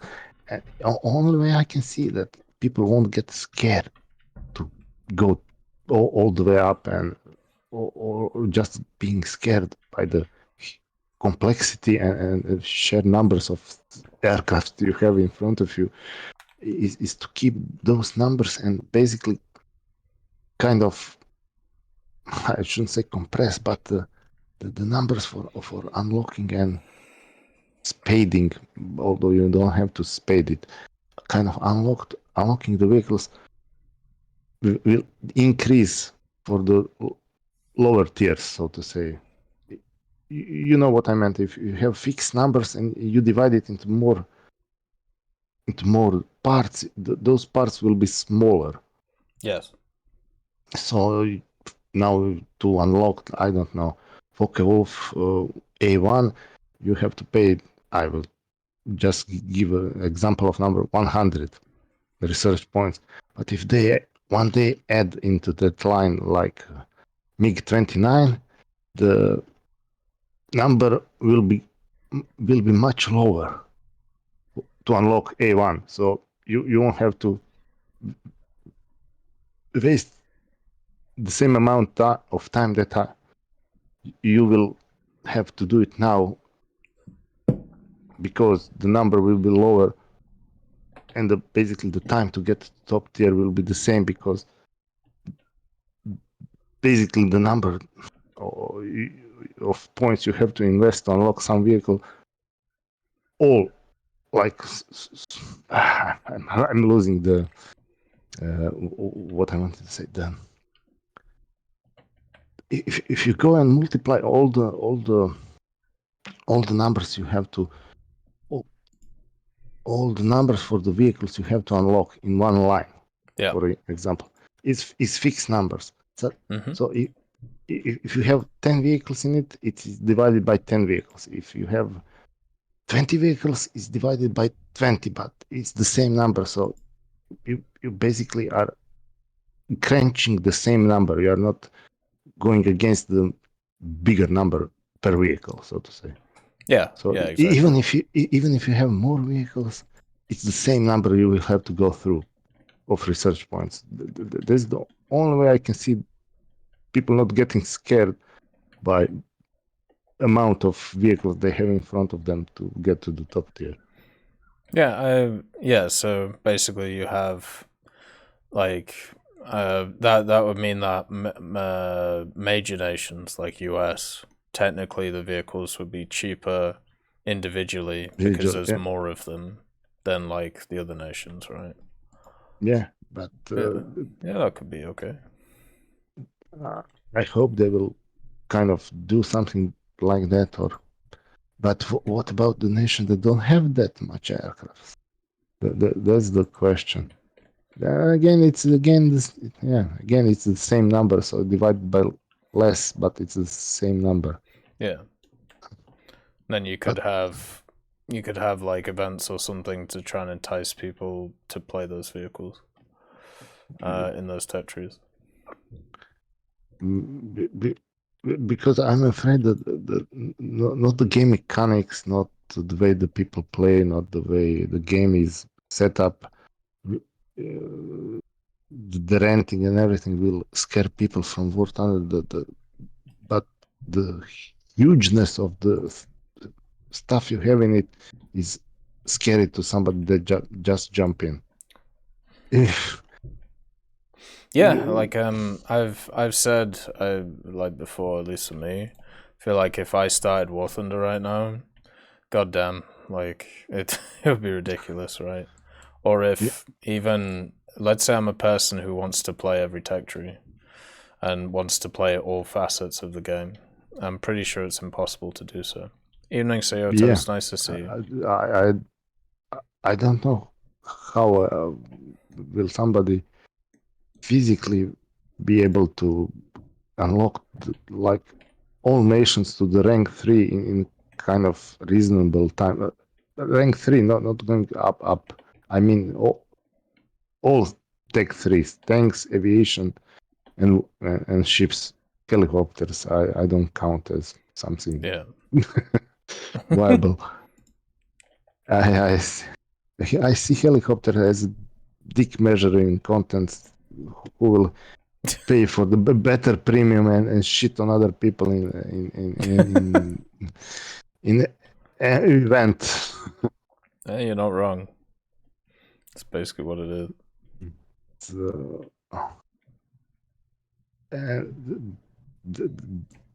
But on the other hand, a few days ago, I kind of stumbled into new so the Fireside new Twitch kind of new Twitch channel. The dude was playing Battlefield or Star Wars Battlefield or maybe Starfighter, the Star Wars, and he's new to the War Thunder, and I was pleasantly surprised by his optimism and energy. So there is also positive people who don't see the huge Tech 3 in front of them as something that you should be scared of, but something as fun of. And he's, I think he's American, but don't hold my word for it. And he went for the Russian trees first, and he was so freaking happy when he unlocked MiG-15 bis. I was happy for him. I was waiting for that shock of unlocking first jet, when people see the jets and it's speed, fast, and then you start on the runway like going like a snail. I think somebody did a meme video about perception of what you are getting and actually what you are getting. But it's nice to see that not everything is dark and gloomy, and also I'm as on your side. I'm how to say, I share your opinion about negativity and ranting. Although sometimes, if you listen to my stream, it may sound like I'm little bit pissed and mad, but as I said, it's partially I'm ventilating my frustration of real life frustration. I'm not trying to ventilate on the players. I'm just verbally ventilating around the room. Well, that's the thing. I think that's what a lot of people are doing as well, right? Which is, why they take stuff out on a video game. And so, which is why, that's why I have that thought in my head, where it's like, well, if this person's pissed at a video game or pissed at something happening, it's probably something else going on. So it doesn't really bother me in a way. And it's nice to see you. Most of the time, you manage to keep your coolness, so to say. I did see you flip a few times, but we are all just humans. So. Oh yeah, I try my best, but every so often. War Thunder can definitely be. It's good to show emotion every once in a while, otherwise people start calling you a robot. Definitely, yeah. And I'm in life kind of cool. Take it slow, take it methodically. Don't rush too much. Be think twice before you do something, and kind of person that don't yell, scream, and I'm trying to be that person, but in War Thunder, from time to time I tend to go into that screaming and yelling person, and it's as I said before, it's partially that good old game adrenaline fueled trash talk, and partially it's I'm kind of ventilating something that's been hidden below the surface of real person.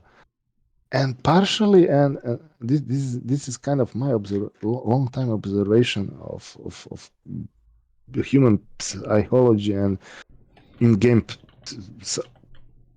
and applying it to the game. I kind of did an Excel spreadsheet, but it's not finished. About when I'm sending the positive vibration, in quotes positive, like people climb, people do this, don't rush, don't do that, and on the opposite side, ooh, we will lose, we suck, you don't know what you are doing. And when you kind of put people on not put people, when I kind of what's the English word, kind of is it spike somebody with words, like when you said to somebody, you bro, you suck, and most people will try to react to that like, now I will show you how I don't suck actually, and they will do better than they usually will do. So sometimes applying the reverse psychology in games like War Thunder actually work, but people see that as me kind of being a little bit nasty to the player community, but actually I'm trying to kind of spike them to play better. Yeah. If you get my drift. And oh no, I understand. And also the using of false advertisement, especially when I'm playing. Maybe few people in the chat will remember doing this. Like especially when I'm with the US side, trying to at like 2 minutes into the game start typing, oh, everybody's low. P47 is carrying bombs and killing AAAs, like feeding the enemy false information. And sometimes it works, sometimes it don't. So sometimes actually I'm lying, sometimes actually I'm not lying. Every like 3 P47s are actually low. Sometimes the enemy takes a bait, sometimes they don't. So it's kind of interesting. I wouldn't say funny in the nasty way, but funny in like interesting, observing way of human psychology and behavior. Yeah, how people react to certain information, so to say. And that's that. It's late. It's midnight. It's 20 minutes past midnight, and I have to get early in the morning and fight the computers because I have discovered so many new things, considering why printers don't work in the last 2 days, that I have stories for the next 10 years. Why printers don't print proper receipts for books, and how Windows can act like complete idiot for only known reason to them. Anyhow, that is all I have for tonight. I'm leaving the stage to some other people, and it's been nice talking to you and other people that are listening. I wish you all well, and see you in next episode of Fire Chat. See you later, Moxie. Have a good evening, man. Bye bye. Always lovely to chat to Moxie, and now we have Mauser. So let's see what Mauser wants to talk about. There we go. My voice is dying, by the way. And I know I'm not responding to chat as normal, but understand I'm trying to let the guys talk. Hello? How are you, Mauser? How's life?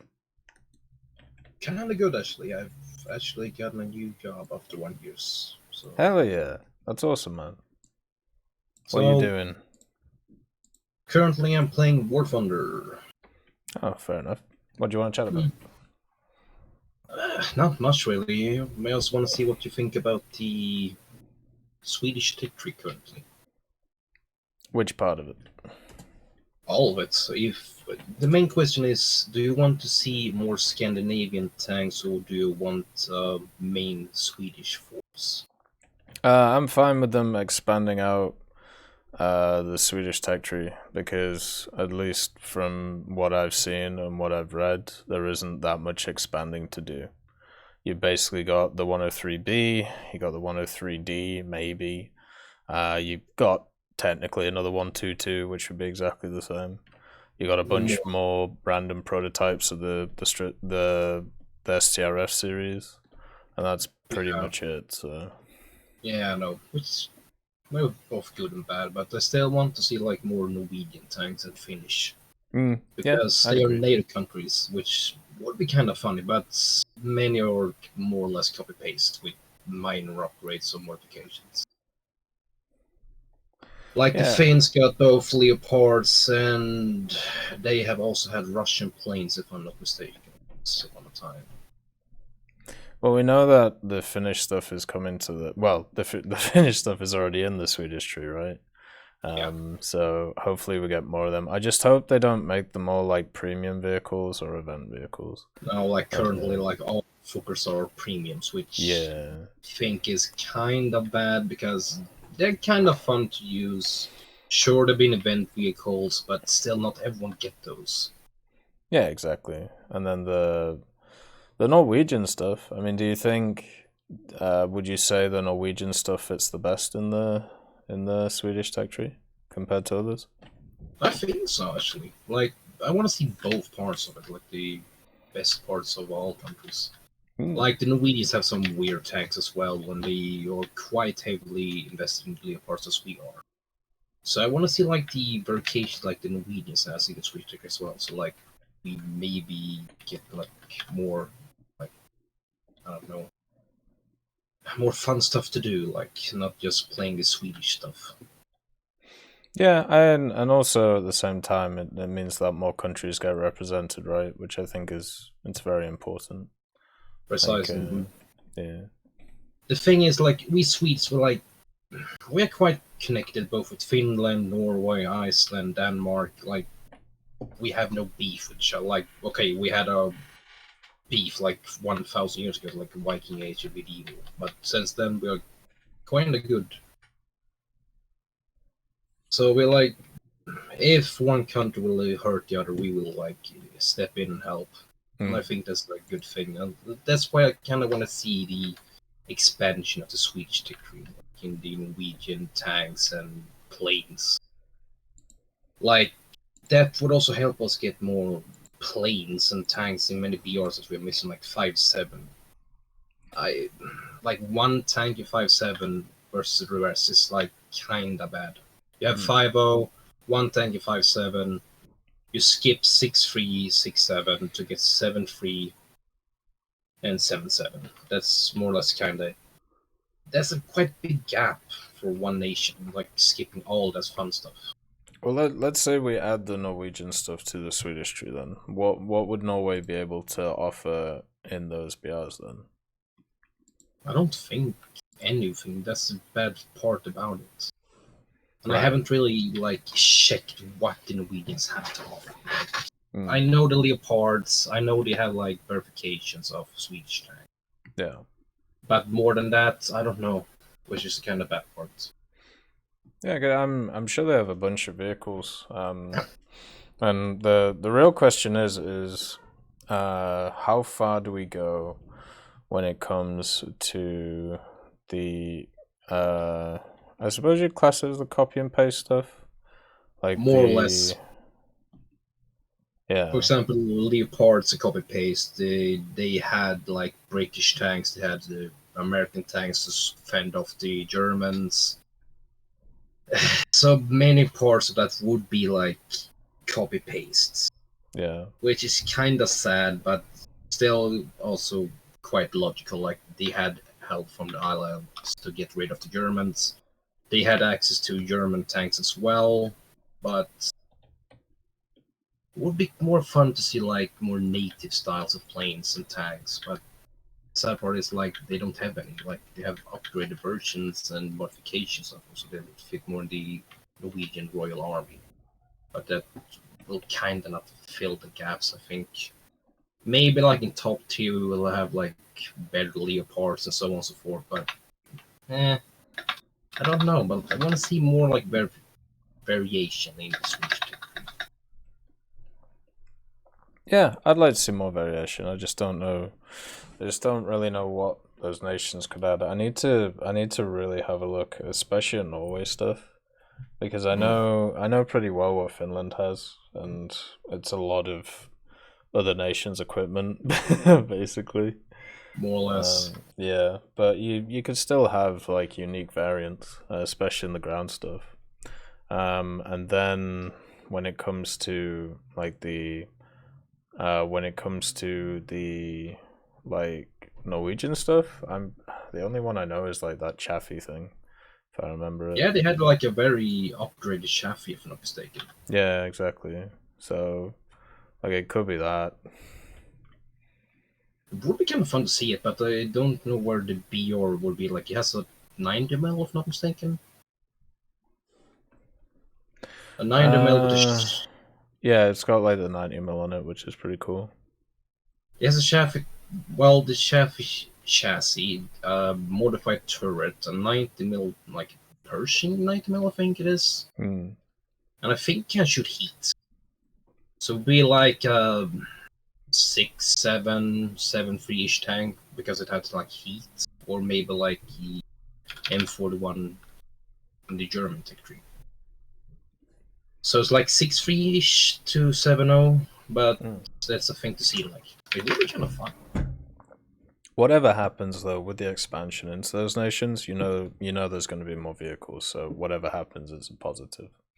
The question is, how far do you go? Like, what about Danish vehicles? Would you like to see them? Of course. I want to see like everything. Like Icelandic, Danish, like I don't give a flying fuck really. Yeah. Like it would be actually more fun to see like Scandinavian tech tree than Swedish tech tree. Mm. Like I said, we are countries, we are kind of friendly with each other like all the time. We don't have any like bad stuff between us. We have always helped each other, like Sweden helped Finland fend off the Russians, like here, get our guns, like we have them in armory, like we have no use for them, like here we go. We may break the rules with the Germans, but hey, fuck them, like take our old stuff. Like. And we did quite a lot behind the Germans' back to like fend off the Germans. Sure, they may have passed through Sweden, we may have sold them like coal and so on and so forth, but we did that to like stay neutral, and we still help the Finns, the Norwegians, like the best we could without like getting caught. Mm-hmm. Which I think is kind of awesome history-wise. Like we were neutral, but still not. Like we had more stuff to do with allies than the Axis. You were soft allied with Germany, though, weren't you? More or less, like in the 1930s and 1920s, Sweden was kind of racist, and I mean quite racist. Like no offense, like, but we kind of switched over. Like I don't know what the fuck happened. Like, hey, we're super fucking Nazis, and then like the war came. Like, okay, we are not Nazis anymore. Fair enough. Well, yeah, like we Swedes have some weird history, like. I don't know. I don't want to get into it, but I don't know how you can switch from like Nazi and then like the war breaks up. Like we're neutral. We are totally neutral. We have no peace with anything. Like okay. Yeah. But no, I think you could definitely use the ties of today to justify, those being in those like specific text trees and stuff. I don't think, you know, I would love to know their criteria on these things. Like what is a good connection between two nations to let them into the tech trees? Like with the South Africa stuff, right? Like that, you know, is it the Commonwealth thing? Is it the helping designs? Like what is it? Like what makes the most sense here? Like why is it there, you know? Like as said before, we have bond with like Norway and like the entire Scandinavia in both like economics. We sell Norway, Finland, Denmark, Iceland like CV90s. Like we also have like a connection. Yeah. And like that's like one thing. We have economical ties. We share like, military value. We have military pacts. Sweden technically don't have because we're still neutral, and we still want to join NATO, which the Russians do not want us to do because then there would be like problems in the Östersjön. So that will not be so fun to see that happen. But still, like, I don't know what you could really like put on like what connects countries. Like I know the Commonwealth, they can add a lot of tags if you like add a Commonwealth to like the British. They have South Africa, Hong Kong and that thing, but there's more like Russian tanks and so on and so forth, that would be more or less copy paste. Could do Canada, Australia. Those like Canada would be kind of fun. Yeah, I still don't know why the Brits do not have a Commonwealth side of things, or like a separate tree. Like, sure, you would have copy paste in Germans, Spitfires, F6, F8s. Sure, but they still would have like their own variations. You have the boomerangs, you have the rams. It would be kind of fun to see like a Commonwealth tech tree, like a mixed tree. I'm guessing that's exactly what would happen in time, especially after like the South African edition. Precise, like it would be fun to see like also like smaller Axis nations in like one tech tree, like Hungary, Estonia. Like it would work, but we would have a lot of tanks like rank 2, 3, 2, 4 maybe, like variation of Panzer, maybe even Panthers, but I don't think so much in that area. Leopards, T90s, T80s, but I don't know what the middle bracket Mira, give. nice like to see we you. have the low end stuff and we have the high end stuff. Yeah. But still it would be kind of fun to see. Like I know they had like variation of the Marder, the Strug. Panthers I know they had, but I don't know if they really modified them because they broke all the time. Like that port transmission dude, holy shit, it carried a tank that was too heavy and the engine did not care for that. And it broke like just a couple of kilometers, like So yeah, I don't know. But like what would you want to see? Like an Axis tree first or a Commonwealth? Yeah, I'd like to see the Commonwealth stuff, especially after the South African things. I thought they were really positive when they added them.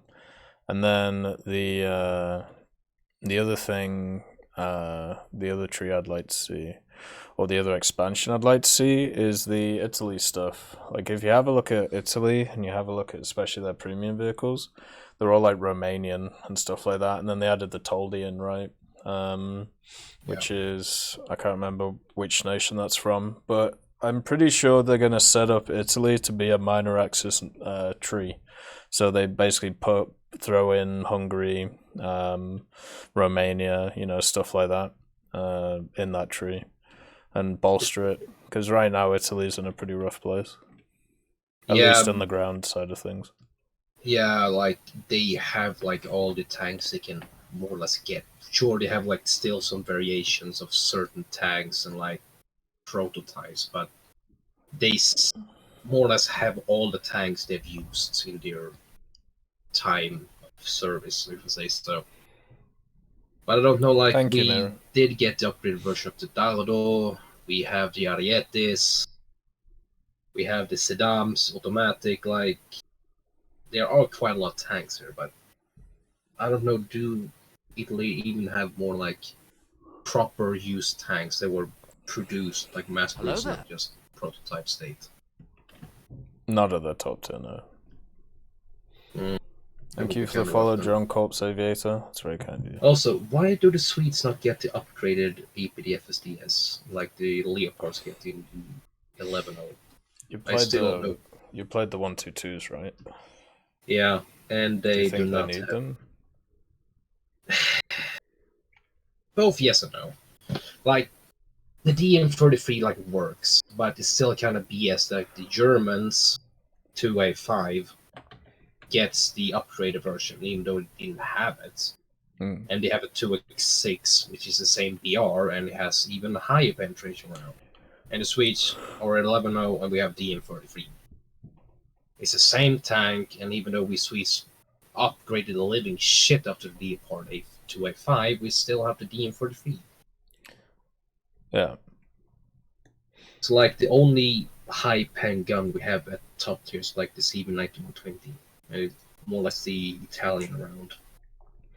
For me, I've always seen it more of I wish they just took the round off of the Leopards, because I think the DM33 is fine. Like, yeah, I don't know, the 122s I found really easy to play. Like, they were really fun. I liked them a lot. They are really fun. They are extremely nimble, and they attack a lot more than you think. The same thing, like the Russians have like the same problem. Like their rounds are extremely good at penning, like sides and frontally cheeks. Like it's insane what they can pen. Like 580mm pen is not something you want to mess with really. Sure, the Leopard gets 600-ish, like, but still, it will pen everything it sees, like point click done. Yeah. I understand like the habits because they can have it, but still, like, what's the fun? Like, yeah, you got the full upgraded rounds, you point click on a 2A6, it's dead. Or you like critically damaged it, and now you can do nothing for 30 seconds. Like, I miss the old tank, man, like the heavy tank, man. Like, go around in a mouse and like have a fun time, like trade shots with the IS4. That was a good time. But now, like, I got heat, I got APFSDs and low tier. Like, oh, have fun. Like, you have to play. I don't like playing the mouse like super passive. It's so like the mouse was made in 45, was never really made. It was supposed to go frontline like tank shots, but I don't know, just me, but I get a lot of 8.7 when I play mouse. I don't know, it's a popular BR. I used to get a lot of 8.3 when I played it. That was rough. Yeah, I think it's like Italy, like they really like 8.7 because of the Centauros. Yeah, true. It's like one of the best BRs for Italy is like 8.7. It's so fun. You have the Sedan, you have the Centauros, like, also the OF40 is also a really fucking good tank. And all S87, so it's like really good BR currently. And then you have like the 9.0. Also fun, Dardo 9.3. It's like, it has its like good picks, the Italians, but they kind of have the same curse as Japan. I wish Japan get more tanks soon. Like, you have 6.3, 2 tanks is 5.7. Before I start freaking out with each other. I just got fucked over by Tech, then opened the stream to see if it was actually him. I should stop texting like, G.91ing. What tanks like Thrayshawn Japan to get like a ball string in the tick tree? Thank you for the bits, balls in your jaws. That's very kind of you. Thank you very much. I think, well, it wasn't last update, but it was the update before. They got a bunch of vehicles, right? Yeah, so, the T74s. Yeah. The Type 74s, then they got that like racing car, and then they got something else that I can't remember.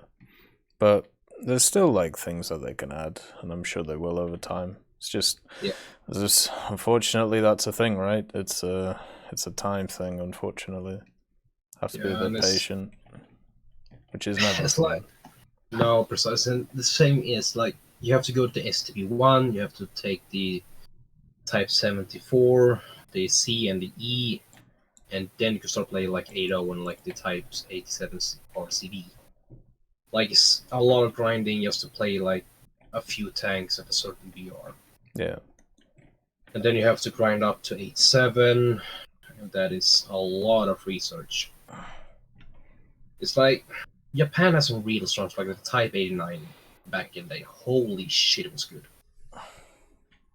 You have the APFS, you have the APDS, you have the tandems, and that thing was so good, but the only bad side was you had no tanks with a Dozer. True. But now you more or less have, but you need to play it like 8-7, maybe 8-0. But it's not like Germany, US, or USA. Like you have a full bracket. Like I have a lot of tanks, but Japan, like I have 3. Like, okay. But the aviation, holy shit, is good. Like they have so many good airplanes there. So it's, I like start to play right now, and I'm starting getting ranked for like the NYK1s. They are beautiful. The A6 really fun to play. The J2 M4. Holy shit, that thing can turn. Yeah, the Japanese aviation is one of my favorite tech trees. If Italy aviation wasn't in the game, it would probably be my favorite. There's so many just nice vehicles with different playstyles. Yeah, like the key 108s and 102, like go around to 57 million, like who am I gonna target today? Like they have so much like variation. Not like Sweden, like they have good BRs like 2.7, like the B18s. I'll be back in 2 seconds. But keep going. I can still hear you. I'll be right back. Like the Swedes have like more or less good like bombers, but it's like the 4.0, 4.3, then cutting it to 7.3, and then you have no more bombers. It would be kind of fun to see something like 5.0, 6.0 ish. And then you have the SK60, which is brutally expensive to play. Same with the Sub 105. And I still haven't played it because I will be poor playing it. But that's more or less what all I want to say, Tech.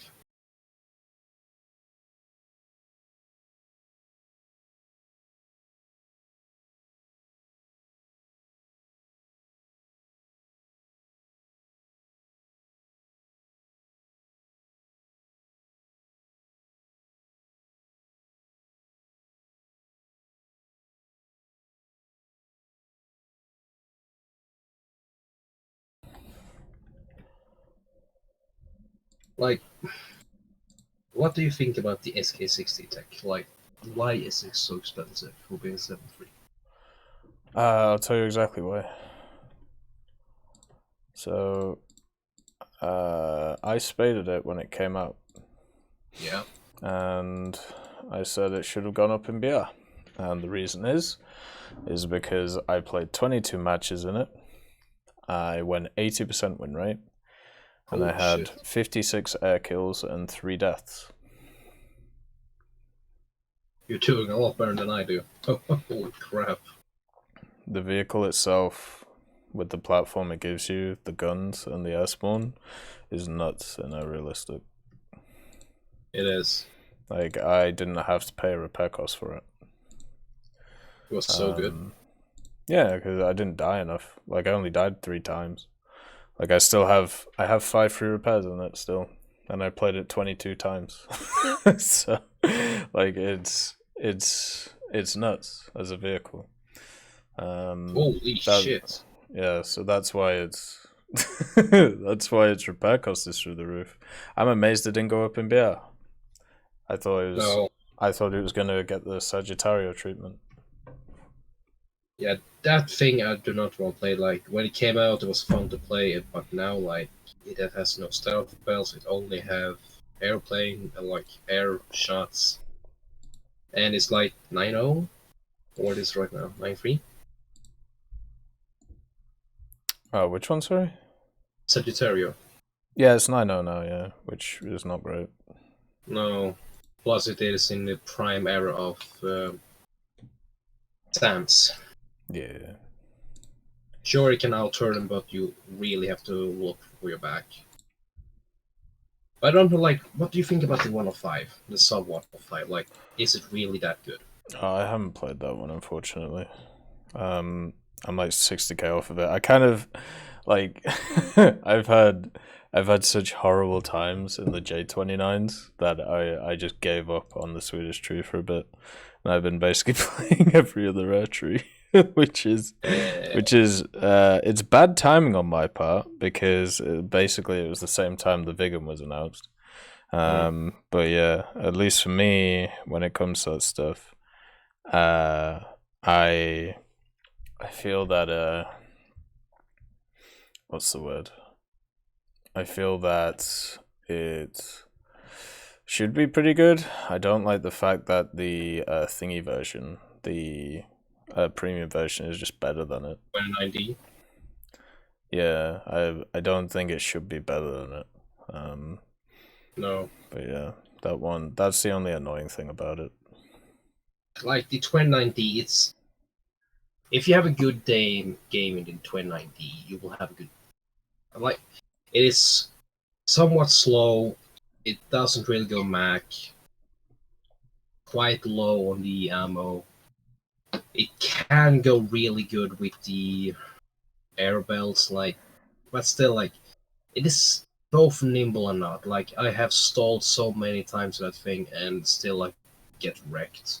Or sometimes I pull it off, shoot out a couple downs makes, and that's more or less it.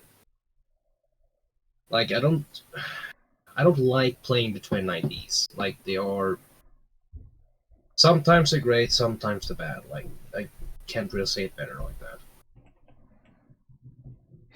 Yeah, that's fair. I'm definitely gonna give what's the word? I'm definitely gonna give the Saab 105 a go at. What have you heard about it? That it is insanely good, or what?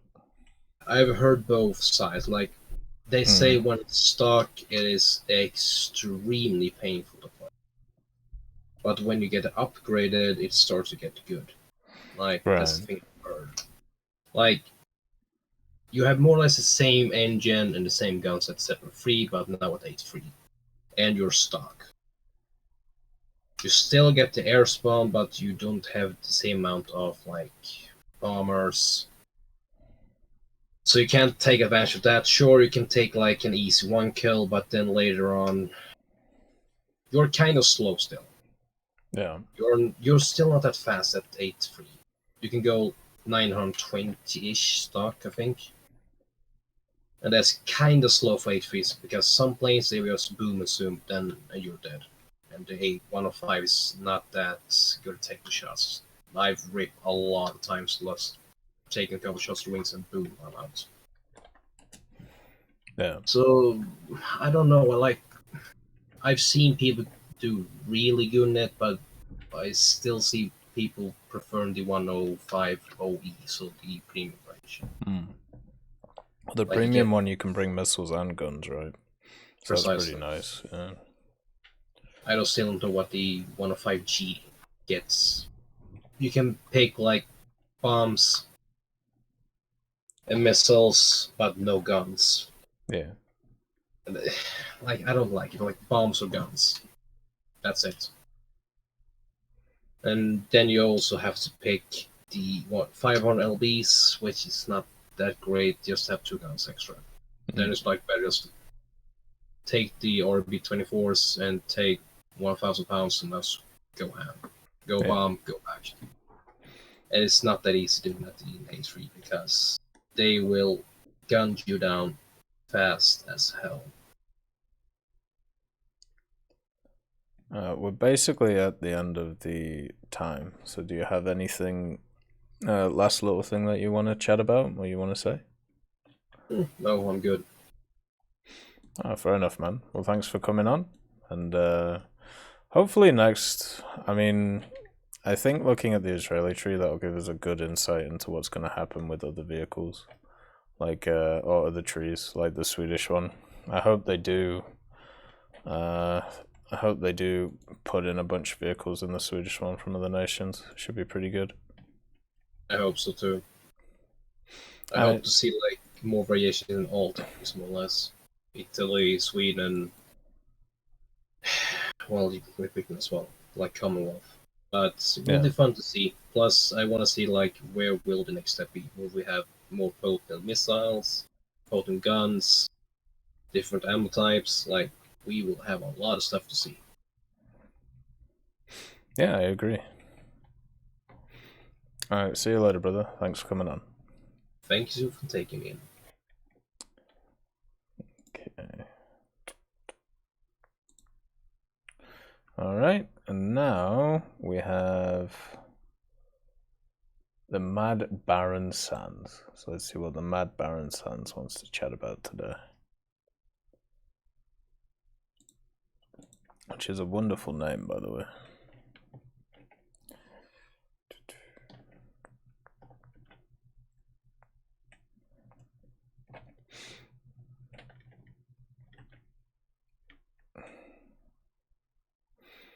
Well, hopefully you guys in the chat are doing okay.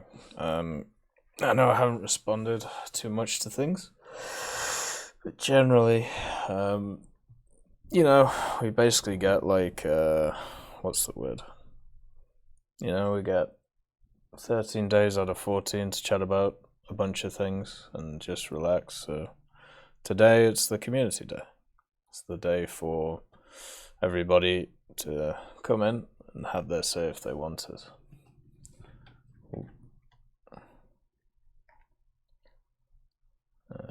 Let's try that again.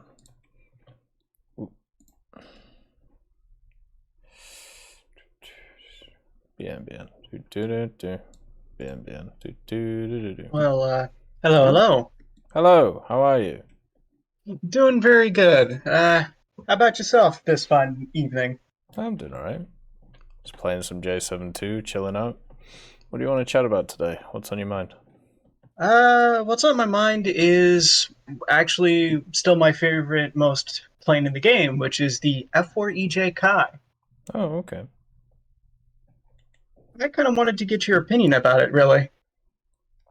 Like, is it good? Is it bad? Or what? Yeah. I think it's definitely one of the meta definers right now. Like, when it comes down to it. It's one of the better versions of the what do you call it? The Phantom. I don't think there's many others that really are on with it as well. Like, it's basically just, it's either that one or I think it's the British Phantom, but I'm pretty sure that the F4EJ Kai is just the one with all the bells and whistles, right? So it should actually be really good right now. What are your thoughts on it? I mean, it is, in terms of air-to-air firepower, definitely one of the better Phantoms out there, but after playing it for about, I think, 100 seat hours this time, as far as I remember, I'm honestly going to say that the German Phantom has the EJ Kai beat, the F4F in the tech tree. Does it? The only reason why I'm saying that is because in terms of close air support capabilities, which was one of the reasons why the Phantom was regarded as for use, you only get access to a set of either 500-pound or 750-pound bombs with the EJ. Yeah. With the German Phantom, you get access to a combination setup that is 4 IR air-to-air missiles and a couple of bullpups. And I still kind of get the chills whenever I'm facing it up against an F4F because of it it does have the lack of radar-guided missiles. Right. But it makes up for the fact that it can carry additional gun pods. So that 3 Vulcans and 4 air-to-airs versus 8 air-to-airs in a single Vulcan. Yeah, that's kind of nuts. But that's... I would say if you're looking for an EJ Kai that definitely does punch way above its weight class, I would say the EJ Kai. Yeah. Because its look-down function combined with its fairly ridiculous max lock range of 74 kilometers makes it a very big contender. God, that's nuts. 74 kilometers. Its actual lock range in game right now is 74 kilometers, and the E2s complemented with that very powerful pulse Doppler radar makes it a very scary thing to fight. I think so the EJ Kai also has some growing to do, right? When it comes to mechanics in the future. Like there's more things it can get a hold of, right? Oh, definitely. Right now it still has it. I still notice that it has its center line. Nice to see you. Mounting point for its updated F-15. Congrats on what? Center point mount for its fuel tank, but I'm wanting to see if it'll get its signature anti-ship missiles. Because they weren't just anti-ship missiles, they were actually dual purpose. They were either for attacking ground targets or they were for taking down naval ships if it was the version of the Phantom that was used by the Maritime Self-Defense Force. Yeah. In terms of what I remember from its loadout sheets, whenever I got it from a buddy of mine that actually was over there in Japan for a while. Yeah. It got the modified sidewinders known as AAM3s,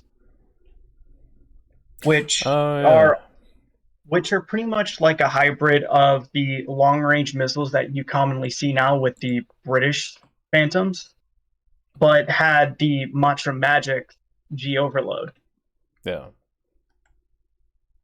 Which a little sounds nuts. Crazy. Yes. So I'm not going to take up too much time, but a quick little story. Mm-hmm.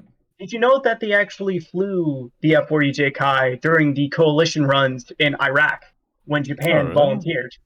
Mm-hmm. That's pretty cool. It's not publicly documented, but it was actually confirmed in a declassifying briefing that there was 2 F-4EJ Kais that had went on a strike run with an A-10 being escorted by an F-22. Oh, Jesus. It had outperformed the A-10 in, I think, dry bomb runs, because the A-10 was loaded with laser guided and the EJ was loaded with 750s for dumb bomb dumping. Oh, fair enough, Obbo.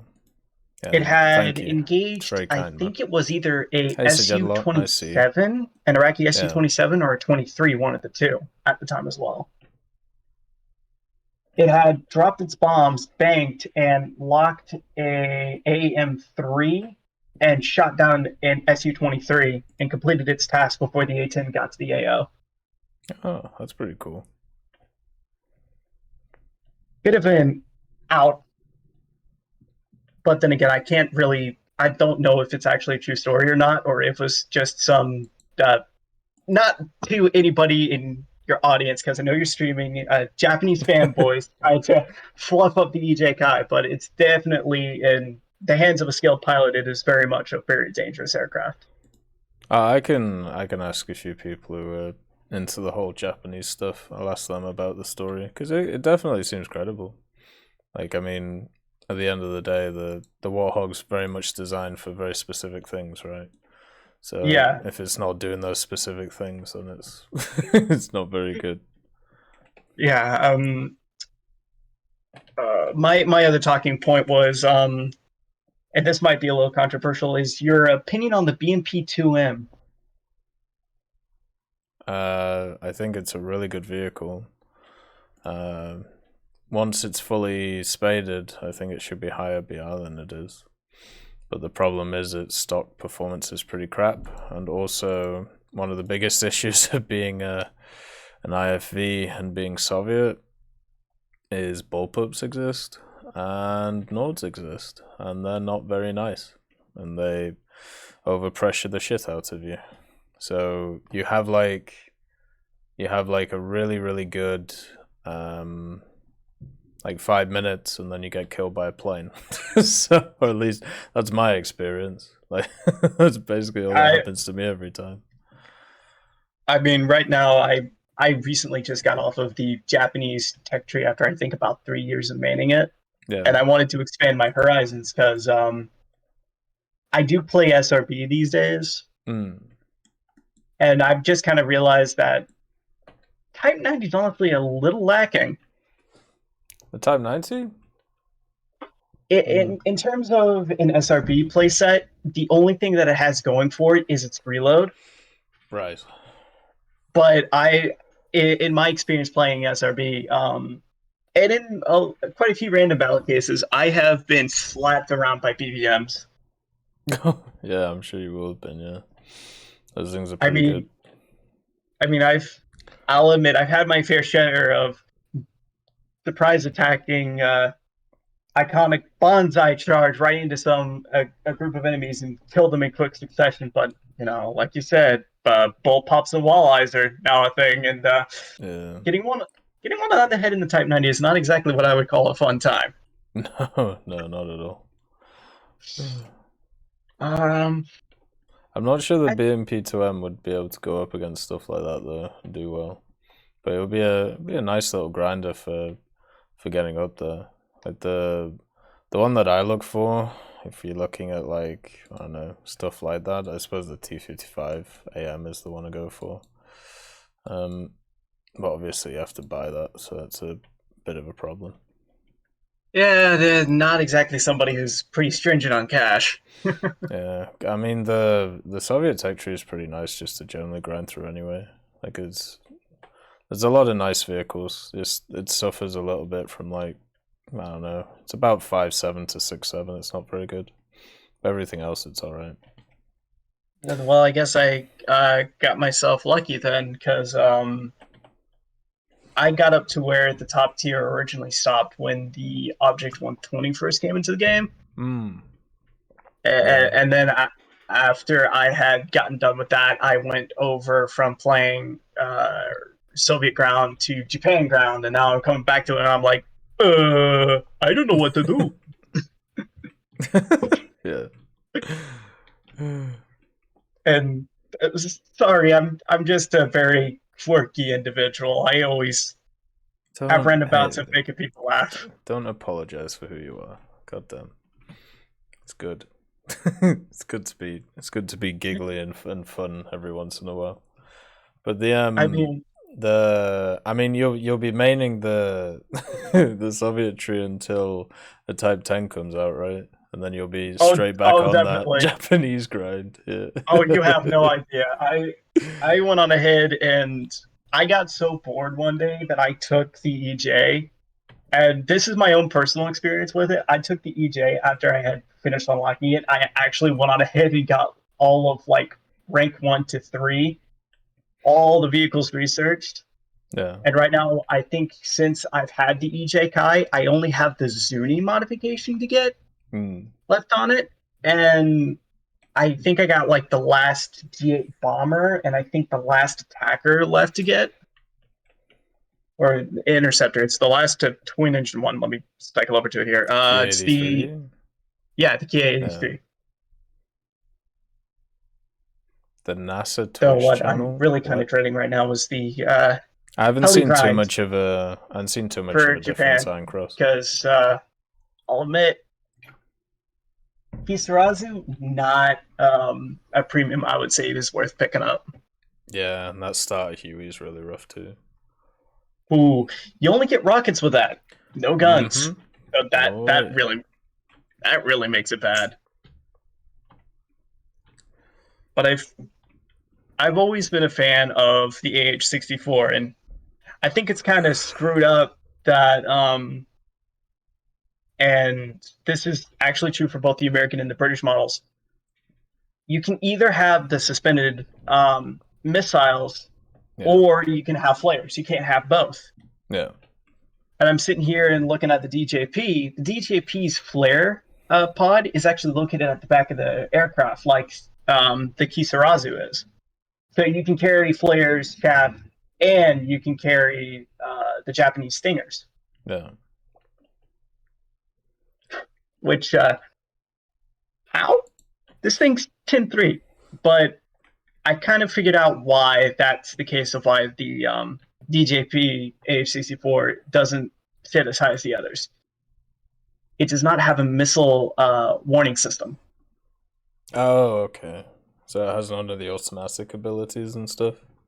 Nope, you got to do it by manual, but you do benefit from I think a slightly better radar. I'm not too sure if it's a pulse Doppler or not, but I've noticed that from a couple of my friends that do have it. I've been talking with them about it, and they said it has a longer lock range than what the American and the British have.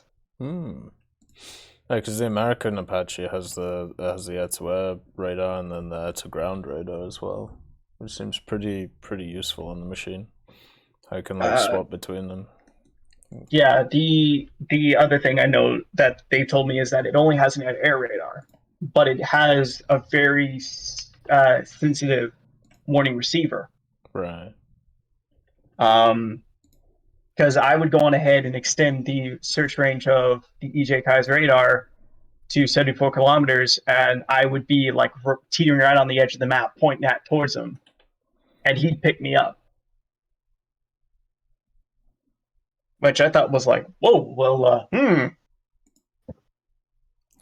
Yeah, helicopter, at least the high-tier helicopters are very, very spoiled when it comes to what they get access to. Like, it's nuts when you think about it, right? They get us so many nice bells and whistles. And going back on the whole thing that was said earlier about the Type 89, despite what people say, yes, the Type 89, in my opinion, has been nerfed as it did lose its ability to fire on the move. But I wouldn't exactly call that a flat nerf, as it now considers it's no longer belt fed. It treats all of its round as individual rounds now. Yeah. And its ammo capacity per belt got upped from 17 to 34. Yeah. It also got those new proximity missiles, right? The anti-ship proxies, yeah. Yeah. What weirds me out is I'm used to that thing having like a slightly slower rate of fire. It was nice to see. Before the update, it was bang, bang, bang, bang, kind of like how the Warrior was. And now this thing fires about as fast as the Bushmaster. Yeah. Sitting here like, I'm sitting here like, woo, tone it down, Japan. And I do have the Type 87 RCV, and my first take on it, yeah, they shouldn't have put it down at 7.3, and I honestly think it shouldn't be 8.0. But at the same time, it really should. Because you get the same belts as the Dardo, which is at 9.0, at 8.0. Yeah. But it doesn't get a stabilizer. The suspension on the thing doesn't make it any better to aim, because you cock the turret to one side or the other, and you're going to be elevating the gun by another 10 degrees just by firing.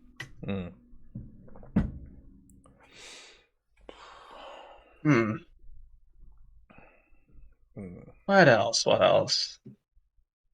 That seems to be all on my mind right now. Oh, fair enough, man. Well, it's been nice. It's been nice chatting about stuff.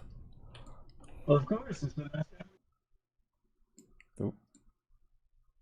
And there's going to be... Hopefully some nice stuff on the horizon, at least for Japan. I think there's going to be a lot of naval stuff, I think. That's going to be like the big things. That's right. That was the last thing I wanted to talk to you about. Sorry, I'm on the fritz here. I've been awake for about 14 hours. It's okay. Don't worry about it. Insomnia is a nightmare. Try not to get it, anybody who's watching. What's your opinions on the Japanese distributor of War Thunder, DMM Games, starting work on the model for the battleship Yamato? It's awesome, isn't it? I think it's really cool that they're doing that. Like, I don't know how far along the whole thing is, but I'm really happy to see it, and I'm really hoping that I mean, it basically gives like ship players something to look for, right? Like in like 2 or 3 years, because I don't think it's gonna come out any earlier than that. So, and also shows you how all the other beasties are gonna be coming along too, right? Oh yeah, I have every ounce of my brain going on ahead and pretty much said with my body here on, we're gonna see the Bismarck, we're gonna see the Iowa class. As far as I'm aware from who I could actually contact about it, because my friends in Japan are kind of hard to get a hold of since work schedules over there are kind of screwy. Yeah. I think they said that they already had the hull finalized. They were working on the turrets. Because no, I'm taking up too much of your time, and I'm definitely sorry about that. But there's actually 3 models that were blueprinted when the Yamato came to be a glimmer in Tojo's eye. Right. So there's one that actually had side-mounted main cannon turrets, which was more commonly referred to as the design build that was meant for the Musashi. Right. Which I don't believe we're going to be seeing in the game anytime soon, because 5 turrets of 16-centimeter guns? No. Yeah, it'd be a bit nuts, wouldn't it, at least right now? I think we'll see the Yamato class's capital ship configuration with a lot of AA. Yeah, I would agree with that. Still retains 3 turrets of 16-centimeter very long-range guns, which is one thing that makes me a little scared, because at the current range we see our dreadnought battleships engage at, it's a point-and-click adventure with those 16-centimeter guns. Because we're talking about the Yamato here. This big old girl could go on ahead and fire shells up to 10 kilometers away. And that's something that should be scoffed at lightly. Oh yeah, I agree. Like, and I'm glad that now with that stuff, and then also, I'm glad that with what we know about the Yamato stuff, it kind of confirms that they're gonna go full brow into it, right? Like they're gonna go all the way with battleships. So, because I know over the last few years there was a lot of people who were like, "Hey, I'd like to see these." So, well, here you go. Here they are. They're coming. So, yeah, here they are. Hopefully, you enjoy them. I mean, it's going to take me a little while, because I'm trying to use my squadron points to get the Lever 2 PL right now, because my Germany is a little lacking. Fair enough. But I will definitely be going like, hold up, SRB's on hold, I'm going for the Yamato. Oh yeah, true. Do you so you like SRB, right? And I'm not like hardcore into it, like, yeah, I gotta go in the top 10, you know. Yeah. That's just not my style. I used to be up there like 2 years ago, but that's 2 years ago. Right now I'm kind of getting my butt kicked around. Map selection in SRB, for anybody who wants to get into it, I would say don't do it until you get to your first rank 7, or at least get to your first 11-0. and then give it a shot, because the maps you're going to be getting garbage. You're going to get garbage rolls with the maps. And if you do too good, you're going to come across these guys who whale the game, who literally min-max everything. I'm not going to name the squadron that does that, because I'd probably get hunted down for that. Oh dear. I've met some pretty toxic people in the SRP community. A lot of them are like really cool people. Don't get me wrong, but there's quite a few bad eggs too. Fair enough. We're just playing out today. Again, not gonna name any squadrons. There are a couple of squadrons that are of the redacted, cannot speak on Twitch kind of thing, but I'll DM you about them later. Okay, fair enough. Because there's some pretty bad people there. I know. I've met a few of them, but yeah, it's just, I don't know. For me, the way I put it, the way I look at it is, they're not worth my brain power. So they ain't worth mine either. Yeah, exactly. Well, looking at it now, it seems that I'm pretty sure I've gone for about an hour at this point. There's another guy that wants to speak. I'm going to go back to grinding 8-7 Russia with only a BMP2M and a PE8. And I'll just continue listening. So. All right, brother. Well, thanks for coming on, man. Like, it's fantastic having you on, and a good chat as well. Like, thank you very much for coming on. Well, if you want me back, I'm more than happy to come on back for you. Well, we'll make sure to catch you next time then. Alrighty, man. See ya. See ya. Oh, shit. Ooh. Okay. Oh. This is my first game in a Phantom, so I am trying to stay alive.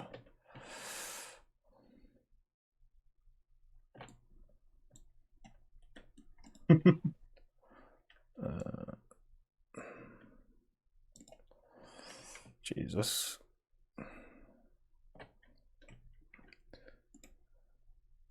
Okay, so the next individual on is Tank Dragon. So let's have a chat with Tank Dragon. Let's see what's tickling his fancy today. My guess is tanks and dragons, but I don't like stereotype. Ooh.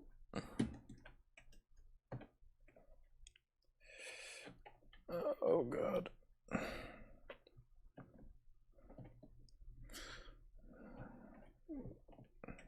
Hello? Hello. How are you? Not too bad. And you would probably be correct in that assumption of tanks and dragons. So that stereotype would be a very correct one. I mean, the name says it all, Like it does. Yeah. It does. Honestly, I was kind of surprised when I heard that he was getting off. I was like, oh, I was actually enjoying hearing him talk. Yeah, it was really nice. And yeah, I think we've had a ton of really cool people today, basically, talking about many different things. What do you what do you want to chat about today? How are you doing, first of all? Sorry, I haven't asked you. I'm good. Got the day off, so wonderful. I'm just enjoying my day off from retail. Oh god, retail's rough. Yeah, you know it. I was actually just playing last night because I had the day off, so I went pretty into the morning. So. Oh, well, that's good. I've only briefly worked retail stuff, and everything I've heard about it, from people who've worked in it for a decent amount of time, has been very, very negative. I think is the way I would put it. But at least you get time off, so you get to relax a bit now. What are you playing in War Thunder then? What's tickling your fancy recently? I play mostly Swedish. Swedish and German. No, Swedish and British are my my fancies. 4.7 British with the Fireflies and whatever I feel like playing at the time in Sweden. So you mainly play ground then, yeah? Correct, yeah. And I try to get an air tree. Yeah. Try to get it caught up just to have some air support. But it gets harder and harder to keep up with that as I go on. Because of the amount of research it takes? That, and I'm not very good at air. But, I mean, I'm not too bad.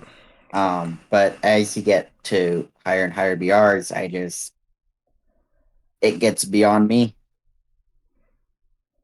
And I see you doing your gameplay, it's just like, yeah, I can't do that.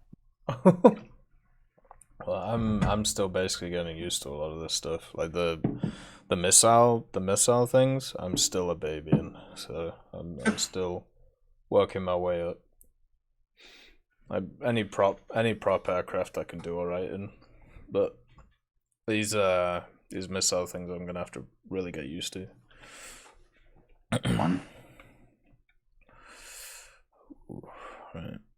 Right. Honestly, with me, it's the trying to keep an eye behind me. Because again, I'm used to ground, so I'm typically able to hear behind me if someone's coming up or something like that, unless it's like a 2-kilometer snipe. But yeah, I'm typically able to keep a good eye on the ground. But when it comes to the air, I have trouble with keeping everything together. Do you so are you used to flying with your keyboard basically? Yeah. I started on console and then I went to PC and got it unlinked, and now I'm solely on PC. And so I got all my keybinds set up as far as I can tell, and it's just get more experience. Yeah, I think that's one thing that's very key when it comes to aviation. You have to get so used to basically flying with the keyboard and then using the mouse to look around. Like that works the best, and it's not something that's super easy to do. Yeah, it's yeah.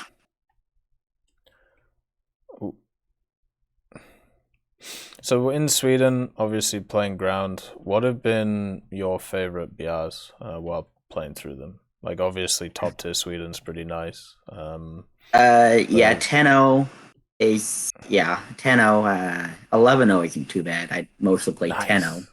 Yeah. So like the STRV 121 and the stuff like that? Yep. CV9040C and all that fun stuff. Honestly, I do like it. There are times I do somewhat well, but I don't know. I mean, the bill is 9.7, and then you compare it to other vehicles, other IFVs that are 9.0-ish. And I just don't know why. I mean, the build does get proximity rounds and APFSDS. Yeah.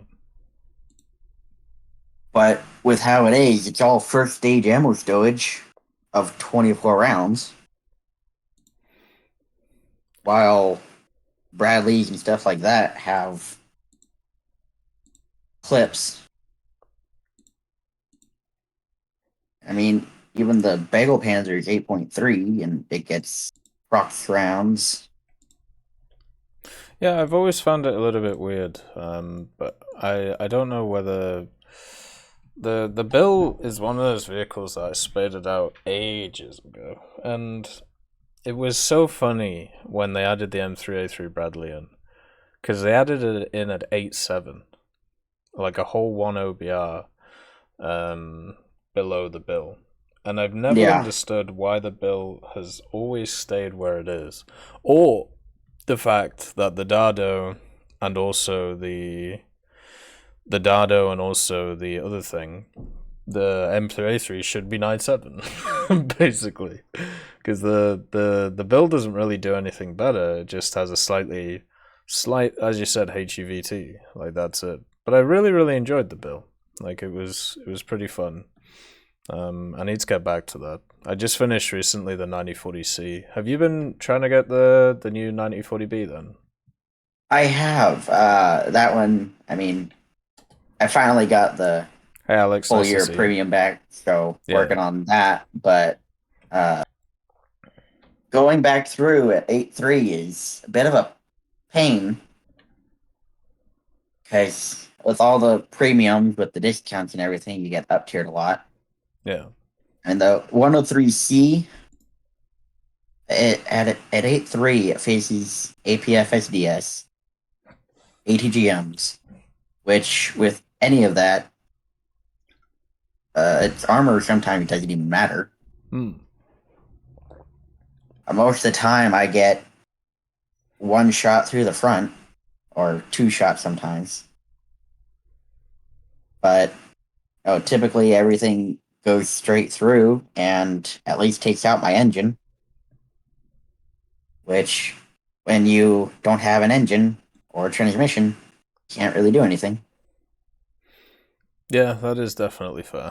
It's not too fun to play in that position. And everything else, you have a turret, so it's just swap the turret around and go. But yeah, with everything situated like that, and people talk about the armor and all that stuff, but when you're facing APFSDS all the time,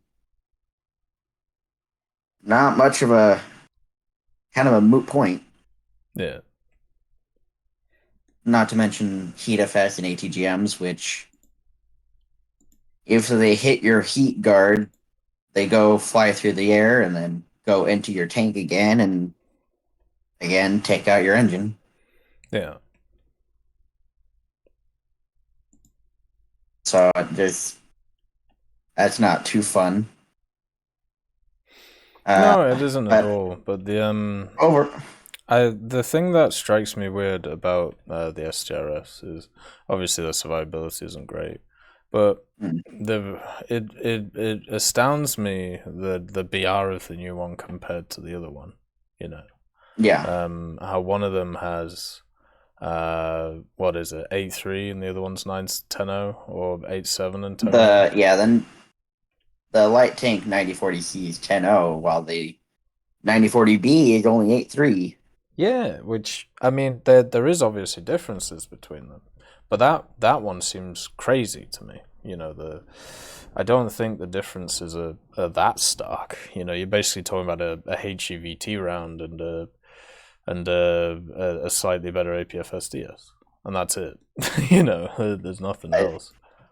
As far as I can tell, he's got the same engine power stock. Yeah. But I don't see either one is too high or one's too low. I would definitely say that one is too low. I'd definitely put that out there. I mean, I can get it going up to like 9.0 or something like that, just with the APF-SDS rounds. But then the 9040C, something in the middle to kind of bring it back, because the 9040C anti-air has a radar for its HEVTs, but those are, compared to the Bagel Panzer's HEVTs, they're small. Yeah, I agree. I wonder. And same with the. Go ahead. No, you go ahead. I was just going to mention the Dozer 305 and the Chinese with its HEVTs as well. Yeah, true. Yeah, that one's. Have you played that, by the way? I haven't. I've seen a lot though, and it's so fun. If you get anything near it, and it's gone. Yep. it's definitely stuff like the FV4005 where if you hit somebody with it, it's super satisfying. Basically, that's how that is as well. It's just dump bang, and it just stuff explodes in front of you. It's amazing. It's super satisfying to use that thing. I can figure, and that's how it was. Not too bad with the Vic 40, though. Lately it's been very lackluster. Lately, I felt. I've actually had recently. I've been trying to play it. I've been away from it, but when I tried to play it, I'd have rounds that would procs activate, but I would only get like a hit. Or if that, like I've seen rounds for the detonate. Vic? Yeah. Yeah, I've had that issue for a long time. I don't know what it's linked to, but yeah, it's super annoying. It's as if like the proximity stuff is way too sensitive. Well, it's not that it's sensitive. I think it's as sensitive as other stuff, but the problem is that it's the explosive mass that it has inside of it is not big enough compared to the proximity of the shell, if that makes sense. Yeah, like the Sergeant York. Yeah, so with the Sergeant York, I think it's slightly larger, right? So that proximity works well with it, whereas with the Vic it doesn't. Or the proximity, whatever, is a little bit different. I'm trying to just figure out what the Sergeant York's is. And I can never find it. It should be on the shell, I think. I can have a look after this game. I'm trying to look right now for it. It's got an HEVT shell, but since it has an AP shell in it, it doesn't say it. Yeah. That's so annoying. And they look like they are the same cannons, though, because and they both have the same fire rate and everything. But I would probably be wrong on that. But yeah, it's just 2 proximity fuse shells at a time. Just felt as if it's getting very lackluster. Yeah, it definitely. The Silent York feels a lot better than the Vic. I will definitely agree with that. I wish it wasn't the case, but then again, that means the Vic will go up in BR, which isn't always what you want, Sound fair enough. Because that 8-3 lineup for Sweden is really nice to play. Like, I like that one a lot. It is when you get a good VR for it, yeah. Yeah, exactly, 104, the new-ish IKV 91-105 feels pretty good as well. Oh, it's fantastic, yeah. I haven't even spaded it, and it feels pretty good. Yeah, I can't remember when they added that. Like, maybe a few...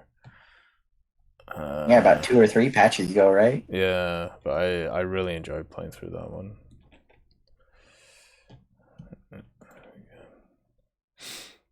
We've actually, weirdly enough, had some thoughts about today, like with a few different people, talk about additions to the Swedish tree. I think I was hearing about Norwegian stuff like that being added. What's your take on that stuff? Honestly, I would not be against it. Just because, like, again, this is a minor tree, so it doesn't have as much of a fleshing out as the big 3 or even, Great Britain in that. Yeah. But so it's just something to kind of help bring it to that kind of level, to kind of help bring it to something that allows it to be somewhat more competitive against more fleshed out tech trees. Yeah, I think that's fair. I think adding more nations to it, kind of like the idea of with Italy, right? We'll just keep adding nations until they're competitive. I think that's not a terrible idea. But a lot of the Swedish tree already is pretty fun. It's just those those middling tiers. It's where its problem is, and I don't know what country could actually fill in those middling tiers. That's the thing. Goddamn. You get stuff that's either too high, and so you just kind of fill in more of the top tier, which Sweden I don't think really needs. No. Or you bring in more of the lower tier, which Sweden already has plenty of. Sweden is getting to be pretty cramped around 2.7 and below. Oh yeah, massively, and everything has APDF, which is definitely a very fun round once you unlock it. It is. If you know where to shoot, it can be pretty brutal. But if you don't know where to shoot, you just kind of aim center mass. You're just kind of going through thin air sometimes. Yeah. There you go. Like the 3.0, that one's kind of underappreciated. It's 105 millimeter, but it gets a pretty gnarly heat round at 3.0. Yeah, you're right. Kind of like the what is it? 240 millimeters. I still think my favorite Swedish vehicle is the PVK-V2. That one's just, I don't know. There's something about it that's just really fun, just because it has an insane gun in its BR. It can just do what it wants. And crazy optics as well. I found that on the IKB91 as well. Oh yeah, true. Yeah, that thing does have I'm optics. able to zoom in more than my binoculars can see, and it's just at 7.0. It's just like, good lord. And I mean, laser rangefinder plus heat FS is pretty good. So you said as well. You said that you played Britain, right? Correct. Right. So I have. Go ahead. Up to 8.7 there. Right. So for you, if you were gonna contrast both tech trees, so contrasting the Swedish tech tree to the British tech tree, which would you say has been more fun for you, and why?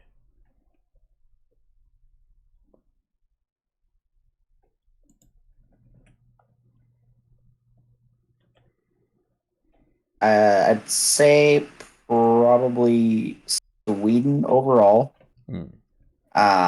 Earlier on, Britain was a blast with, again, the FV 4005. Centurions, Fireflies aren't too bad. Yeah. I think my highest number of games played is still in the Crusader Mark III, but yeah, a lot in that one. But like the Firefly, I've had a lot of fun in. Yeah. Even if it's bottom BR, it's able to pull its weight with its gun. Mobility and armor aren't anything to look at and in great detail, but the gun certainly does its job. Yeah, I would agree with that. I think it does really well, actually. I think I still bring it out in my 6-0 lineups or something like that. But I will say that Sweden, for uniqueness, I think does a bit more towards that, except for where they have their own Centurions. But like again, the IKB91, PVKB, as you pointed out, and even the 1.7 150 millimeter recoilless rifle is adorable on that little chassis. So just kind of different takes to kind of mix it up kind of helps make the game a little bit more fun, in my opinion. Yeah, I would agree with you.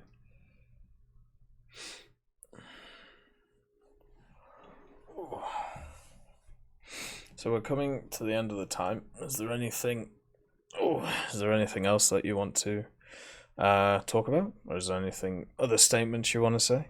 Any stuff you're looking forward to? Looking forward to Israel Groundtree. Yeah. Well, hopefully that gets added, and I am excited. Like, yeah, people worry about a lot of copy pasta. Yeah. But if it isn't too much, or even if they're like modifications and upgrades to quote unquote pre-existing vehicles, then I'm all for it. I mean, if you're taking an older tank with some add-on protection or a new gun or better engine or something like that, I'm all for it. Yeah. And if you're gonna do a complete copy and just there you go, then that's not quite as fun. But with the Israeli tech tree, we should have some currently interesting ones, especially the top VR.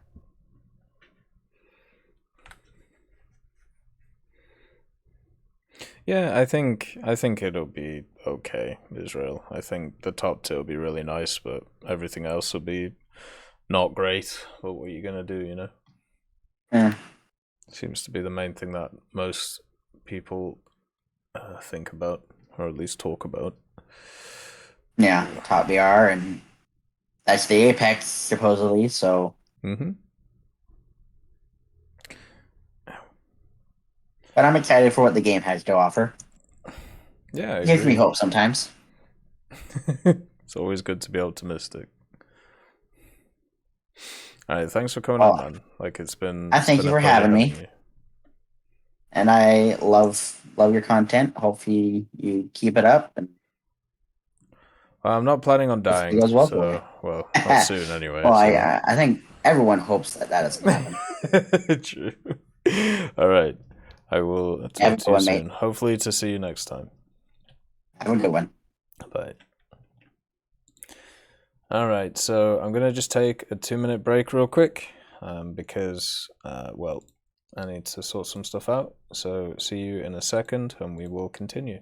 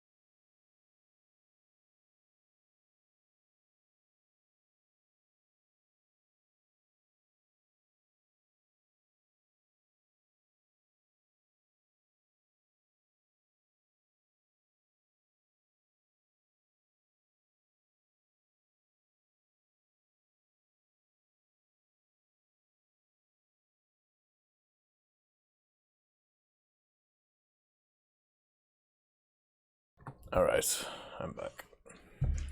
I had my dinner. I am hungry, so should be pretty good. All right. Okay, so I am going to be eating, so I will bring on 2 people so they can carry the conversation while I eat food. So let's get Panzer Soldat on. and also Hippochonklo. God damn it. Let's get both of you guys on so we can have a bit of a chat. I don't appreciate you laughing at my name. You know, this is my father's middle name, right? What, Hippochonklo? You disrespect my heritage, all right? That's racist. You can't say that. If that's your heritage... I'm gonna get you canceled on Twitch for disrespecting my culture. If that is your heritage, it deserves to be disrespected. Yeah, I can agree with that. How are you anyway? How are you both? Oh, I'm good. I'm currently waiting for SRB to start up, so this is a pastime. Oh, fair enough. What do you want to talk about, Panzer Soldat? What's on your mind? So I got a few things. So the tank dragon. There is hope for you in there. Trust me. I was horrible. Is putting it mildly. Very mildly.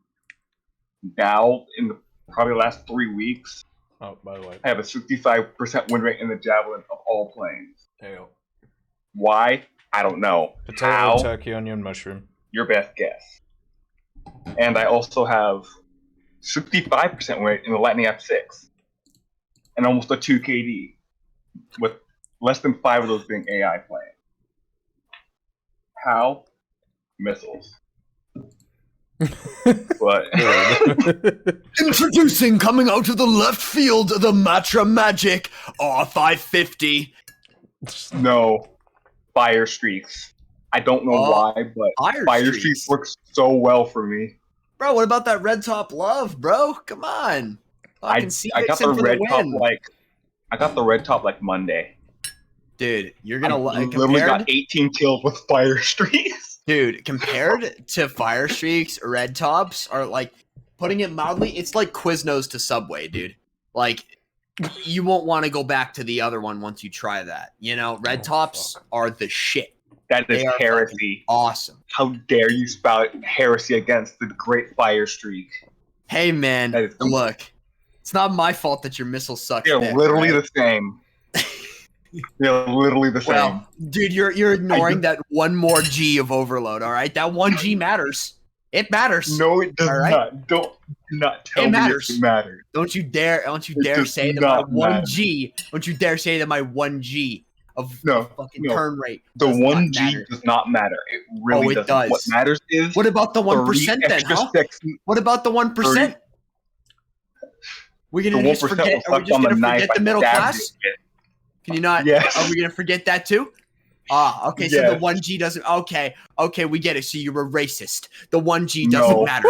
All right. I understand. I'm not racist. I am missilist. It's completely different. But it was like from the red top to the fire streak, they're basically the same. The only thing that actually matters. Well, the only difference literally is the seeker head. Not even the seeker head. The seeker head doesn't matter that much. What Have you actually seen matters? The red tops are like knockoff AM9Gs in terms of their but radius. if you actually look at the seeker heads, the fire streak has a wider outside bore, but a smaller inside bore.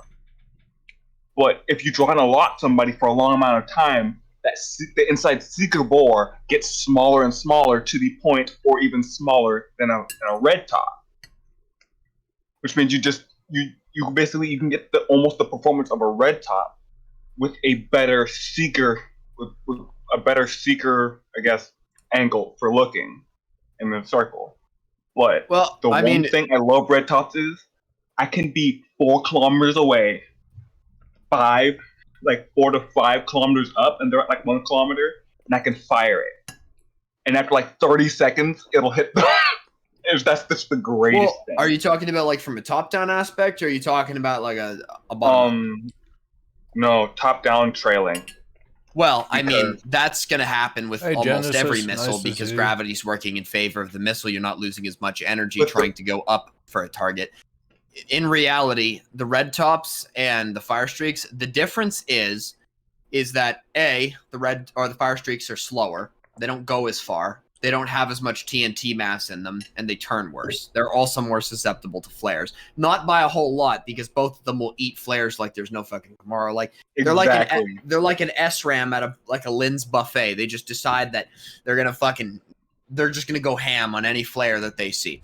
But in reality, in my personal opinion, because I've played the Sea Vixen probably more than most people healthily should, red tops are far, far superior. They have a farther kill, or they have a wider kill radius. They can explode further away from the plane and still critical hit or kill it. And they turn better right off the rails. They don't, even though neither of them really turn that good off the rails, the red tops do turn better. That, and I've also had a lot more luck going after prop bombers like the TU4 and B29 and stuff like that with red tops than I have with fire streaks. I don't know if that's to do really much with the Seeker Head, but that's just my personal experience. Oh, another thing about missiles. I need more information on the missiles through the game. Okay. Like, I would love. What nation are you grinding out? Right now I'm at Lightning S6 in Britain. And you know, I feel really bad for you because I shit you not, 4 days ago I just finished grinding at Britain. It took me just a little under a week to do it, and it was pain. Although I didn't really play many of the tech tree vehicles because I'm an extremely heavy SRB player, so the only planes I really play are the Jaguar GR1A and the Phantom FGR2, because those are really the only meta vehicles that you can use in SRB. But I remember when you could use the jumbo in SRB. When it was like SRB was at like that jumbo tier, and you'd have like some squadrons be smart and they'd take out the whole team was jumbos versus like team of planes and other tanks. It's hilarious. How are you, Ori? How's life? Overworked and underpaid. The classic. Yep. But so, to show, sorry. To show how little I've actually played air and why I say for Tank Dragon it is possible, I have less than 1,000 battles in just Britain air. Less than 1,000. My most battles are in the Wyvern because Ground Strike, come catch me. And my most successful plane that I've actually played more than like 50 matches in is the Javelin with 56% win rate. Well, what's your time played in a fighter, like in terms of days and hours? Should be super low. Just check your player. Just check your player card and go 4 down from the top. In realistic battles. 3 days. 3 days. So you haven't played air. Like, I really haven't played air. That's still a pretty good amount of time, to be quite honest. I only have 12 days played in air. I'm not. Do you know how much that time within the Buccaneer S1? Probably a very unhealthy amount. Probably about 70%. So you really only started playing air after the summer landing event, eh? No. I've always technically been grinding air. I just do it really slowly. Like, I was up to the 5.7 Spitfire F Mark 14E. And then as soon as I got the Buccaneer, I bought the Buccaneer for like $20 US, which is honestly a steal. I literally grinded out that entire line to go all the way up to the Javelin. You bought the Buccaneer S1? Yes. Ooh, I bought the Buccaneer S1. Why? Why would you do that? If I tried to grind it out, you could have just. I wouldn't have made it. I mean, if you want a bomber, you could have just bought the Harrier, gotten premium bonuses with it, and it can still drop a decent amount of bombs, and on top of that, get air kills with probably, well, at that point, some of the most overpowered missiles in the game. Which one is the Not Buccaneer? really much anymore. The Buccaneer S1 is the summer landing event vehicle. It's 8.7. No guns. Oh, that's the bomber. Bathtub. I mean, it's certainly not. I mean, if you're looking for a bomber, I'd recommend it over the A4 early, but I certainly would recommend other things before the Buccaneer S1 just purely because it doesn't get premium bonuses. And grinding from, let's say you're starting off in rank 3 because you grind through some of the Spitfires and you get the Buccaneer, your research modifier is going to be so dog shit because you're grinding using a plane that's way higher above where you're actually researching. And that's the good thing about premiums is it negates that. Premiums, you can grind everything below that premium with perfect efficiency. It's only once you go above that premium that the efficiency starts to fall off. I've actually never had that problem, specifically because I went up the Griffin Spitfire line So I was really researching the Meteor F Mark III by the time I got the Buccaneer, so I never really lost any research. But it doesn't get. Then that's why you were only one below. So, if you were starting at props, you would have 100% fallen into that problem. But I would have never fell into that problem. 374 battles in ground with over almost 1.5 KD, and most of that being 291 ground strikes. I would have been fine getting all the way through props. Because I also have the MB5 for God knows why. So really quick, just because this is kind of what I'm used to talking to, I'm not really sure if Canadian, is it okay if I bring up some other topics here? What do you want? I kind of just want to ask these guys what they think a current issue in the game that can be solved, or that they think that they have a solution for is. Well, seeing how I put the game down for like 6 months, and then just recently started getting back into it because I was talking with some guy on another server, and he's like, "Oh, the game is way better at lower tier," and I'm like, "Yeah, I will agree with that right now because it's much more enjoyable." So your dreams Iron Cross. But what can be fixed? I think they really shouldn't add a new nation into the game without flushing out other nations, because we're still waiting for France's naval tree. Yep. I know people here don't really care about naval, but and China's naval tree. Well, China's naval tree would be a bit of an issue. It's going to be copy paste, but France's naval tree I think would be amazing. And Sweden's also naval tree. Japan's naval tree, because they're talking about, we're going to add more bigger Japanese boats. Yeah, when is that happening? Yeah, I want the Yamato. Give it to me. Well, I want every other nation to have a vehicle that can go toe to toe with. Well, so for naval, right? If when they added the Hyuga, there was nothing really that could go toe to toe with it. But I mean, now they've added some vehicles that could do it. But what they need to do is, when they add a certain vehicle, they need to add another vehicle that matches that vehicle they added for another nation, which I don't know why they don't do for some vehicles. I mean, for sometimes, but whatever. If Hudson wants to do that, they could do that. It could be down to what's ready at the time, or maybe maybe the idea is to try and get people to play different nations, right? Yeah. Like, if you make one nation really strong, then everyone flocks to it. Then make the other one strong, go to that. The F4C feels really nice, special donkey. Yeah, I mean, I'll talk about it more tomorrow.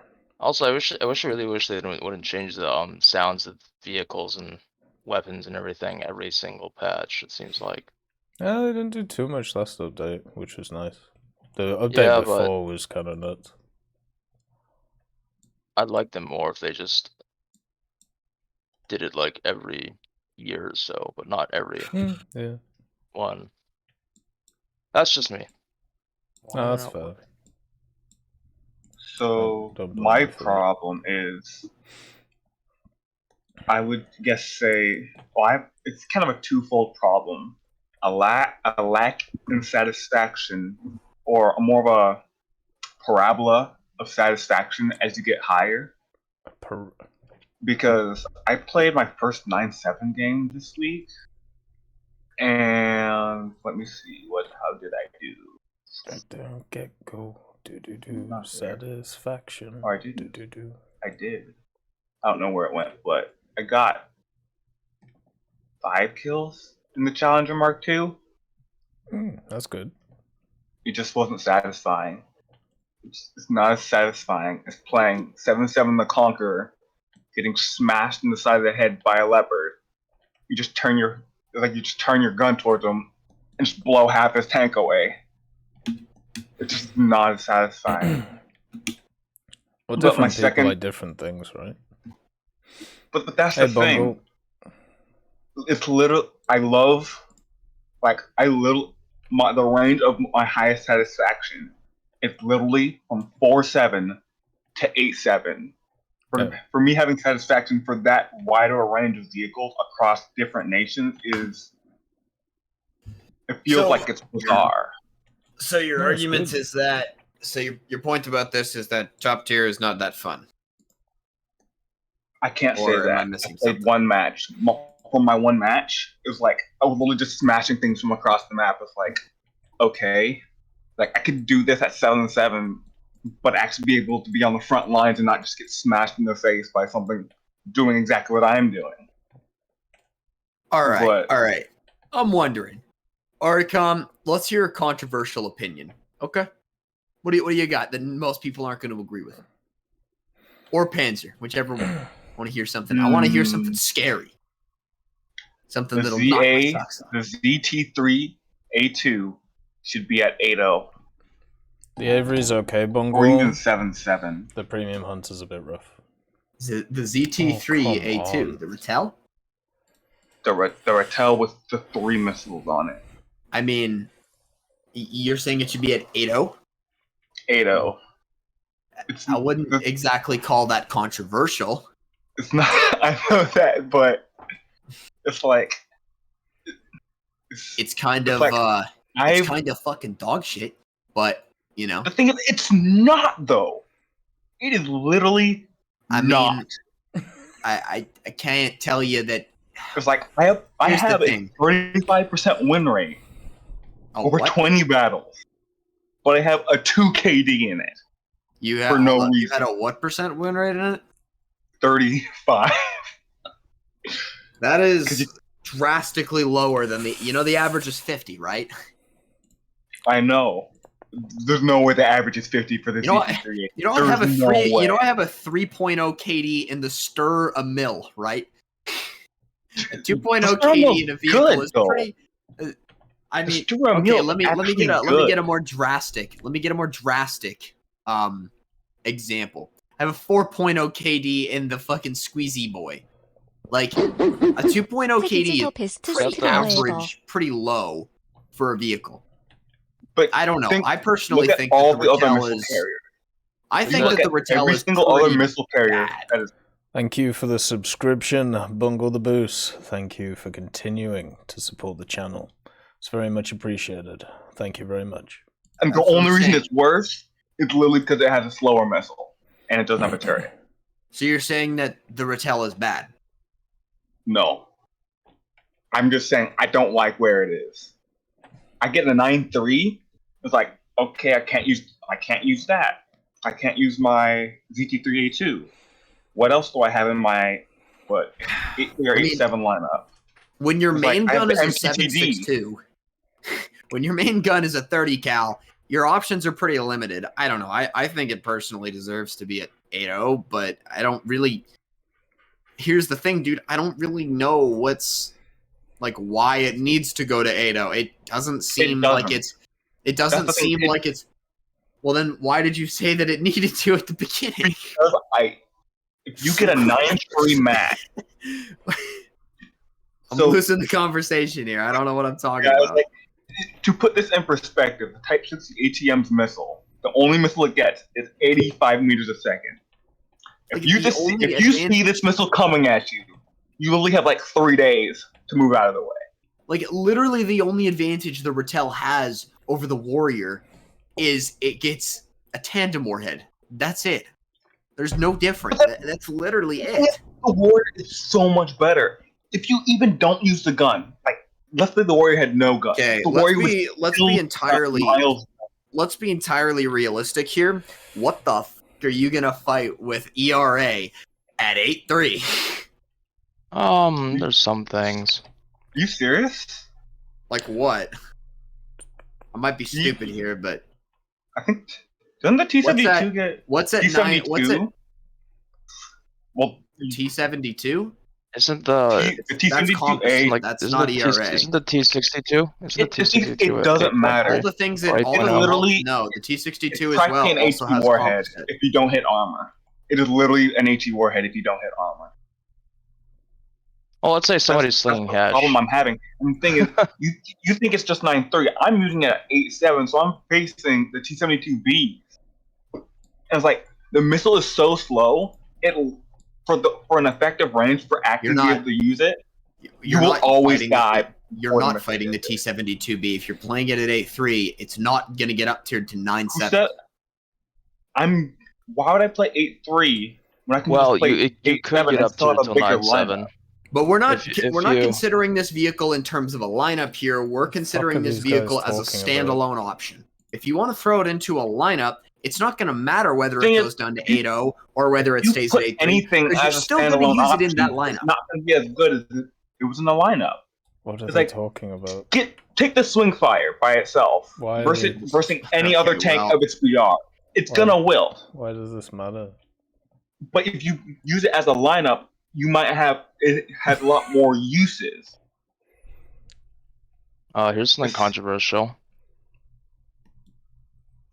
I mean, Type 68 Type 60 ATM should be removed from the game. The Type 60 ATM isn't that? This is supposed to be controversial. That's the total like ultra mega meme vehicle ATGM launcher at 7.0. No, don't remove it from the game because it almost serves the same thing as a mouse. It's people use it for its meme value. The only reason most people use it is because either they're trying to get the RCV or they're using it for its meme value. Make it a squadron vehicle or make it the same thing as the mouse, but it's just always there because it's not as you could say valuable as the mouse. Or if Gaijin actually, accepted to make their stupid tech trees and user interface better, they could just make it a side vehicle that's optional to research but not required. Yeah, that'd work for it. That's not. But no, everything needs to go in a straight line. Everything must. Yes, everything because must in Russia, they hate homosexuals. Everything must be straight. So I can't. They can be curved. All right. But also, speaking of foldered stuff, I've actually been trying to make 3 suggestions by the end of this month. That I finished like the plan for one of them. God damn it. Of the SIBMAS, which is basically, if you want it in better terms, it's a Ratel. It's a Belgian Ratel. But the first one I looked up, I was really fretting over it. It was like, okay, it has a Cockerel Mark III gun, it has all of this. It's like, and then it says it had the CT-90 turret. I'm like, okay, why does that turret look familiar? I go to Italy, I go to the Obel 74, it has the same turret. It literally has the same turret. Yes. And also with that research, I think I told TEC about this already. The Obel 74 is missing a round. It is missing an APFS DS round. Not unlike, it's not unlike the HVGs, but its stats are incredibly worse, like very worse. It's like I don't have this stuff up right now, but I think it could pen a 100mm plate, a roll to modular armor at 1,000 meters, but the HVG it was like 120mm plate, 60-degree angle at like almost 2 kilometers. So I don't.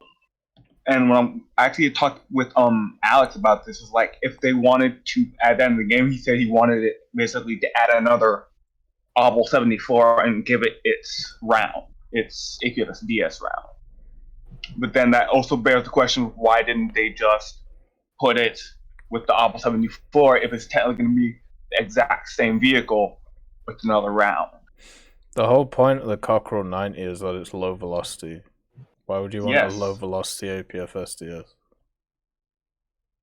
I don't know. Okay. The thing is, like, I don't know their reasoning. I don't know the reasoning for. I meant in the game. Loading with APFS DS. You know, not only can I see the unenthusiasm on your face, Canadian, I can hear it in your voice. I can hear it. It's like it's a low pressure gun, but it can get an APFS DS round.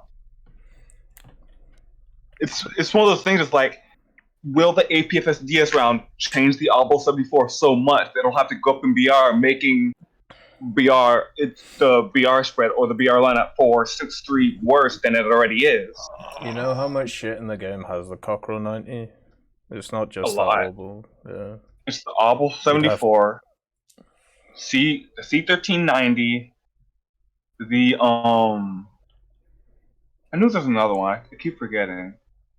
There was a. Alrighty, gents. It's been lovely talking, but SRB just started up. I will proceed to hop out. Thank you for the chat. In concluding remarks, free Palestine. But there's a lot of things that have it. Okay. It's like it's one of those things. Like, do you just give the tank access to it? If depending on will it or won't it change the vehicle's BR due to its efficiency or whatever going up? It's kind of like do the Harriers need air spawn? No, they're faster than anything. Even if I get airfield spawn with the Lightning S6 on the deck until I'm Mach 1 on the deck and climb, I can after 5 minutes they're still higher than I can go, even if I'm going completely Mach in a climb. Yeah. It's one of the things like how much will it actually affect the vehicle's efficiency? Like if the Obel 74 is APFSDS, will it go to 7.0 if apparently the APFSDS is crazy, which from what the stats I've seen, it's not. But it's all about how somebody uses it. But other than that, let's see. Oh yeah, that reminds me. Oh no. I completely forgot. I literally had that like 5 seconds ago. I literally just had it.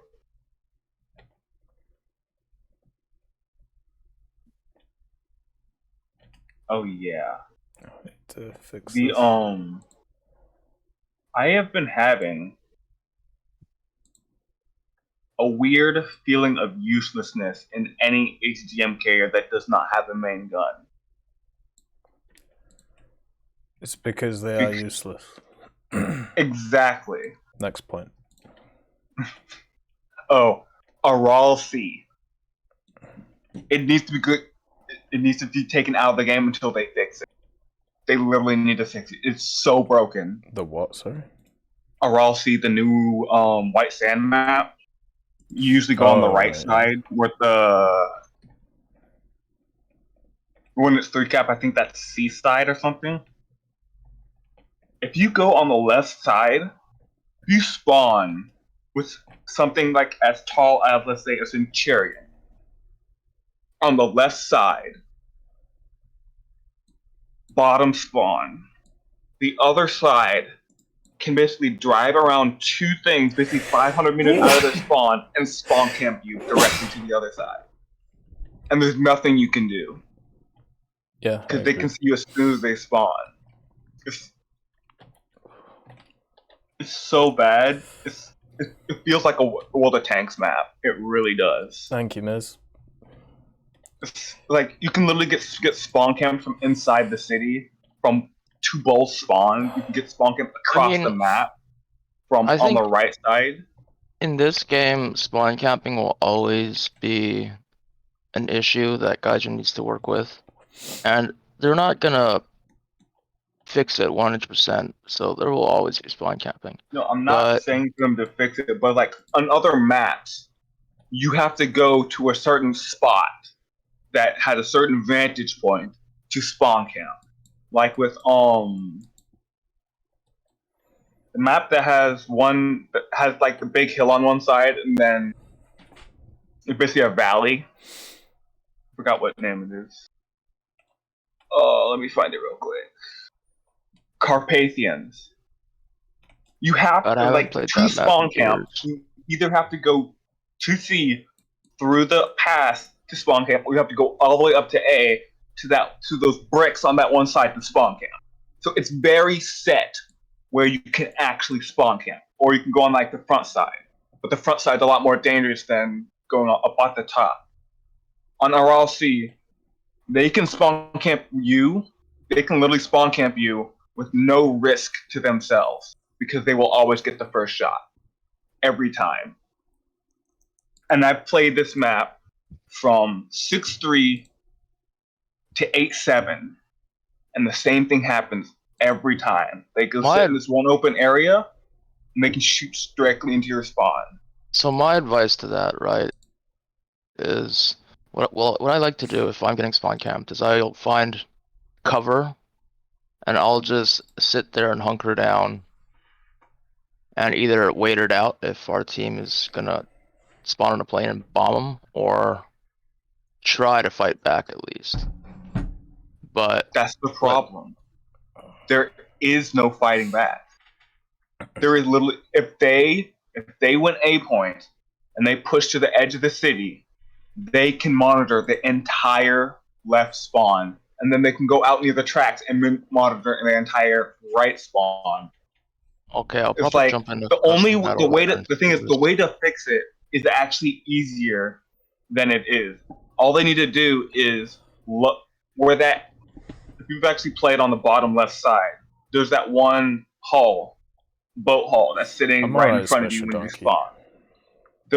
Behind that, they need to lower that terrain so things sit below that.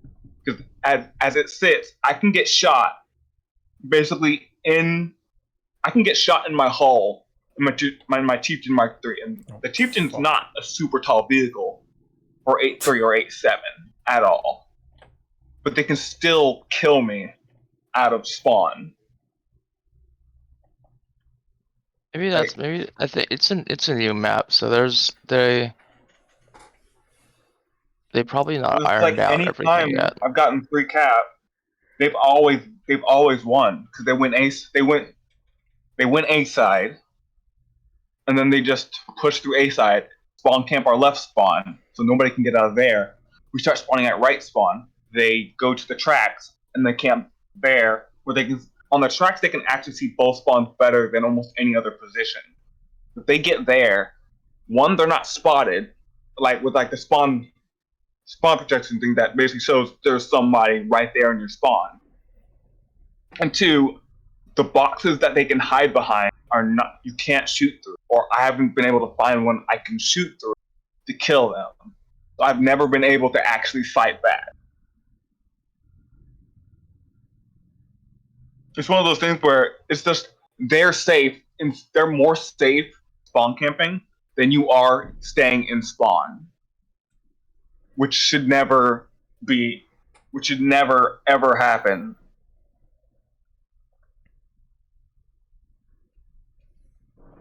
But why don't you spawn at the other spawn? Or what happens if you what is it like when you if you look at the Aral Sea map? If you look at it, where is it? Let me ask, when you get the side that can spawn camp the enemy easily, does your team usually win? I don't know.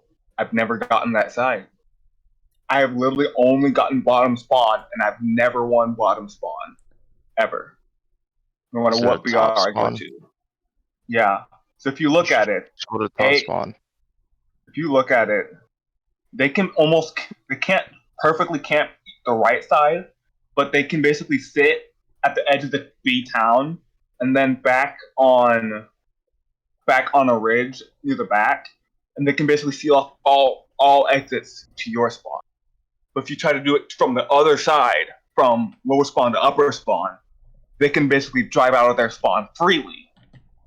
The only place I have found on this map that you can technically spawn camp from across the map is on A side. When you spawn, you go back left, it goes into a dip, and then there's a hill. You can sit at the edge of that hill and almost look into their spawn. That's the only place you can do it. And that's actually with extensively searching on this map. It just feels super one-sided that I've never felt in any other map. And usually at different BRs, it's like 7-3, usually Britain usually the deciding nation. Like at 7-3, Max VR, usually if you get Britain on your team, it's almost like an instant win. Yeah, he's talking about it. I wouldn't say that. Like it's not a complete instant win, but if your British teammates are usually in a majority and they do decently, they don't even have to do super well. If they do decently, just go with like 1-to-1, you usually win. Is what I found. But it's almost opposite at A7, where you get Britain on your team versus usually it's like Russia and China. I almost never win.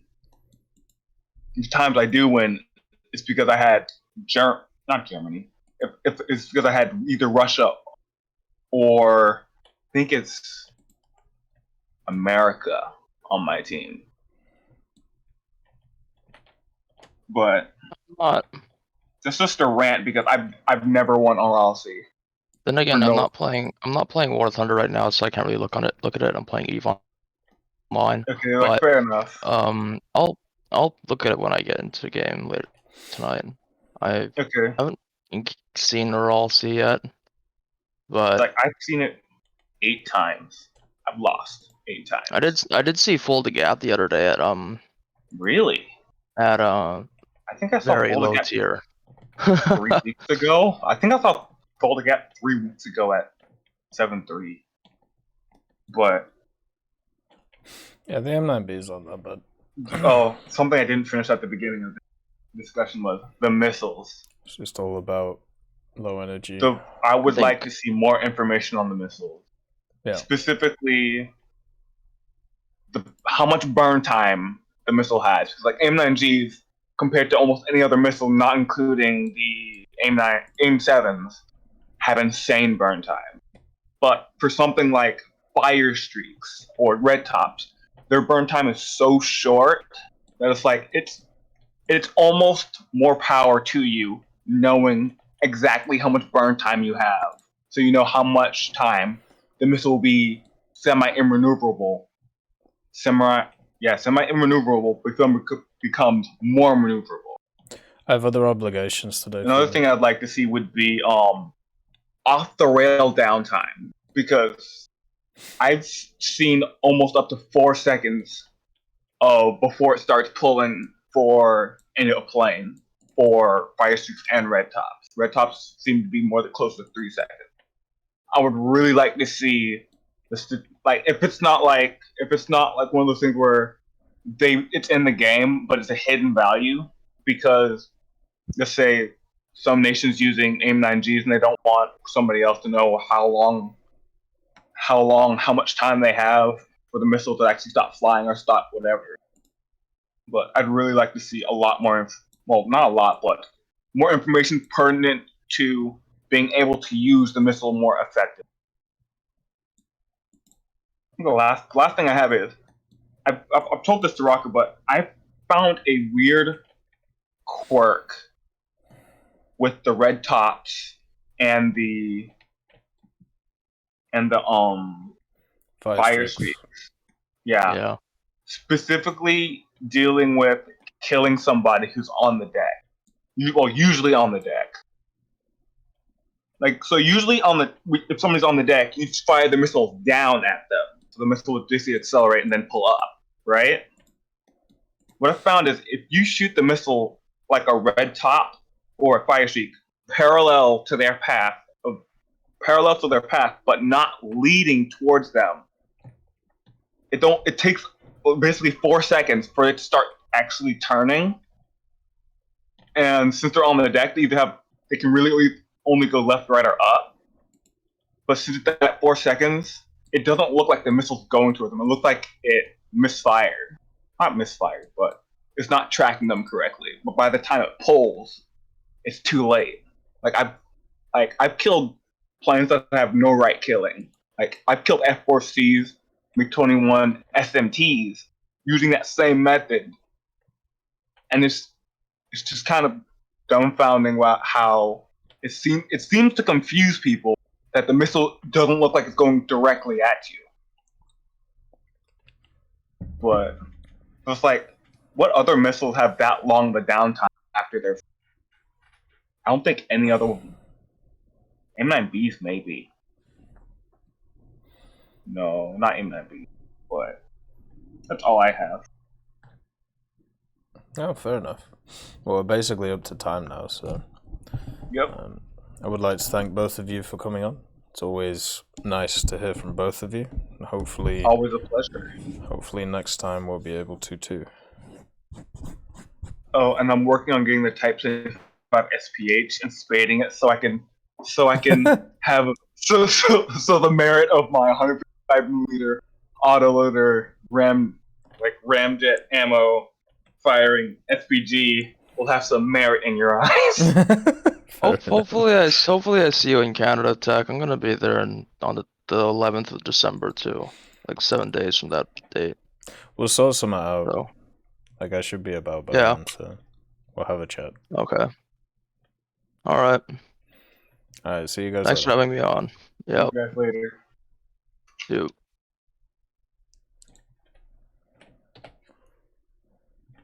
Okay, and the next individual is Merciless Reaper, or I think Professor was there, but do you not want to come on, Professor? Oh, God, I can't slow this thing down. There we go.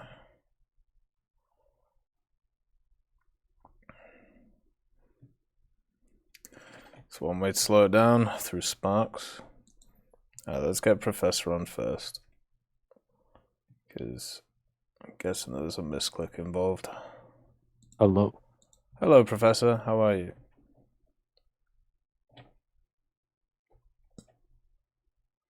Are you okay?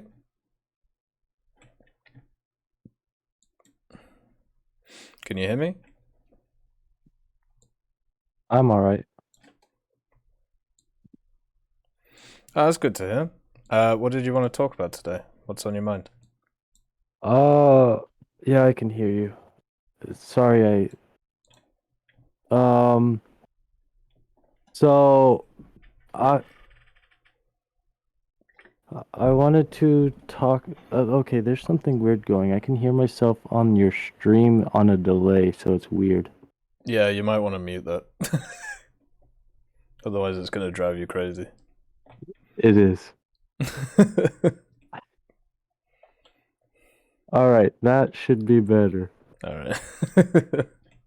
Alright, I wanted to talk about, since I recently got there with my Germans, I wanted to talk about the Hesh round versus the Heat round on the JPZ-45. Is the Hesh round better than the Heat round? I have a general hatred for Hesh, so I always personally think Heat is better than it. Basically, Hesh is those BRs is better for like general damage, but Heat is much better if you know where to hit ammo or stuff like that. So if you're like aiming center mass a lot of the time, Hesh is normally the best. But Heat is more like precise in the way that it does damage. Yeah, cause I've like hit like light targets with the Hesh, and I don't know if it's like a bug or something, but sometimes it just like yellows the track and doesn't do anything. Yep, that's Hesh. You've hit basically on the head why I don't use it right there. Because I had too many negative experiences and stuff like the Chieftain doing stupid stuff like that. But then the Heat round, if you like don't know where to aim, you could like do no damage because of some vehicles at that BR have a lot of empty space. So that's why I was wondering, would you like take both of them in case you're fighting a vehicle that has empty space, or? Normally I don't know. On the JPZ, weirdly enough, I take Heat and APCR, which is probably a terrible combo. But the thing is, like at the end of the day, you can always experiment, right? So I would take both and then see how they feel for each, or maybe try a bunch, like a little bit, and then maybe try the other bunch, and then you can work out how much of each you want to bring, right? Because even on stuff like I think it's the Type 60 SPRG, the recoilless rifle machine for Japan, I bring Heat and Hesh with that, depending on what I'm fighting. So It could definitely be a similar scenario for the other one. Hey, I Gifted Greed, just nice find to it see weird you. that they completely removed the APCR. Like, it's completely gone from the JPZ Oh, 4.5. yeah, sorry, I forgot about that. Yeah. Well, that's all I really had to say. No, it's all good. How are you enjoying the vehicle, or what are you running with it actually? I am running it at a 6-7 lineup. So with the Tiger 2H and stuff like that? Yeah, and the Kugel. And then I have the Ferdinand, the German captured M41, and then I have the DO 335 premium one. Oh, that premium one's kind of nuts. Like with the 330s, right? With the MK103s. Yeah, that one's fun as hell. But would you say not to up tier the JPZ to 6.3? 6.7? No, you can do if you want. You pretty much face the same stuff. When I spaded the thing, what BR was it? I think it was 7.3, which is just completely ridiculous. But I normally don't want to up tier vehicles. But stuff like that, I don't think it matters too much if it's up tiered or if it isn't. Because it's solely relying on its gun and its speed. And generally those are vehicles which do a little bit better, right? Yeah, so and I was wouldn't also worry about it too much. I was also thinking that because 7.3 is such a powerful lineup for Germany, British, and a few others, that you probably won't see 7.7 a lot playing 6.7 because of that powerful 7.3 lineup that you would already see at 6.3. Nice to see you. So that's why I didn't think that there would be a problem with up tiering it to 6.7. No, you're completely right. Yeah, I think you've hit the nail on the head there. As long as you're running the other vehicles alongside of it at 6.7, like it should be completely fine. The MLD is better, just Pineapple. And then I was also wondering, which one's better between the Martyr A1 minus and the BMP 1, because they are both at the same BR, and that's the tank I'm working to get. So you got the BMP first, right? No, the Martyr A1 minus first. Is it? Okay. So you're probably going to play that anyway before you get to the BMP. So the BMP, when it's fully upgraded, basically when you get the 1P modification, it's a much better tank killer than the Marder. But the Marder is much better at multi-role, so taking out, planes, helicopters, scouting, stuff like that. So it really depends. If you want like an aggressive scout, then the BMP is really good. But if you want like a vehicle which really complements stuff like the Leopard really well at 7.3, the Marder is probably the way to go. But the thing is, like, as you're grinding through it, right, you'll probably play the Marder a bunch before you get the BMP. Because I'm pretty confident in my tank killing capability stuff, I'd be fine with just taking the Marder. But if you feel like you need extra punch, then the BMP is the way to go. It's just the BMP has a really rough grind, because the the stock missile you get is not good. Well, what I normally do is I normally research everything of the same rank, so I start out with a whole like 7.3 lineup. So I was going to research the left one, then the A1 minus, and then the BMP, and use all three of them together instead of just having that. Yeah. Instead of just having that 1.7.3 and a backup like 6.7 or something, because then if you do die in that 7.3, you are very less powerful playing the Tiger 2H at 7.3. Especially since that's a heavy tank and you shouldn't really up tier your heavy tanks. Yeah, I agree with you actually. Yeah, I would. In that case, then I think the Mad is the way to go for that, just because of its multi-role stuff. Like if you're already running it with the Leopard at that point, you'll be fine, like killing tanks. So you wouldn't worry too much about the BMP then? The BMP is still good. It's just I really don't like vehicles that are fundamentally different depending on what modifications they have. And the BMP, once it gets that 1P mod, is really good. Without that mod, it's not. So it's literally a night and day thing with that, which sucks because I wish it wasn't like that. But yeah, I would focus on the Mauser at least to start with. Because it would help me, it would allow me to do better at a more standard state instead of a spaded state. Yeah, pretty much. Is that what you're trying to say? Yeah. Like the starter, the Mauser to start with is a much nicer spade than the BMP. So if you are running that lineup of 7-3 where you run the BMP, the Mauser, and the Leopard together, then what you'll be doing is probably using your Mauser as a first vehicle. Sorry, the Leopard is the first vehicle, the Mauser is the second, and then the BMP is the third. And then once you have the Leopard spaded, then you can start taking in the Mauser first. So then you've got a backup Leopard, which is insanely good.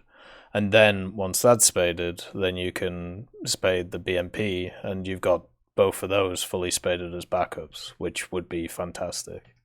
So it's more just like if you're doing the whole like lineup thing, like you're saying, it's just the order of which is better to do, right?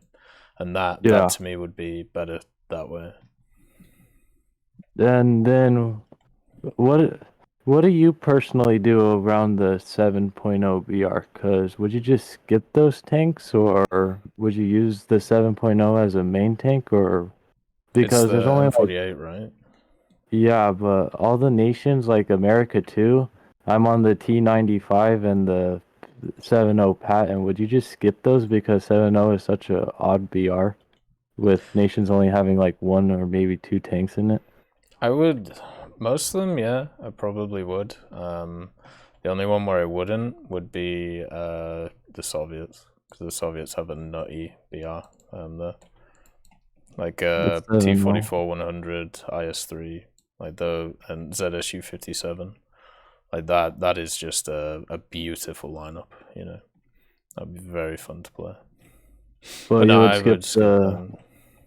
you would just skip them. Yeah. Unless like and then once you've done like the 7-3s. Actually no, the 7.0 lineup for America is really good actually. Was it M46 and then T32s, or did they up to those? T32, they up-tiered both of them. Yeah, well, never mind then. Yeah, I'd just go for the 7.3s and 7.7s, and then once you've got all them done, then maybe you can go back and be like, yeah, I'll do these. Like that, I'm pretty sure that's what I did when it comes to that stuff. Because go ahead. Because I used to play the T95 at America, because I like to progress all the nations down to 7-7 and then skip to the next one and then the next one. So I'm like equal facing tanks I know instead of just going ham and trying to learn things new. I try to go back and like learn all the tanks as I progress by playing each nation. Yeah. Instead of just skipping to that high tier premium rank 7 or 6 or whatever. Yeah, of course.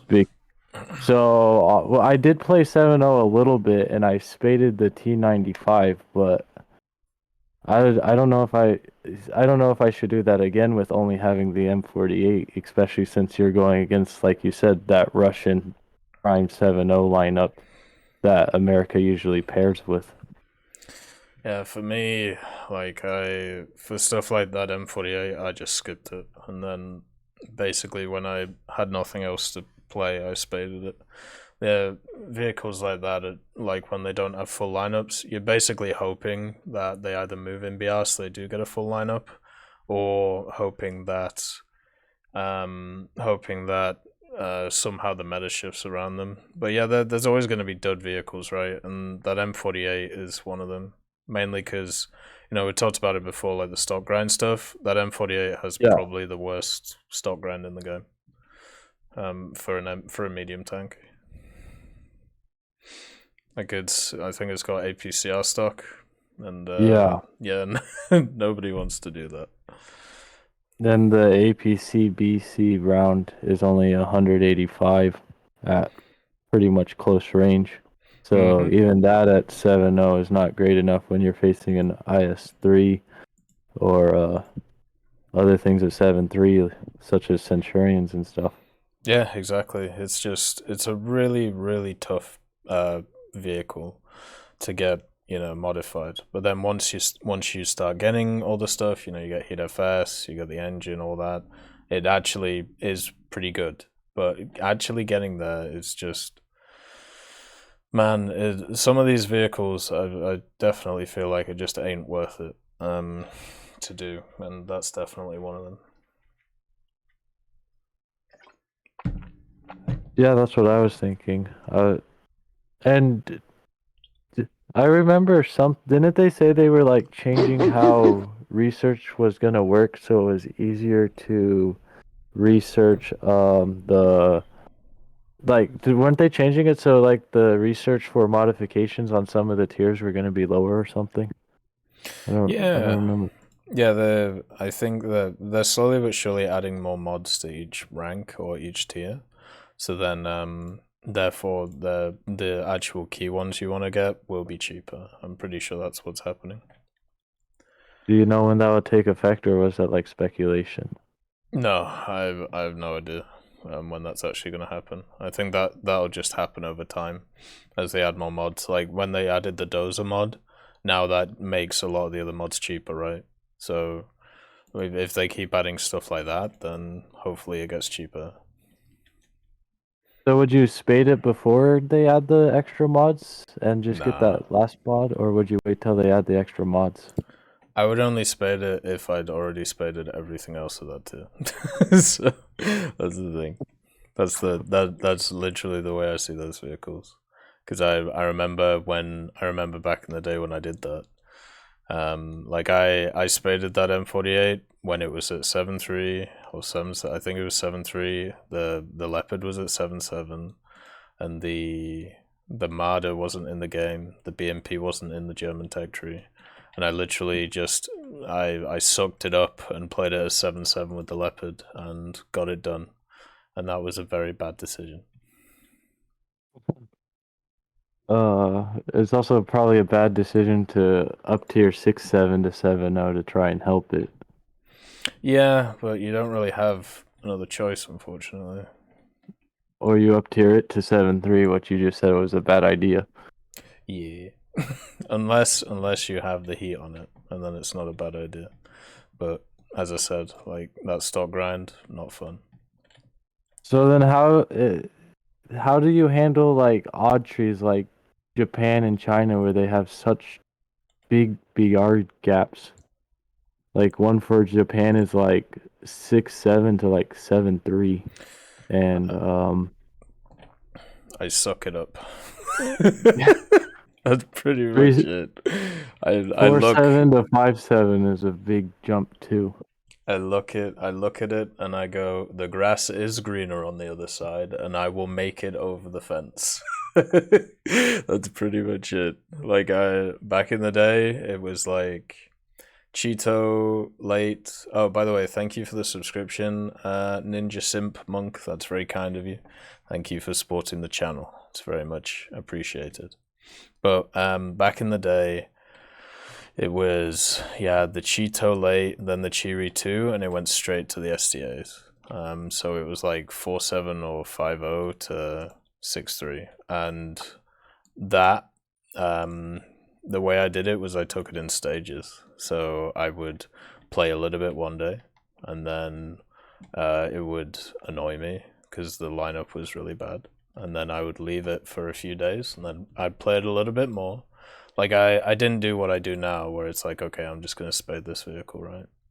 So yeah, it was more like, okay, I'm gonna try a bit now, then I'm gonna try a bit later, and then just keep building it, and then eventually, like over a bunch of days, then it's done, and I'm at that like next tier.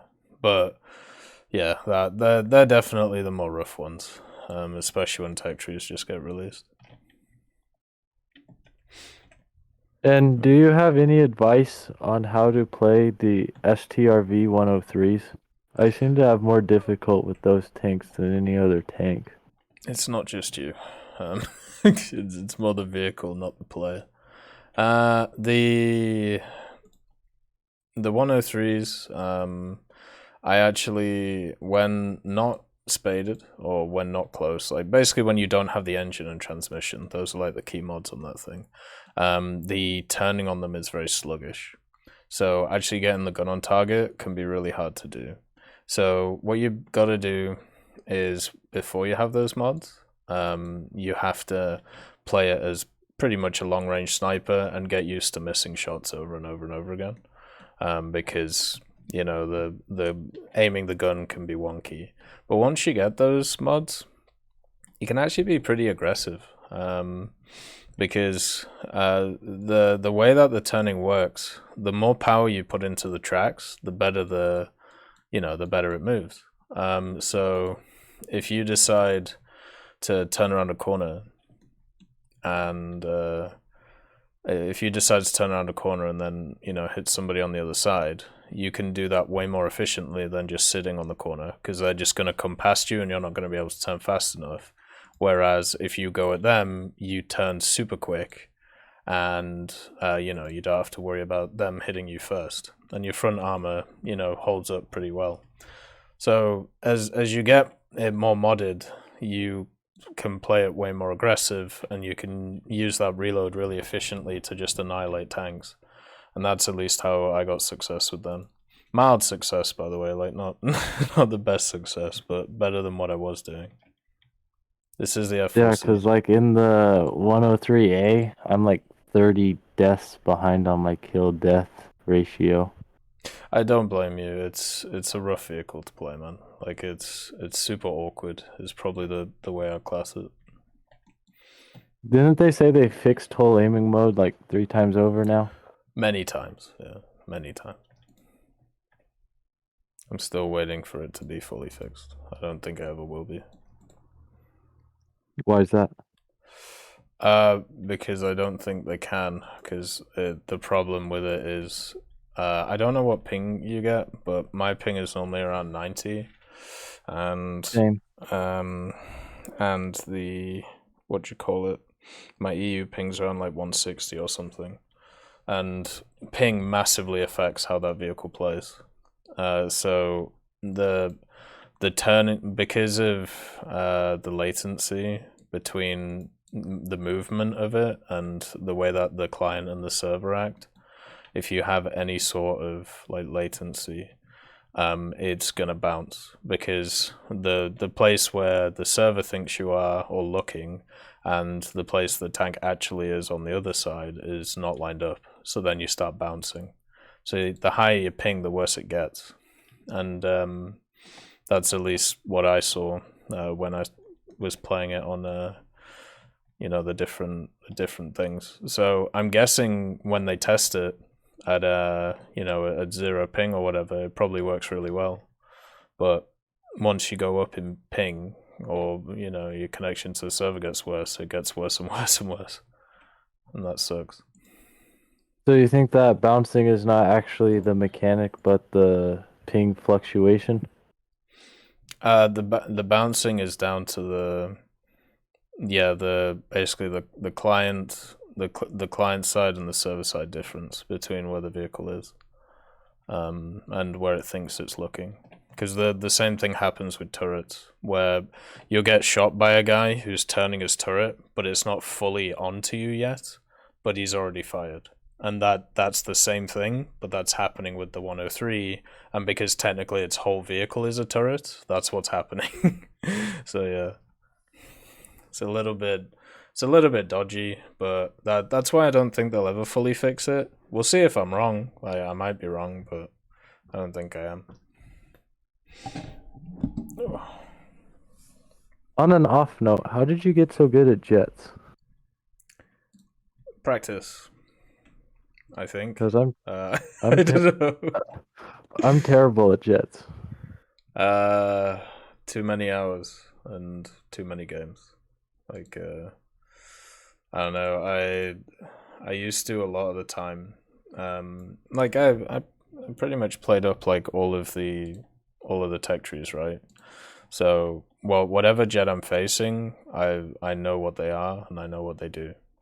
and I ended up just spading like all of rank 5s of each of the nations.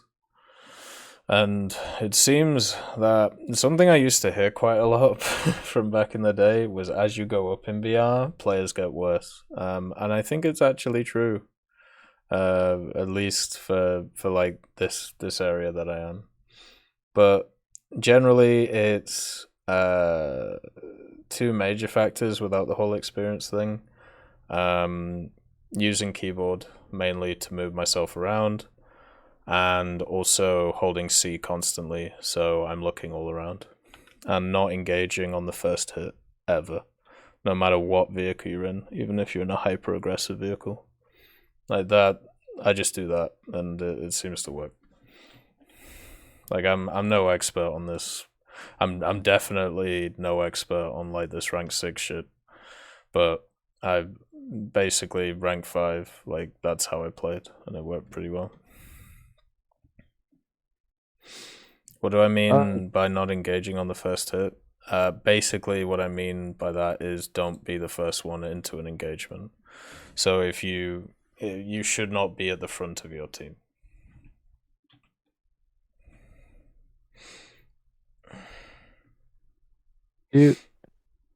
So I was watching your channel, like your old videos on your channel. Mm-hmm. Do you still use your prop feathering and manual engine controls and stuff like that? I do, if I can be asked. Yeah, you'll be watching really old videos for that stuff. So back in the day, I used to use that stuff way more than I do now. Nowadays, I just don't care, because it gives you such like a small advantage. But I still can use it if I want to. Like it's all set up still. But no, I generally don't. It doesn't help that much, or what? It gives you like maybe 5% extra performance, which is really good. But the problem is, it's knowing like all the keybinds, and also at the same time, by pushing your plane that hard, normally it has negative effects, such as your engine falls out of it.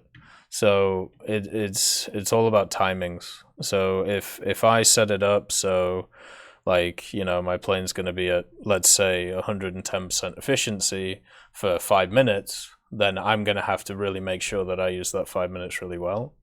But if I just use like normal controls and I just manage the throttle and let the radiator automatically deal with itself instead of having to worry about doing everything manually, then it's way easier. And also I normally have, you know, longer time in the air where I don't burn stuff out on the plane.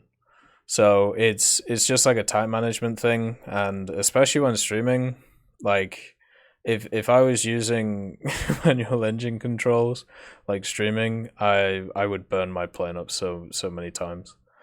But yeah, it's a good skill to learn, but it's not required. Like you can see, like everything you've seen on stream, I've never used MEC, apart from I think maybe a few times when I was I mainly use it to try and get back to the airfield if I've been hit or something. Thanks for the raid, Biggie. That's very kind of you. The reason I was looking up the video anyways was because the Gajin, I guess you can say the Wikipedia page, it kind of tells you how to use like certain tanks. I don't know how accurate it always is, but it said that for like the LA9, like the LA9 that I recently got, it said that it's almost required to use that plane. Yeah, the great thing about those articles is that they're written by people who think they know what they're talking about, and they normally don't. The LA9, yes, it is true that its manual engine controls give it its manual engine controls give it a much better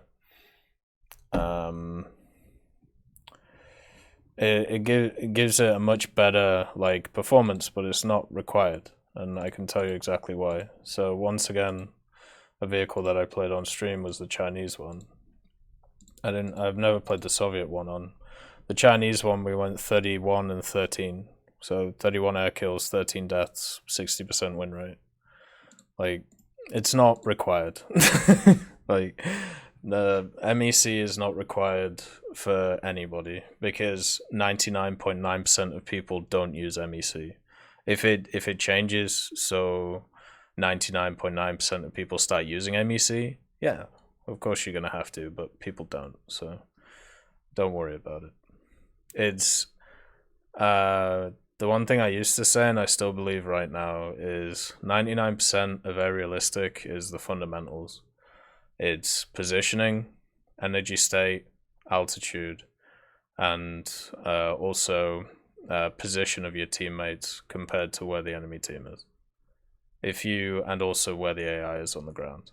Like those like 6 factors, if you keep those like in your head constantly, and like work out what you do on each of the maps, work out the mastery of each of the maps, where people engage, what angles can you come from, where people engage, then, you know, it's much easier. Like, I don't know if you saw them, but there was a few times, like on stream, where I would like talk through my thought processes when it came to like how I'm approaching the match, like what I'm seeing, like what like automatic thoughts are going in my head, like when I'm going around. Maybe I'll do some more of them. Just kind of like give you an idea of like what I'm thinking about.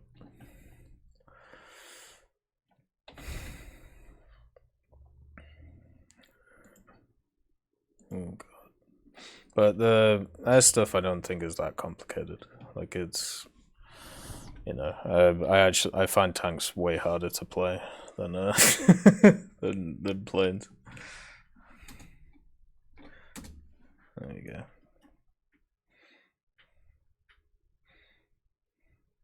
You there? Oh, I think he died. But thank you for the raid, Biggie. Hopefully you're doing all right. We're doing the Fireside chat today.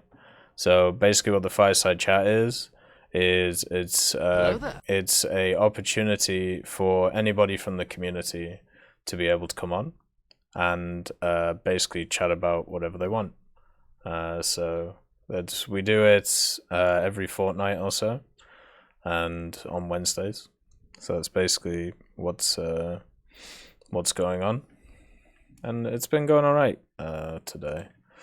I'll be right back in 2 seconds though. So give me 2 seconds.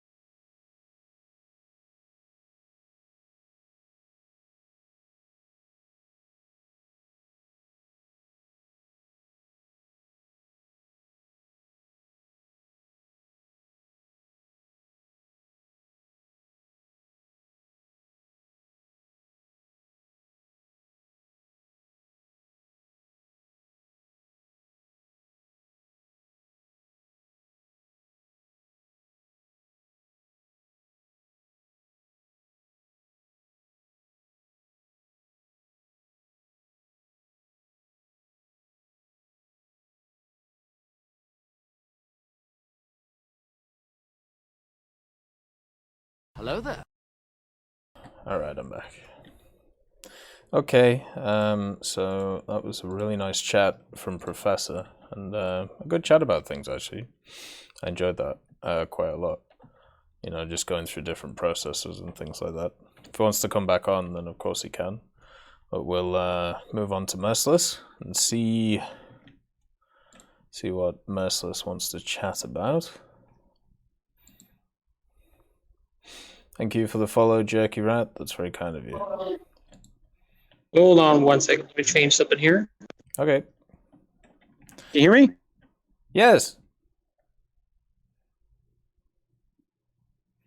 Well done, Biggie. How are you?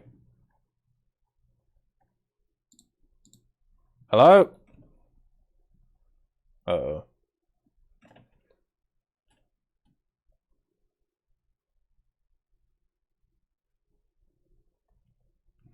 Can you hear me? Probably be the next question. Oh, it's good that you got in, Biggie. You can get yourself some G and stuff like that. Have a bit of fun with it. Oh, fuck. Had a few more technical difficulties tonight, but I haven't been that bad.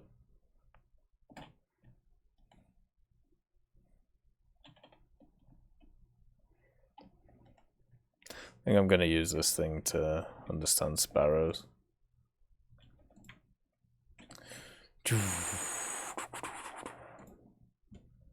This thing is super easy to play right now, by the way. So what's going on, Merciless? Is it working? Oh dear. It's got missiled.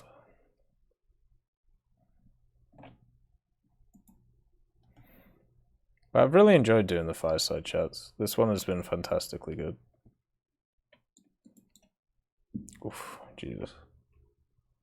Okay, there we go. Let's try again. Hello. Hello, can you hear me now? Yes. Kind of.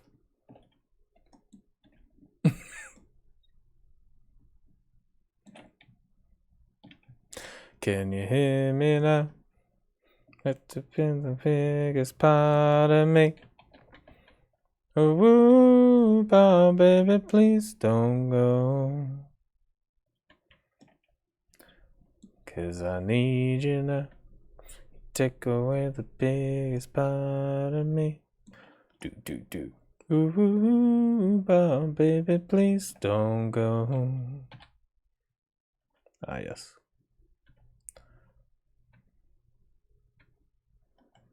I don't think I can lock from here, can it? No. That sucks.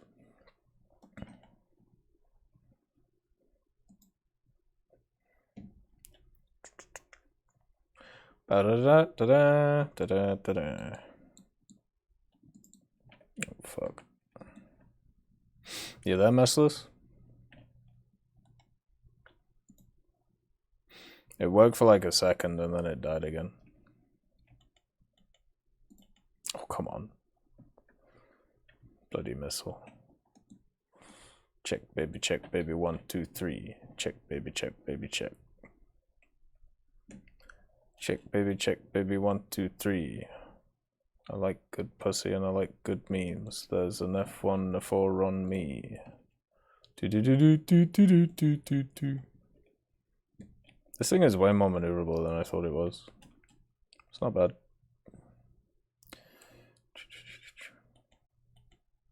Boom. Yes, that's where I wanted that one to go. Oh, he's got flares. Okay.